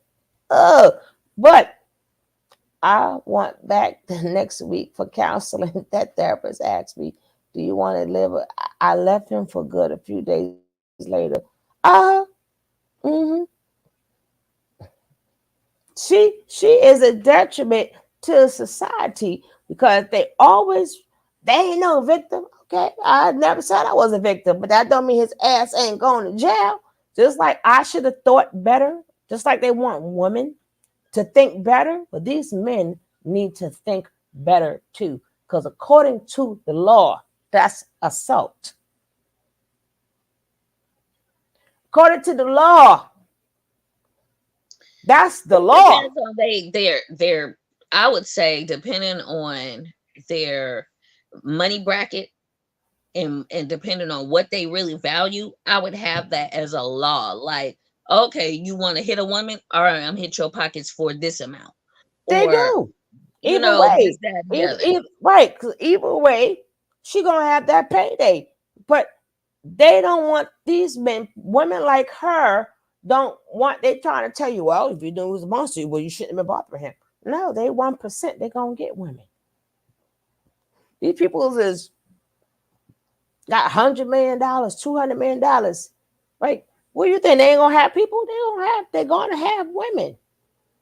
Even if they was known for being abusers, but narcissism, that's not how it works. When they really find the person that they want, oh my God, you saved my life. You could imagine the stories they're gonna tell. I'm so glad you said, you walked into my life. You understand me. You get me. You get me. Right? And after he done sucked her in and made her think that she's the best thing since sliced bread, right? Then here come the devaluing stage. Mm-hmm. So all of that for a Birkin bag, whatever. Let's just say she knew she was dealing with a monster. Even, God forbid, these women don't have their lives anymore.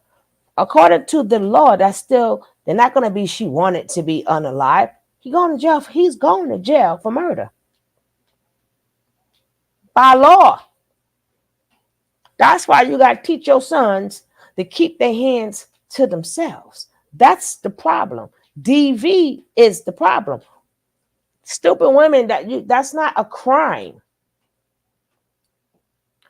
A woman wanting somebody that's going to take care of her and want her. The men got to spend their money on somebody. Right? They ain't make all this money unless they play for the other side. They ain't making all this money. No, they got this. They have to spend it. They got to get a woman. They're going to spend that money. Just not with you. Just not with you, chica. But I'm just saying. If you flip the coin, just like she knew, guess what? He knows too.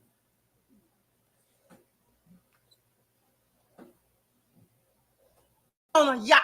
You wanted to drive the Benzes. You wanted to drive the Phantoms. You wanted to be seen. You wanted the latest clothes. You wanted the best bags. You wanted to be seen at Paris Fashion Week. You wanted to be. And they wanted to be in jail for putting their hands on women.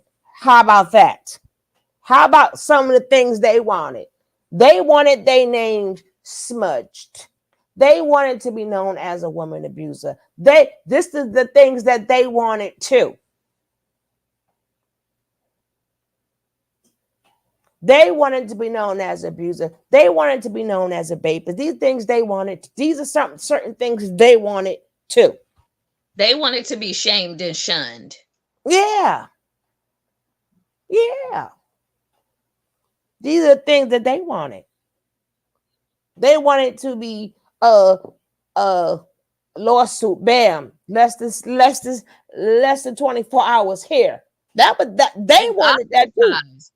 Ostracized from not just the public, but from your peers too.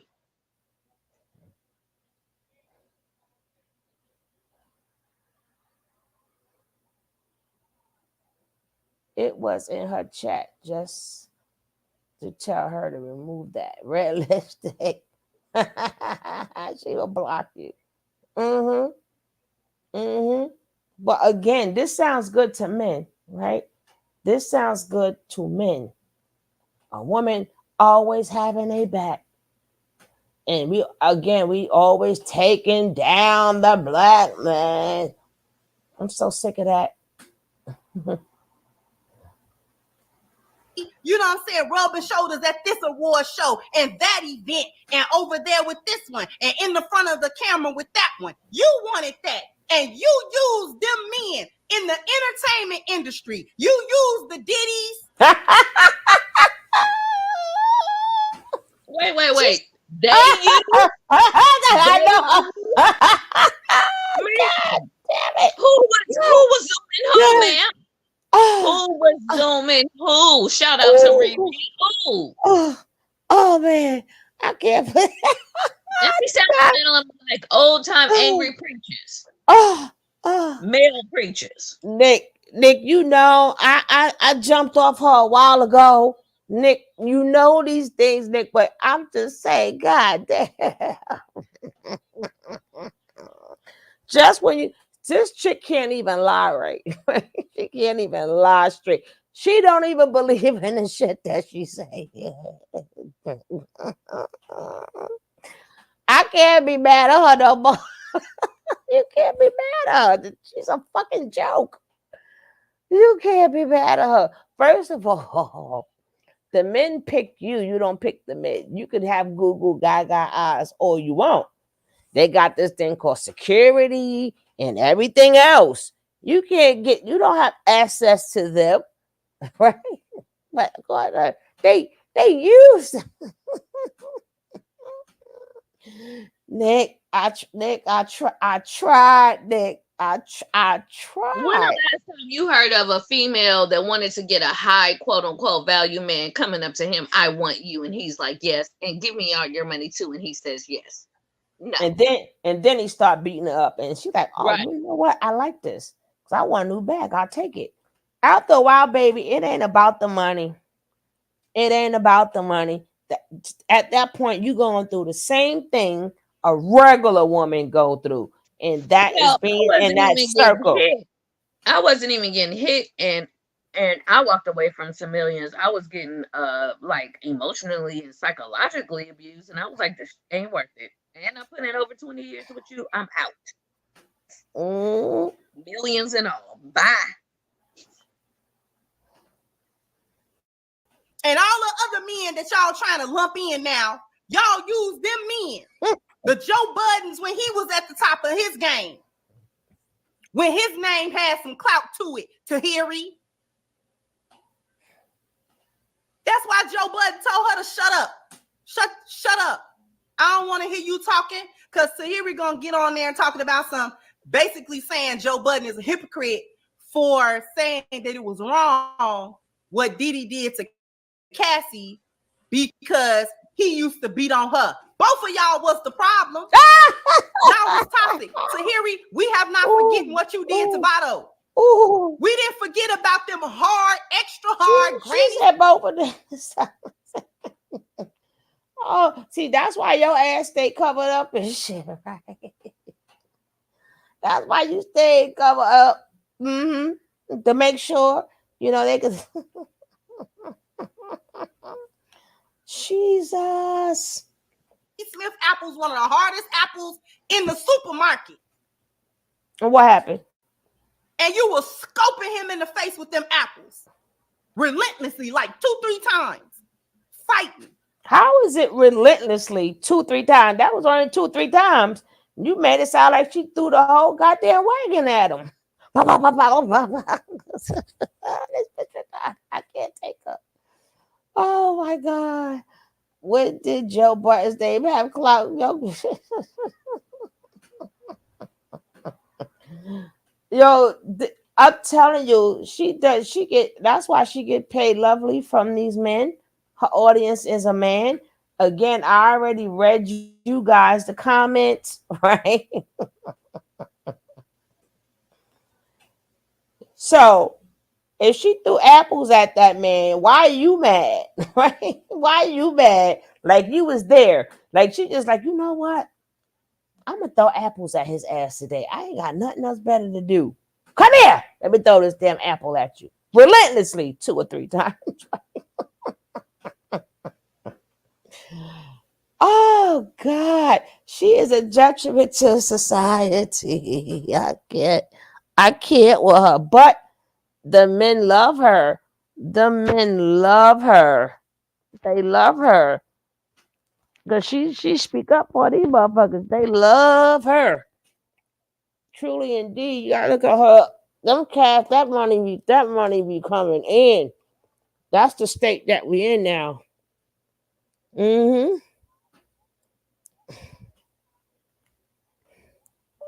It is what it is. That's the state that we're in. That for bad behavior.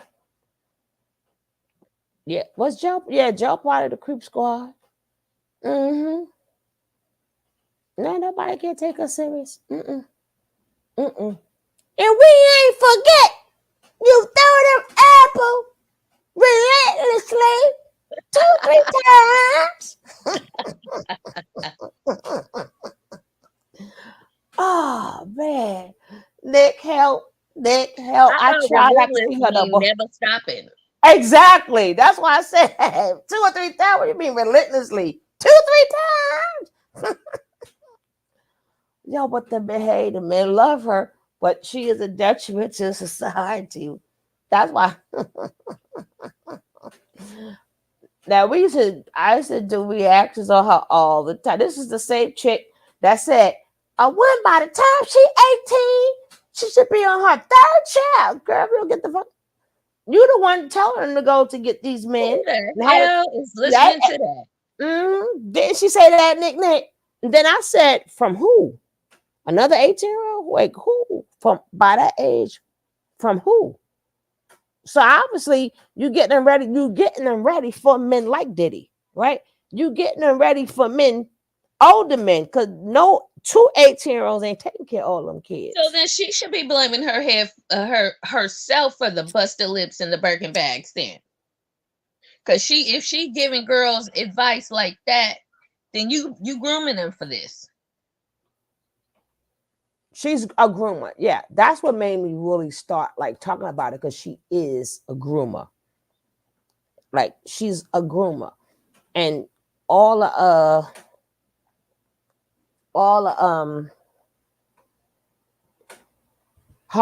95% of her audience are men.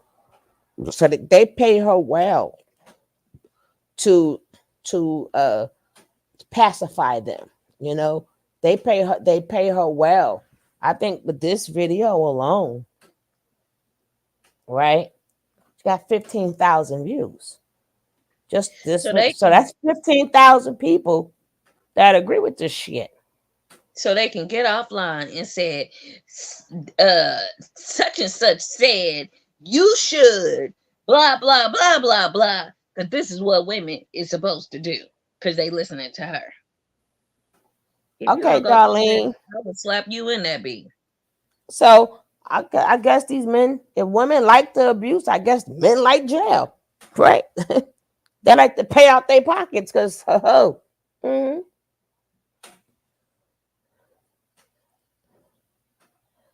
You know, now it's different if you're telling the women, you know, get your education, but she doesn't promote that, but she has her education though, right? But she doesn't promote that. Now, instead of telling women what they should do, her job is to tell you to exclude the man's behavior. That's what her job is. Right.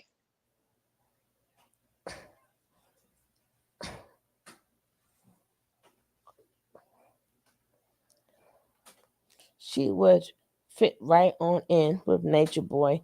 Yeah, she is carbonation. She said, right. Her and Efru starting to sound alike. He's a gentleman. He's a loving man. She'd be the den mother. Yeah. I think her and Aya will have to fight. God damn it. Aya, like you is not taking my spot. What you talk about?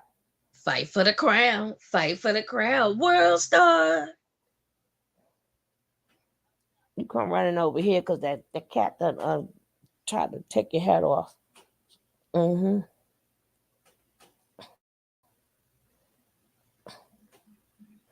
this was well after Joe Budden. This was well after Joe Budden. And what's your point? The nerve of her to throw an apple. And then when you sat there in that man's face and didn't take accountability for hitting him like that, because had he done it to you, it would have been a catastrophe. And then he yoked you up. Now he the monster, and you don't know what's going on. But you fight. Evelyn is the same thing. Tried it with Ocho Cinco. You just mad because Ocho was the last one with that type of clout that paid you some real attention, and he actually married you, and you couldn't even keep it a bean with Ocho Cinco. Ocho Cinco. You couldn't do it. Ocho Cinco had hair problems too. What do you mean keep it a bean? Does this denounce the chickens? And it's sad when that's her niche. This is her. Even Strong Jaw. Even Strong Jaw, when she reviewed it, she didn't like it. Even though she's still doing some points by, well, when men see this is what happened when women lie. You don't know they lie or tell the truth, but at least she didn't like what she seen. Now this one right here, is a special place for her. She ain't gonna make it. It's a special place for her.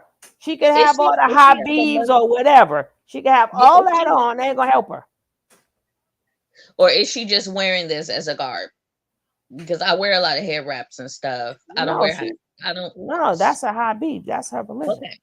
All right. So all this mess that she's talking is bullcrap, because Muslim women are one of the highest. I don't want to say one of the highest, but they are getting abused constantly. I have someone in my head wrap group that is also Muslim, and when I tell you, every other day when I was on Facebook, she was asking for people to donate money so that this woman can get away safely with her kids and her life. So this woman is straight up on some BS. And like I said, they pay her well, but I would never sell out people. I don't dislike men that much that I would like go on an all off tangent every single day going in on men, because I know there are some good men, right? But the men that she protects are not good men, right? It doesn't matter what type of man you are, but her job is to cater to them. She has an agenda. So righteous as she may fake look, she has an agenda, and it pays her well. She sold out her own people, because not only is she going against women, she doesn't understand that her saying all of that, you're putting more men in jail, because you're making them think that their behavior is they can have that type of behavior and still blame it on the woman. So that's what you call a dangerous person. Very dangerous.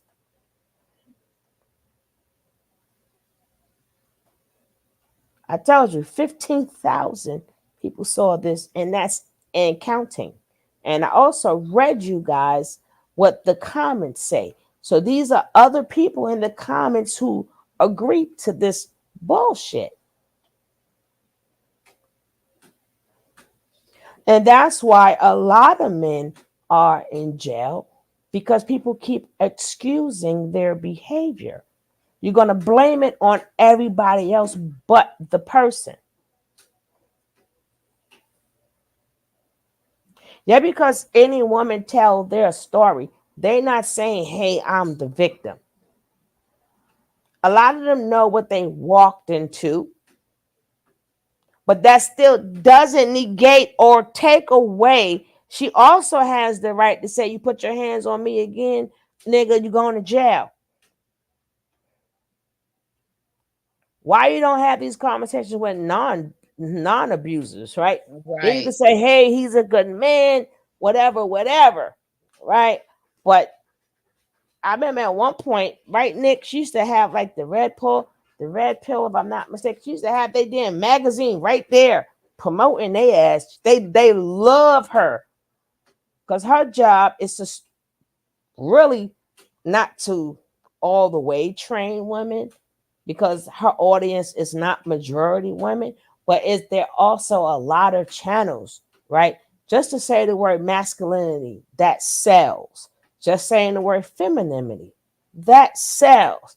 But in reality, you are who you are, right? Either you with it or you're not. Because even if a woman is not feminine, she still get men, right? The men cut the lights off. She got that good.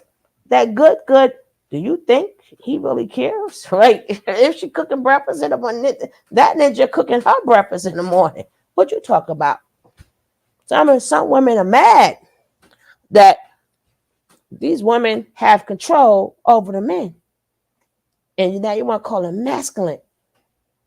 That's who they chose. Because see, baby, you don't know what the VJ felt like. When he was all up in it, he enjoyed it. My mom was a pick-me. I told her about my daughter's father choking me. She said sometimes that's the price you have to pay to keep a man. That's when I knew my mom was totally crazy. Oh, yeah, we are sorry. But again, woman, it is not your fault. Don't let people like her or anybody else. And again, I could see if Puffy was just beating up on women, he beat up on men too. He had to pay for cracking that man in the head with that damn bottle, right? He had to pay. So is that the same thing you tell the men that's around him who even Chaka Khan daughter said Puffy got her brother jumped. So does the men want the Birkin bag too? Are the men around? If you could say this about the women who got beat up by these men, does the same rule apply for the men that's around him? Does the same rule apply for that man who's suing him and taking him to court? Why doesn't the same thing? He stayed in Puffy's house, was it 7 months? 7 to 9 months, correct? The one who's suing him? Kesia? You know? Yes, Lil Rod. How long he stayed at Puffy house? About 7 Yeah. to 9 months, right? Yes. And went with him everywhere, right? Right. Because And even when he would try to leave, Puppy would be like, "No, I'm gonna make sure you win a Grammy." right. And even the first time he got propositioned, didn't he stay? And it's a man to a man. So where Yes, is your video about him? Did he sell out for a Birkin bag? He went around trips and stuff with Puffy too. So did he sell his manhood for Puffy? See, an abuser gonna be an abuser. And all the men that she is naming also beat up on men and did stuff to men and unalive men. So does the same rule apply for them that you're trying to say about the women? So that will go for the whole entire staff. He had maids sue him, Puff. And Joe is known as a woman beater. But again, I could see if he is not an abusive person and just a woman beater, but these people are abusive, period. That's right, baby. Anytime you're a woman beater, you're abusive. I don't care what nobody say. Mm-hmm. It go hand in hand. This why women, I see why women don't listen to her and men pacify her. But being at her majority of people who watch her are men, you're sending them to jail really early. Because now they think I could have bad behavior and then I'm going to leave it till she wanted it. You're sending them straight to jail. All of the men that are watching you and agreeing with you, that means they ain't shit neither.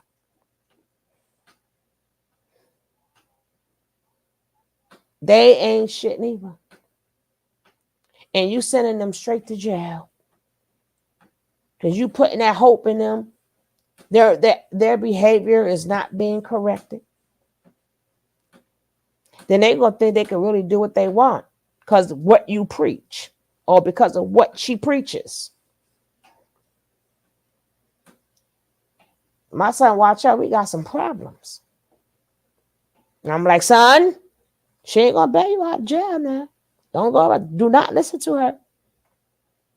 I know she make you feel good for your bad behavior.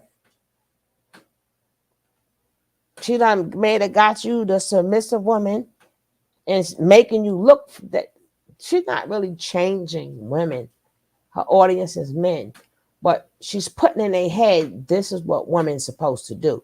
But act like she's giving us advice, but she's really helping reinforcing what the red pill and what the Manosphere does. She's reinforcing that. So when they find these women, you have to be like this, but their behavior is never being checked.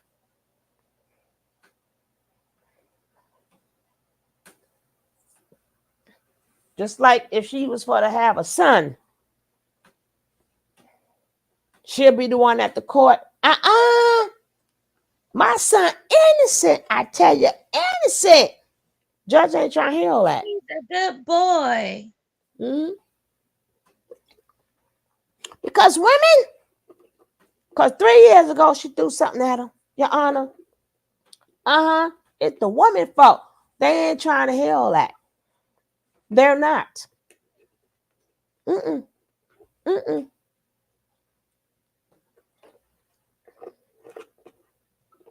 They ain't trying to hear none of that. See, that's how you know she's not fighting for the men. Because people got sons. People got sons. You trying to send them to jail. She's wants y'all men. She's a twisted sister. Yeah. She done sold out her people. She trying to turn the women. Make sure the woman is accountable to right? And if y'all men got money, she's trying to help clean out your pockets. She's trying to help clean out your pockets, but she don't care. She doesn't care about the Black community, period, but claim that she does. Because there's no way I'm going to push this aside and let anybody think puppy behavior is okay because she wanted it. Or any of them women wanted it. You're not for the community. You for to put the men in jail. Because all they doing is, yeah. She is remodeling the times when she fell in love with Nature Boy. I know that's her type of man, right? She probably sending money to Nature Boy ass right now, right? Like, damn, no women. They knew they was walking into a cult. They knew this. They knew they was going to get slapped on and beat on. They knew this already, Your Honor. They signed up for it, Your Honor. No, that's not how life goes. That's not how life goes. But they don't mind people getting terrorized and trauma and all that stuff. Long as she get paid, right? Long as she get paid. That's what she care about. But let's go. With Ocho. You couldn't do it with Ocho. Because you fight. And you put your hands on them. You put your hands on these dudes. And when they don't just sit back and let you do that. And then now you want to cry about how you got beat. But y'all be staying there 10, 12, 15 years with them men. Them same men. Not only do you stay with them kind of men, you glorify where you at. You flex on other chicks. Well, I'm with this dude and he got this amount of money and he able to buy me this and do that for me. And you a low-level chick. Evelyn was the same one that told Shani to her face, you was a non-MFing factor. Do we remember that? She didn't tell that to Shani. No, I don't remember her. She say that to Jennifer. Do we remember her doing that? Mm-hmm. Do we remember who these people are? Because see, what you can't do that is was be in it and then rinse your hands of it at the same it wasn't time. Shani. The only reason I'm not including Tammy in it is because Tammy ain't saying nothing about none of this. It was Jennifer that she said there was a non-effing factor. It wasn't Shani. So I'm not including no names of nobody that's not included. Yeah, she told it to Tammy and then she right. It was Tammy, not Shani. It was Tammy. She was telling Tammy that basically she was the side chick or whatever and got yoked up. If I remember correctly, Tammy yoked her up. Y'all right. She said it to Tammy.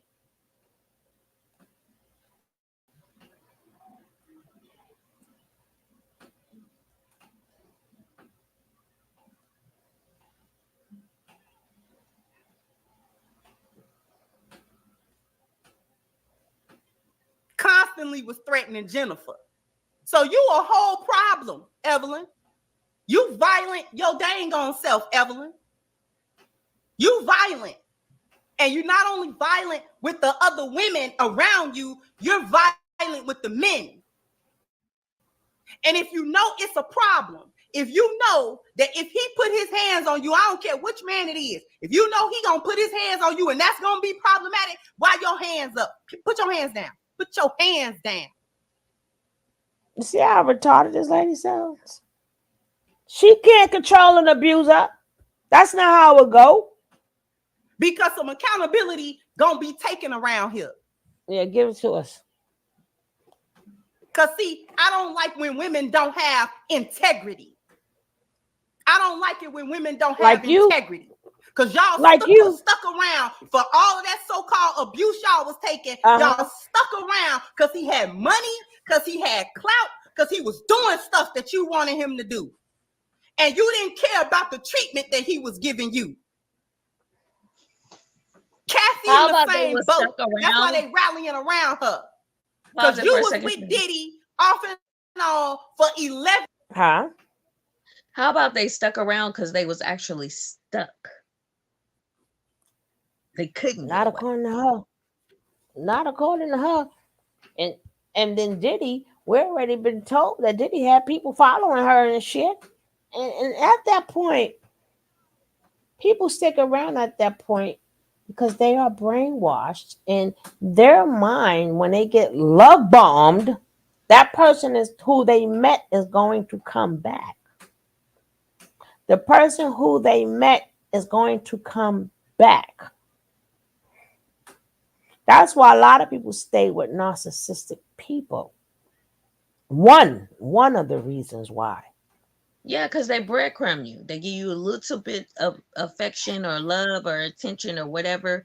And then that's when they get ready to love bomb you. You be like, oh my gosh, some attention. Oh my gosh, some affection. Your brain is wired for that dopamine hit, and you done forgot all about the butt whoopings or the detachment or the whatever.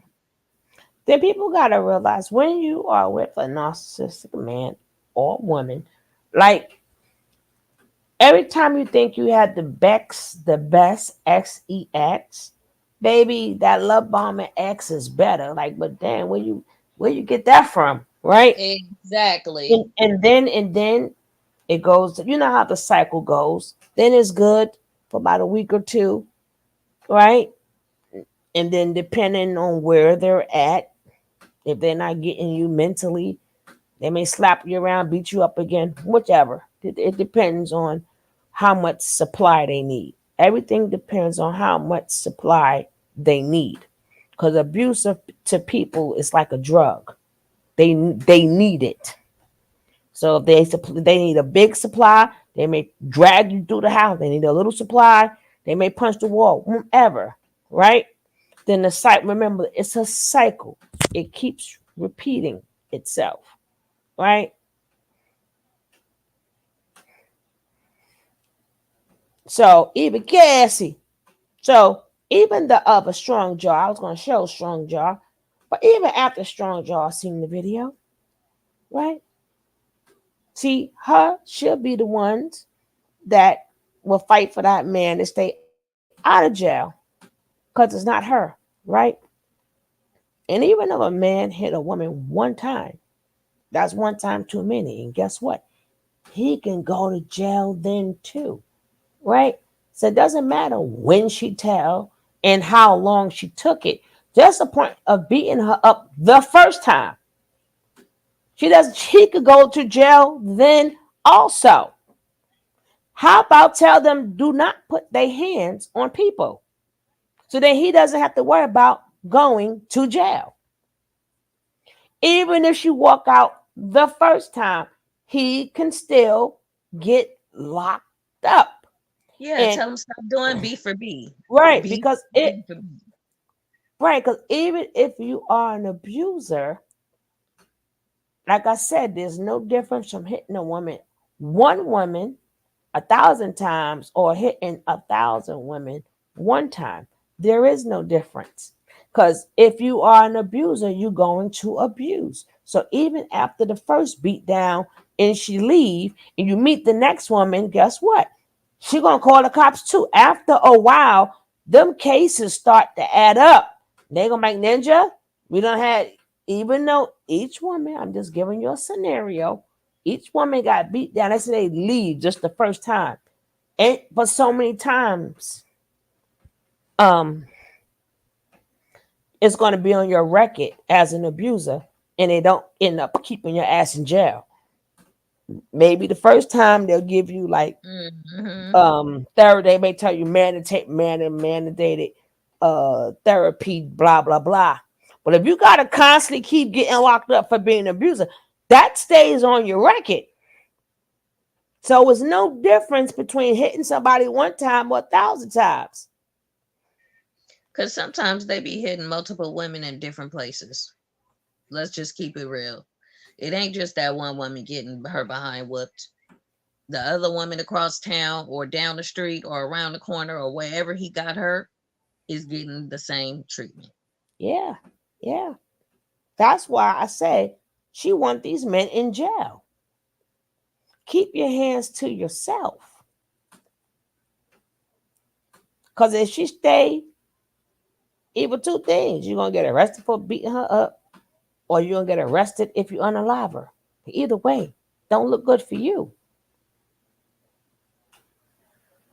If you really, truly love your sons, you'll tell them, keep your hands to yourself. Don't listen to this woman. Don't listen to her. If you're really about the black man so much, start with the black man in your house. If you have a son. My son ever hit a woman, I'll be his worst nightmare. I will be his worst nightmare. You would have thought he would have hit me. Mm-hmm. We ain't talking or nothing. We would not be. Keep your hands to yourself. I don't want to hear nothing about she did this. No. I told you the rules and regulations before. You are to leave and never come back. If you come back there and she's an abusive woman, you're going to end up in, like I said to him, you're going to end up in jail. Because either A, she's going to keep abusing you, or B, you're going to get tired of it and really hurt her. Because my son, he ain't no punk. So I know when he snap, he gonna snap. Mm-hmm. And you're gonna be in jail. And at that point, I don't have a phone number. Don't call me.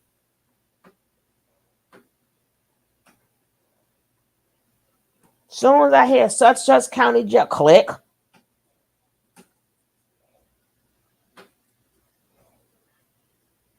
I'm not like this one. When you love your kids, especially your sons, you want to really keep them out of jail? Check their behavior. Check their behavior. That shit is not fucking cute. Right, exactly. That's what I was saying earlier. You nip that in the bud anytime you see behavior like that. Early on. I don't care if they 2, if they 4, if they 6, if they 16. Check it. And then any woman my son get with, he would know, don't bring them around me. I'm going to blow your ass up. Girl, you better be careful. You may catch you with a 1-2. He would never bring them around me. No, it's not. I want him to be a decent man, but I don't want my son in jail. And that's where you're going. See, I'm a real woman.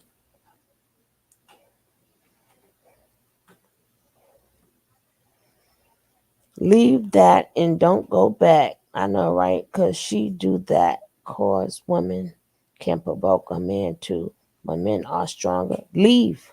Exactly. You are and never come back. Never come back.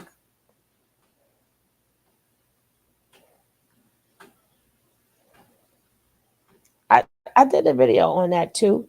I gotta find that. I'll find it again. Wasn't too long ago. I was showing you her mindset, and this guy decided he wanted to come up on here and get on my damn nerves because we was cool. But you can't talk about her strong jaw, boy. You can't talk about her strong jaw. You can't talk about she ain't oversized, but she's a mompy, right? She ain't oversized mompy, but she's still a mompy, right? We can't talk about that, whatever that is, right? We don't know what she is. That thing with glasses on with the ugly lipstick, right?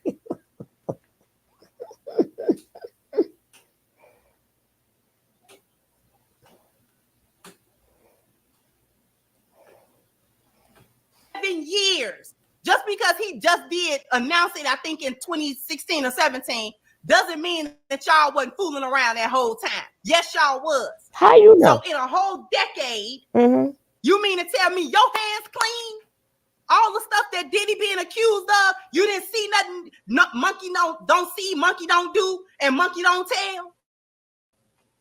Your point is what? You wasn't involved. What's your point? You didn't see nothing going on at the party, huh? You didn't see no foolishness. You wasn't part of none of the foolishness, right? Right.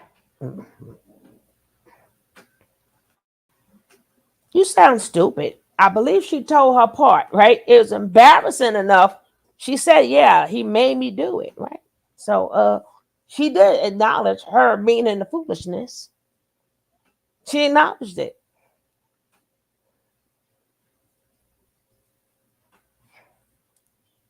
And it's not her burden to her burden is to say what she got to say. It's Puffy's burden to say what she was into. It's her burden to say what happened to her, and it's Puffy's burden to say, hold up, just like when Nature Night got locked up. The burden is on him. Like, he did not tell Booker nothing to throw up back in Nature Boy's face when they cross-examined the witnesses. Nature Boy could have said a lot of stuff too, but guess what? That opens the door to more shit. That girl was rugged out of her mind half the time. She didn't know where she was coming or going. Evil who? That's not her burden. That's not her burden to prove. That's Puffy's burden to prove. It's for Puffy to say, I'm going by according to what this dumb lady is saying right here, who wants to see all black men locked up. Right? That one, the thing with the glasses on and the ugly lipstick. That one right there. I thought the thing she supposed to wear, ain't she supposed to be married? Her whole mouth should be covered. Damn it. I'm not, the whole damn face supposed to be covered. We shouldn't have to see nothing but them damn glasses. I'm sick of that face of yours. Right? Oh, God. Piggy, she be starting with me. She be starting with me. Right? And everybody scared to go after her pink, her ugly lipstick self. I don't think her lips are made for lipstick. She Shit. look like a damn fly with lipstick on. Them glasses look like she is a fly. Please don't follow her. I can't watch her alone either. Right? I didn't even see this. Y'all don't want to have no integrity as women. This the same thing with the R. Kelly thing. You want to throw R. Kelly in the jail because he's supposed to be a monster, but what we don't talk about is how the women was sending their teen girls and the other women that wasn't teens was willingly coming over there to R. Kelly. Let me explain something to you, stupid. A child can never give consent, even if the parents sent her. A child cannot give consent to be with a grown man, number one. And that still does not excuse his behavior. I don't care how much money I got. Can't nobody bring me an underage kid. And I'm like, okay. Why everybody who's real? Well, as we see, all the people do got the young. They do got the they all mess with them little youngies. Majority of them all. Can't say all. But majority of them mess with them young ones, them adolescents. Uh-huh. Hey, Shaniqua. How you doing, baby? But at the end of the day, y'all, what you do is put on you. I don't care. Just someone feed the monster doesn't mean the monster is not a monster. Exactly, Martin. She trying to be a hot woman for the summer. Yeah. Oh gosh.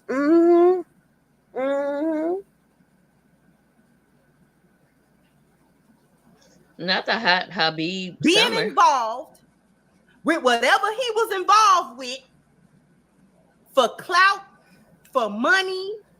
Some of them wanted a shot at being a star, all of that. And you was willing for a dude to backhand you in your face. You was willing for him to bust your lip. You was willing for him to pop you in your eye. You was willing for him to humiliate you in front of people. And he was willing to go to jail for his behavior. That's why he's there. And that's what he was willing to do. Sit behind bars and believe he can fly. God damn it. He believed he could fly right on up out of there.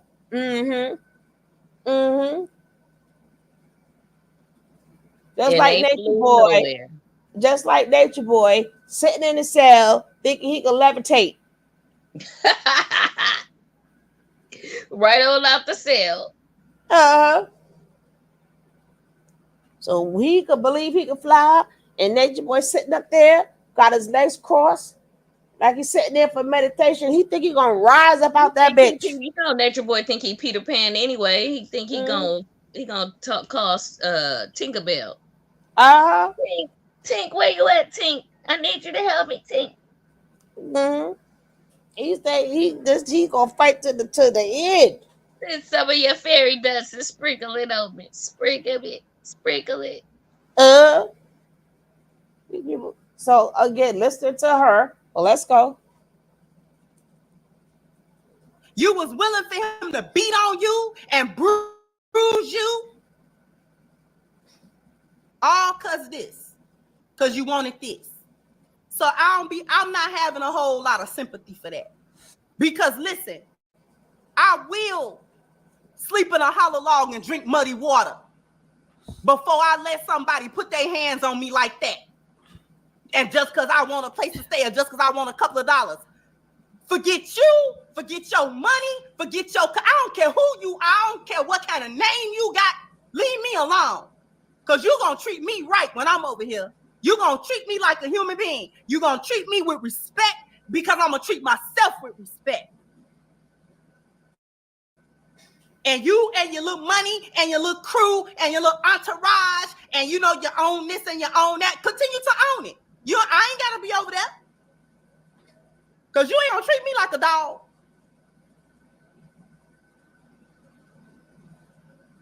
But that's a woman of integrity. You already a dog. And you bite. Look like you bite. Look like you bite. Let's go. Most Muslim women are not even supposed to be that outspoken like that. They are not. Really, that's why I said she's not supposed to.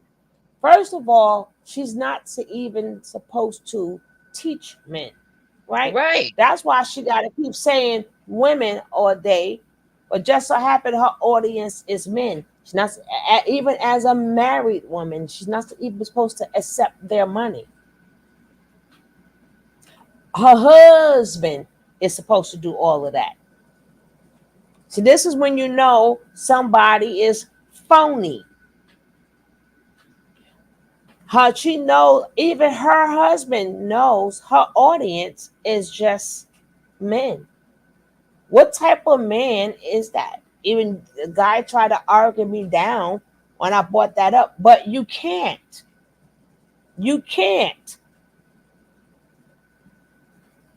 She never changed because this is her second marriage. Her first one, her husband passed away. And she got the second marriage. After the first marriage, she started coming up on here. They gave her agenda to do. She started following the agenda. But when she got married, she never changed her plans because we still see her face, right? We still see her face.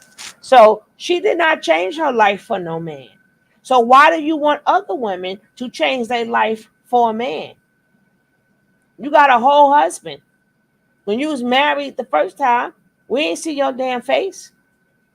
But the thing is, just like any other woman, they have goals and they have things to do. And this is how you make your money. This is your job.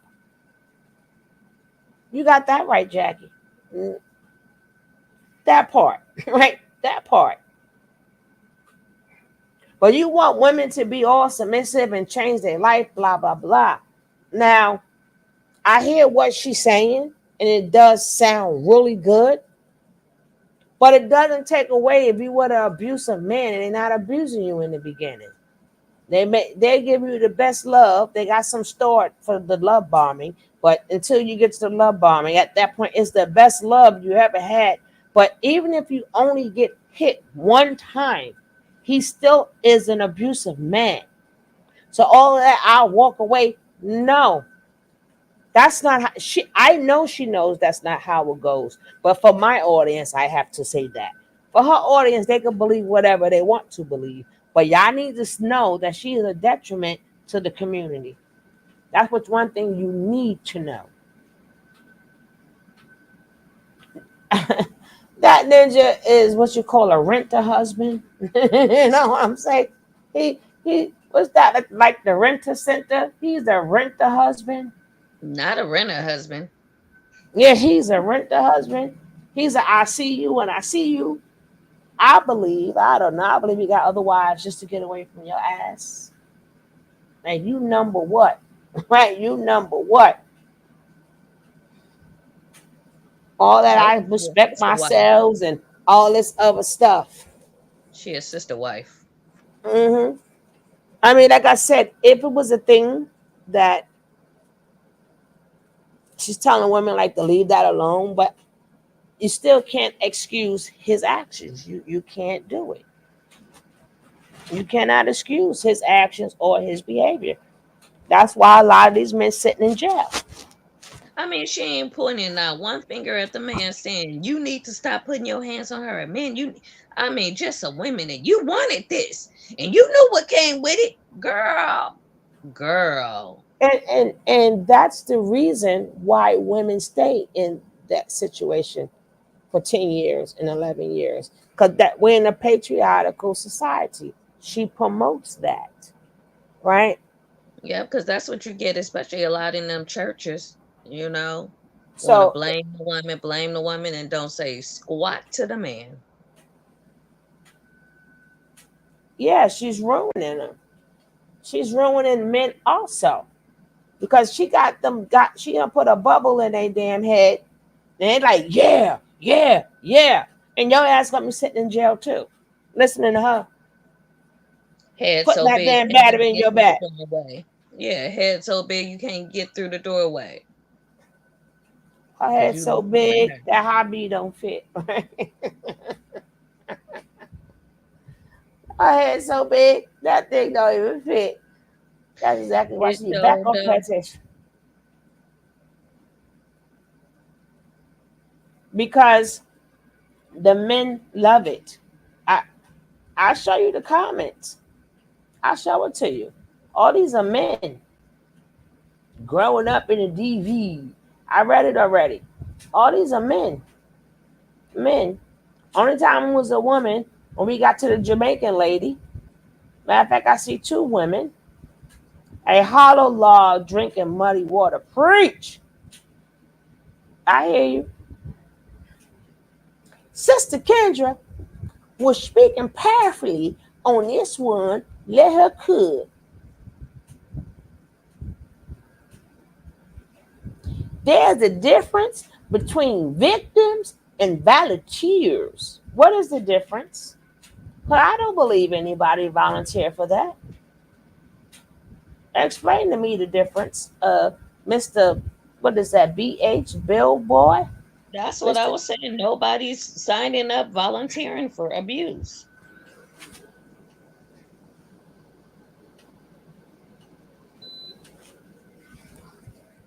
Please tell me the difference of a volunteer and a victim.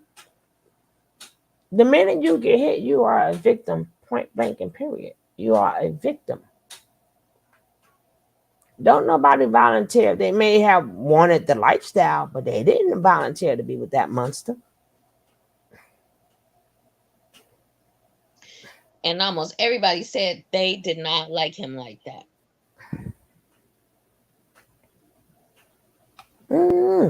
I've never really heard that woman say that, but if that's what they say, stop. That could be true, but I've never heard them say that. Maybe I gotta go find it. You're not gonna talk to me any kind of way. You're not gonna put your hands on me like that. And I stay.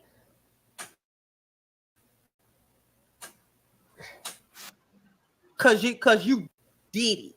Oh, Cause you definitely. this one and you that one. Care nothing about that. Nothing at all. Let me tell you something. Most of them don't want wives, period. Because you just not. They want a service. Now catch that on fleek, right? Yep. Most of them don't want a wife. They want a service. They want your services. They don't want a wife. They want wife services. There is no love there if you have a checklist. That don't go together. Now, you can have boundaries and say, hey, again, everything depends on your age bracket. The way I think, a 20-year-old is not going to think. At a younger age bracket, you are supposed to be building with your mate. At my age, he better done built already. Right? You better done built already. You better be built-in. Facts. This is not Bob the Builder around here. Now, at a younger age, you suppose y'all coming out, y'all starting life. Now, I'm not talking about if a man left or got fired or something. We're not talking about that. But I will already have to be in a relationship with you, and I know you're about work. See, that's the difference. And I know for a fact you have to have a job, and you're not gonna stop till you get another one. But that's something you go through when you in the relationship, right? You look at they work, how they work, and stuff like that. But coming into my life, I don't hear about it, baby. Well, when you find a job, call me. You better have your own set of damn keys. But that's my age. Now, at a younger age, could be different. At certain age brackets, where I'm not going through the same thing a 20-year-old sitting back just waiting. Right? Somebody got to pay the bills. So that means now I got to work. And if I don't work and he don't work, then we just both put out. Like, there were certain things after 40 you should not be going through, right? Certain things after 40 you should not be going through.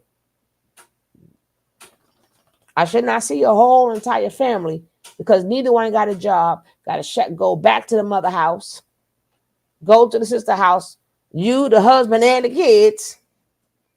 Because these men, now boundaries is different. Right. But far as having a checklist, that don't go. You fall in love. Like it got to be something about that person. It does not come with rules and regulations. Well, you have to be submissive. You have to do that. That's not why you. In that case, you wouldn't be making videos talking about masculine females if men wasn't with them.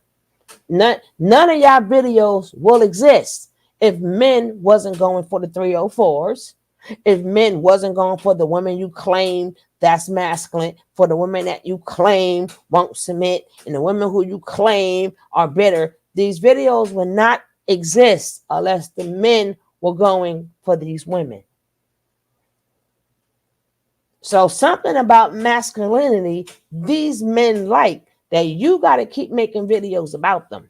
And whomever else, they saw something in them.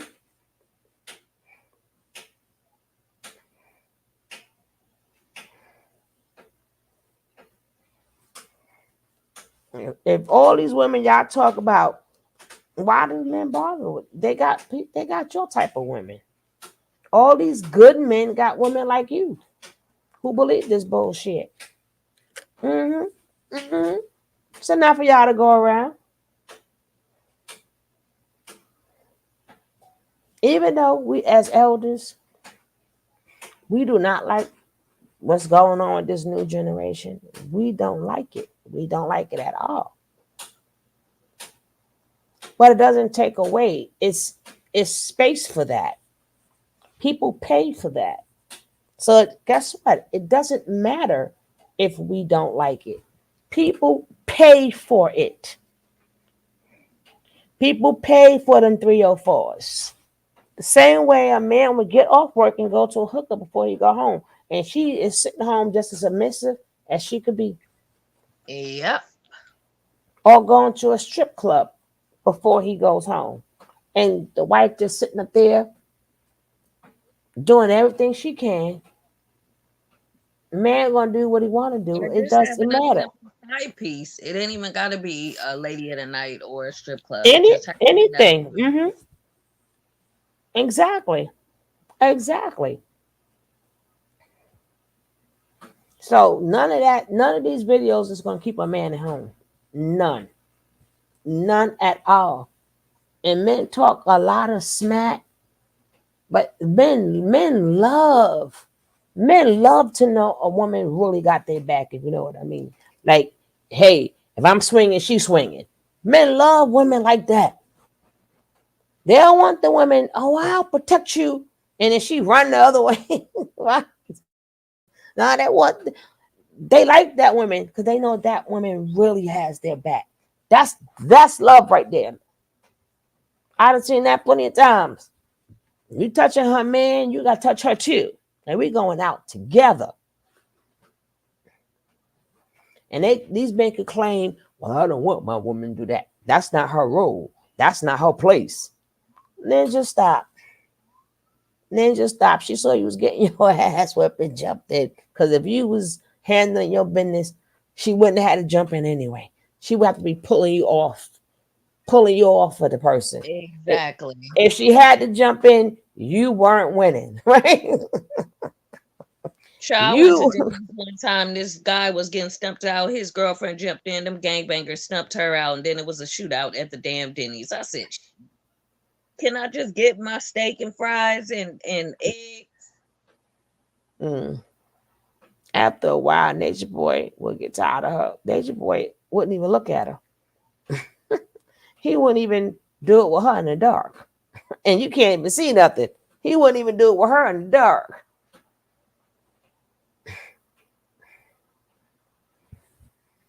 Remember, I'm not playing the whole video because basically she ain't gonna keep giving more incidences why she promote violence allegedly, all for entertainment purposes. Thank you kindly. Not gonna do me like that. And it's too many women. These, particularly these industry pass arounds, is what I'm talking about.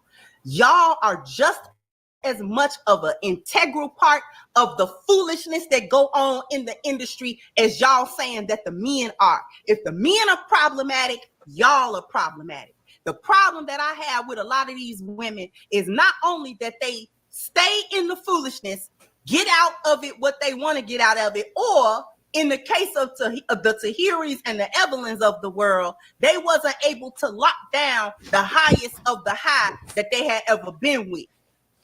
And so they played their hand too long, then they aged out of it. And so now it's like, man, you know what I'm saying? I used to have access to this status of celebrity and high value man. Now I don't have the same access no more because I done got older and stuff like that. And your point is what? Proper girl. And your point is what? That they passing around. I'm old in the game. What in is that your game, point? You get old fast. Okay, and they played too many times and then aged out of it. Now they bitter. Because they couldn't get what they thought they was worth.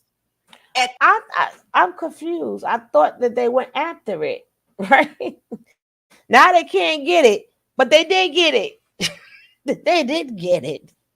They did it when they was young. They did. They did Make do up it. your mind. Which is it? They did do it. Got nothing to do with aging out. I had my fun. Okay, their turn. That's like, but guess what? The men ain't aging out going to jail. They not going to age out for that. They ass still go to jail, whatever age they are. And they ain't never aged out of tricking. There's always been a trick around. Shit, somebody found your ass. So you trying to say somebody like them? Well, they couldn't get. No, they was with the highest. They was with everything you're saying that they wasn't with. They got what they wanted. They got what they wanted. Again, she's the type of female that's gonna keep a man in jail. But in our stuff mud, you ain't staying in no goddamn mud. Ain't gonna happen. I hear you sound good, but you ain't staying in no making no mud house and all this other stuff not to have a man. You ain't part of the crowd anyway. Them girls gotta be selected. You ain't selectable to none of the men that you're talking about. You ain't got it. What did it say? You can't get it because you ain't got it.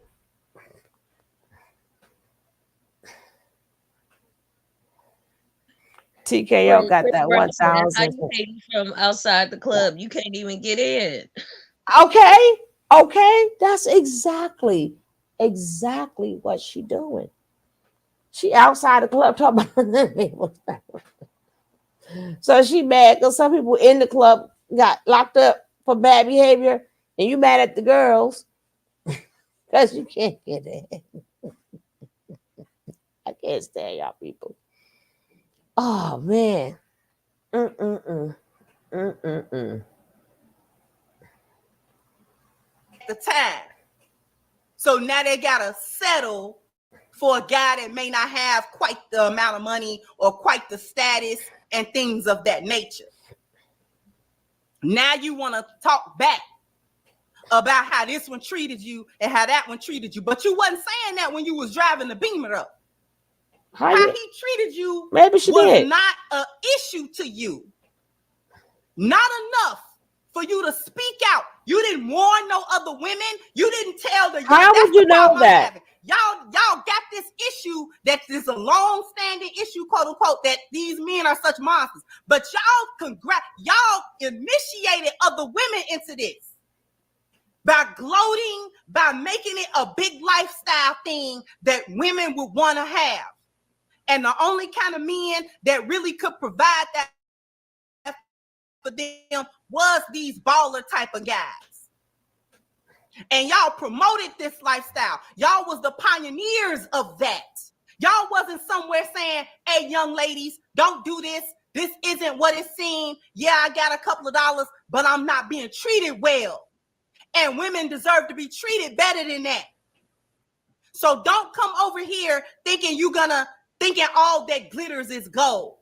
Because it's not. Y'all wasn't warning them chicks in 2007. Y'all wasn't warning them in 2010 when you was getting all the benefit out of it. You wasn't warning young ladies. You wasn't concerned about the domestic violence rate. You wasn't concerned about all of that. You wasn't concerned about the young ladies who thought it was glitz. God damn it, Motor Mouth. How the hell would you know? Are you around them to know that they did not speak their experiences? What do you think? This is the first time that we heard that he beat up Tahiri? She spoke up. She spoke out. A lot of them speak out. Yeah, because you didn't get the memo, right? Or did you get the memo? But being that you got to make money from these men, you threw that shit in the garbage. They want the young girls. How you know? How do you know? Because we know they did, but you saying that they didn't.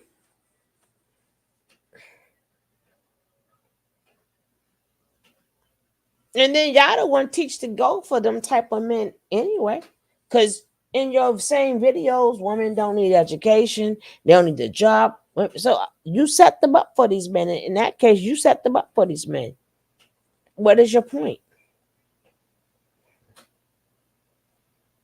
It should be a crime and illegal to be the ignorant.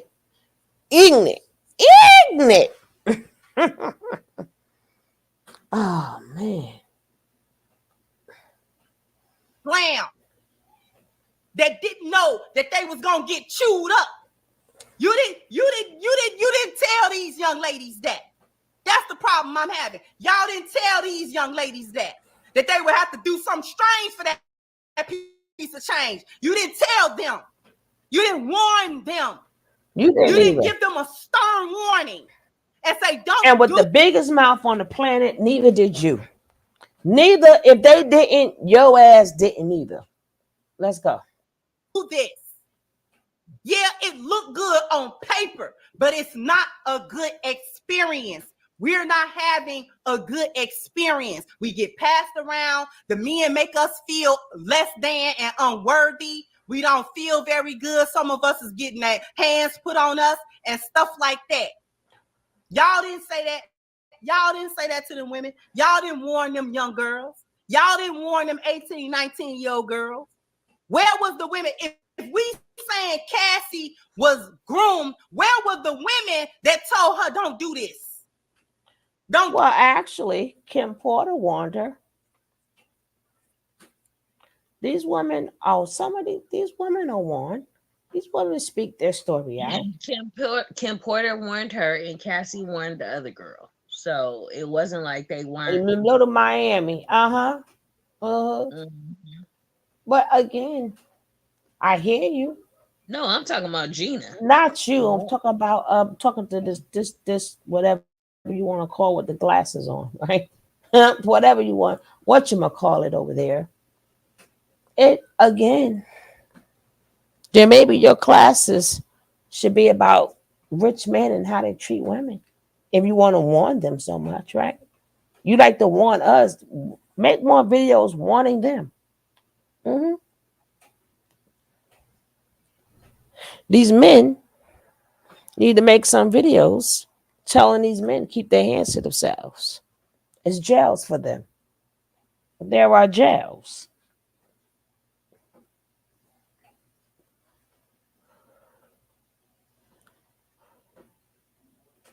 There are jails for them. I would rather warn the person first. If I claim I love my black man, I will warn them first.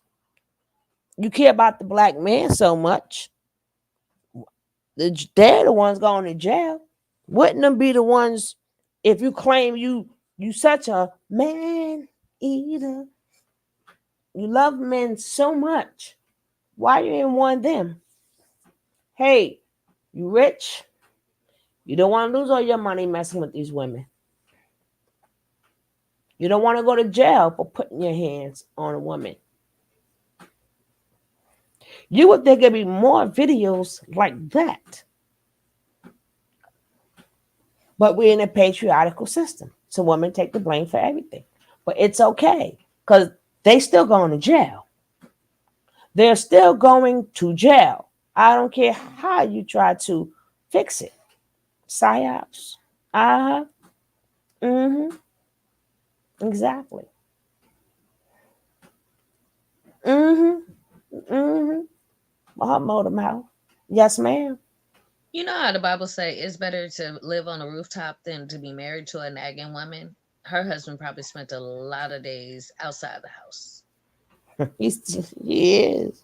That's why we stuck with her because his ass don't stay home enough. We get stuck with her. And my father would go on the street and sleep on the park bench or the bench for the buses because he didn't want to deal with that. Get that woman all his time. But according to her, not her man. She do not sit up there and do no nagging or nothing. What are you talking about? Not her. She according to her, she don't do none of that. I would have been busted in on that live. Like, woman, shut up. Get in here. Hell no, he ain't gonna do that. Because that's their money. That's their money. Matter of fact, according to her religion and according to how she act, that's his money. You better get your ass up there. Yeah, that is his money. I wish I would stop. Go on, girl. So I can take care of my side pieces and shit with your money. I mean my other wives.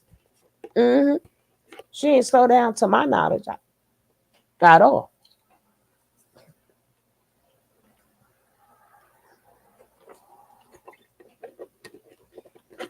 Shit, I wish I would stop. Girl, how many times you going on today? Go ahead. You ain't on yet? Shoot. We need that's his money. He'd be like, I'll put up the background. You just get ready. and if it's not his money, then her whole doctrine is a lie. If the money don't go to him, her whole entire doctrine is a lie. All the things you have taught women to do, and if you do opposite, then your whole doctrine is a lie. According to her and her doctrine, this little job, but again, she's considered a bigger YouTuber in that sector, so she gets some good change. Remember, she did this video yesterday, and it's already 15,000, right? Let's see something here.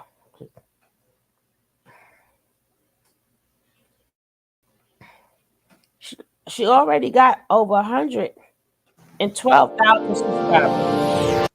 Already got over 112,000 subscribers, right? She got 15,000 here, 13,000, 13,000, 15,000, 13,000, 12,000. The lowest video that I see that she has is 7,000. And then the title of this video is Women Should Submit Without Limits. What the hell is that? No. Hell to the no. Oh man, what the hell does that mean? Please, somebody help me, Rhonda. Help me, Rhonda. I mean, we're gonna spend a life. What is that? Huh? She this motor mouth chick, she get you think her husband like get your ass. What you say? How much? And I want you to get off the thing and stop working. And then that YouTube check came in. He like she did it. What? I don't remember saying that. What? Just be sweet as pie, huh? Just make that deposit. Because you know it's us, and I am the man of the house. I am the man of the house, goddammit. Shit. Bring it in. Bring it on home to me. Yeah. Yeah. Cause you know how that man go, cause you know we building. We building. We are building. Bring that money home to me. Damn it. All mostly men that hate women. Yep. That's why we gotta combat that. Shit, he don't give a hell. Just every month have his money and going into the account. And any cash apps you get belongs to me. Because I am the man. I am the provider. I don't care how much I make. Even if you make more than me, I am the man. Make sure that check goes into my account. Matter of fact, you can't even handle the money. You just get on out there and make that money. And I guarantee you, she would not agree with nothing I said about her. But this is what she want us to do, right? This is what she want us regular women to do with something that she ain't gonna do. And she would, every time they send them little cash app, thank you so much for supporting the channel. Thank you. Which means husband ain't getting that money. She getting that money. Honey bun ain't. She too happy when she get it. Cause that money going to him. TKO would have her at the strip club. She been emptied out that whole place, Nick. She walk up in there with that big ass mouth of hers, trying to hold on to a phone. They gonna be like, E.T. phone home. E.T. phone home. Yes, ma'am. Now. What, she gonna strip with her Muslim garb on? Child. At least she could slide down there now. Just down there. But I know for a fact that she gonna clear it out. They come and see that. Nobody can picture that on top of them. Well, the man she does got now can picture that. But I bet you he closed his damn eyes. Every time he say, give me a kiss, his eyes are closed. God damn it. It's gonna be like that scene on what is it? The Players Club, when Adele Givens come in there and she go on the stage and then all the dudes start like walking away. Uh-huh. Yes, y'all anyway. Uh-huh.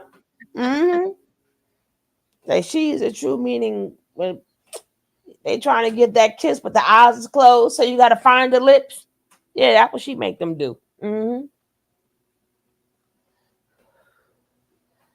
Up here caping for men, but really go put your ass in jail.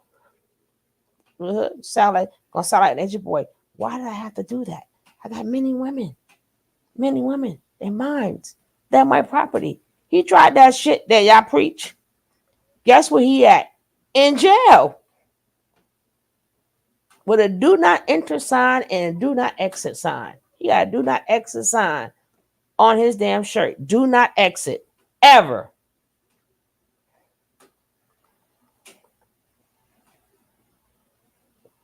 Anytime you don't piss the judge off so much that she already got her mindset. So there is nothing that Booker could say. That attitude that she have is why Nature Boy, not only does he got life, he got parole. So even when they're not even gonna let the ninja die in peace, they would keep his ass on the goddamn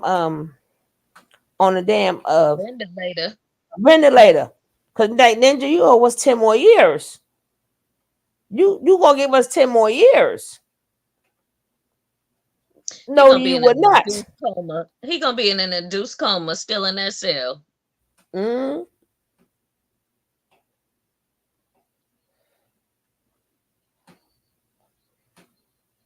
Shit. Like, nah, what you mean? Like, no, we're gonna fix this code. You're gonna have the best doctors. You can't even sneeze up in this bitch because you going straight to the doctor. We're gonna make sure you fine because you owe us lifetime plus 10. And if he didn't have that type of attitude, he would have gotten less.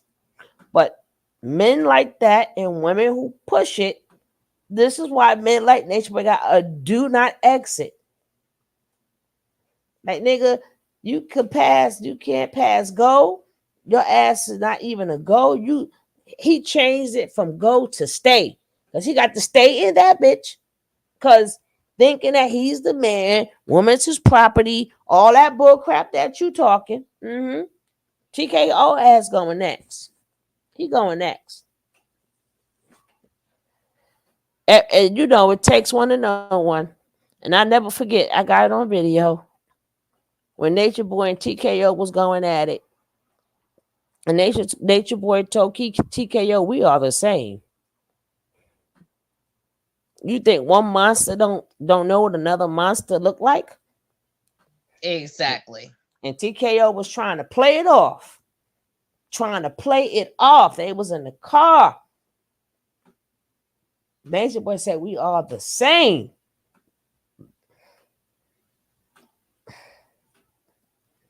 But either who, we'll take us out of here. And then I'm gonna probably watch something, or maybe something is going to watch me. But there's no one like me. Look in the mirror. I'm all I see. Can't be nobody else. Just gotta be me. I don't pretend. Have a blessed night, everyone. I can't pretend. I gotta play my song at the end, but have a blessed night. I love all me. That's all I can be. Just me. No imitations, no faking, just my own creation. Originality in all my steps, no need for complication. I shine bright, no need for any embellishment. I love all of me, that's my only sentiment. I'm just me, can't be nobody else but me. The world can try to change me, but I'll always be free.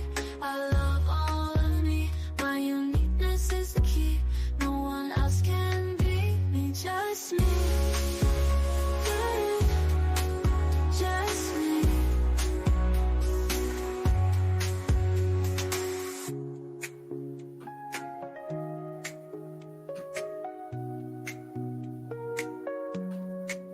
No imitations, no faking, just my own creation. Originality in all my steps, no need for complication. I shine bright, no need for any embellishment. I love all of me, that's my only sentiment. I'm just me, can't be nobody else but me. The world can try to change me, but I'll always be free. I love all of me, my uniqueness is the key. No one else can be me, just me.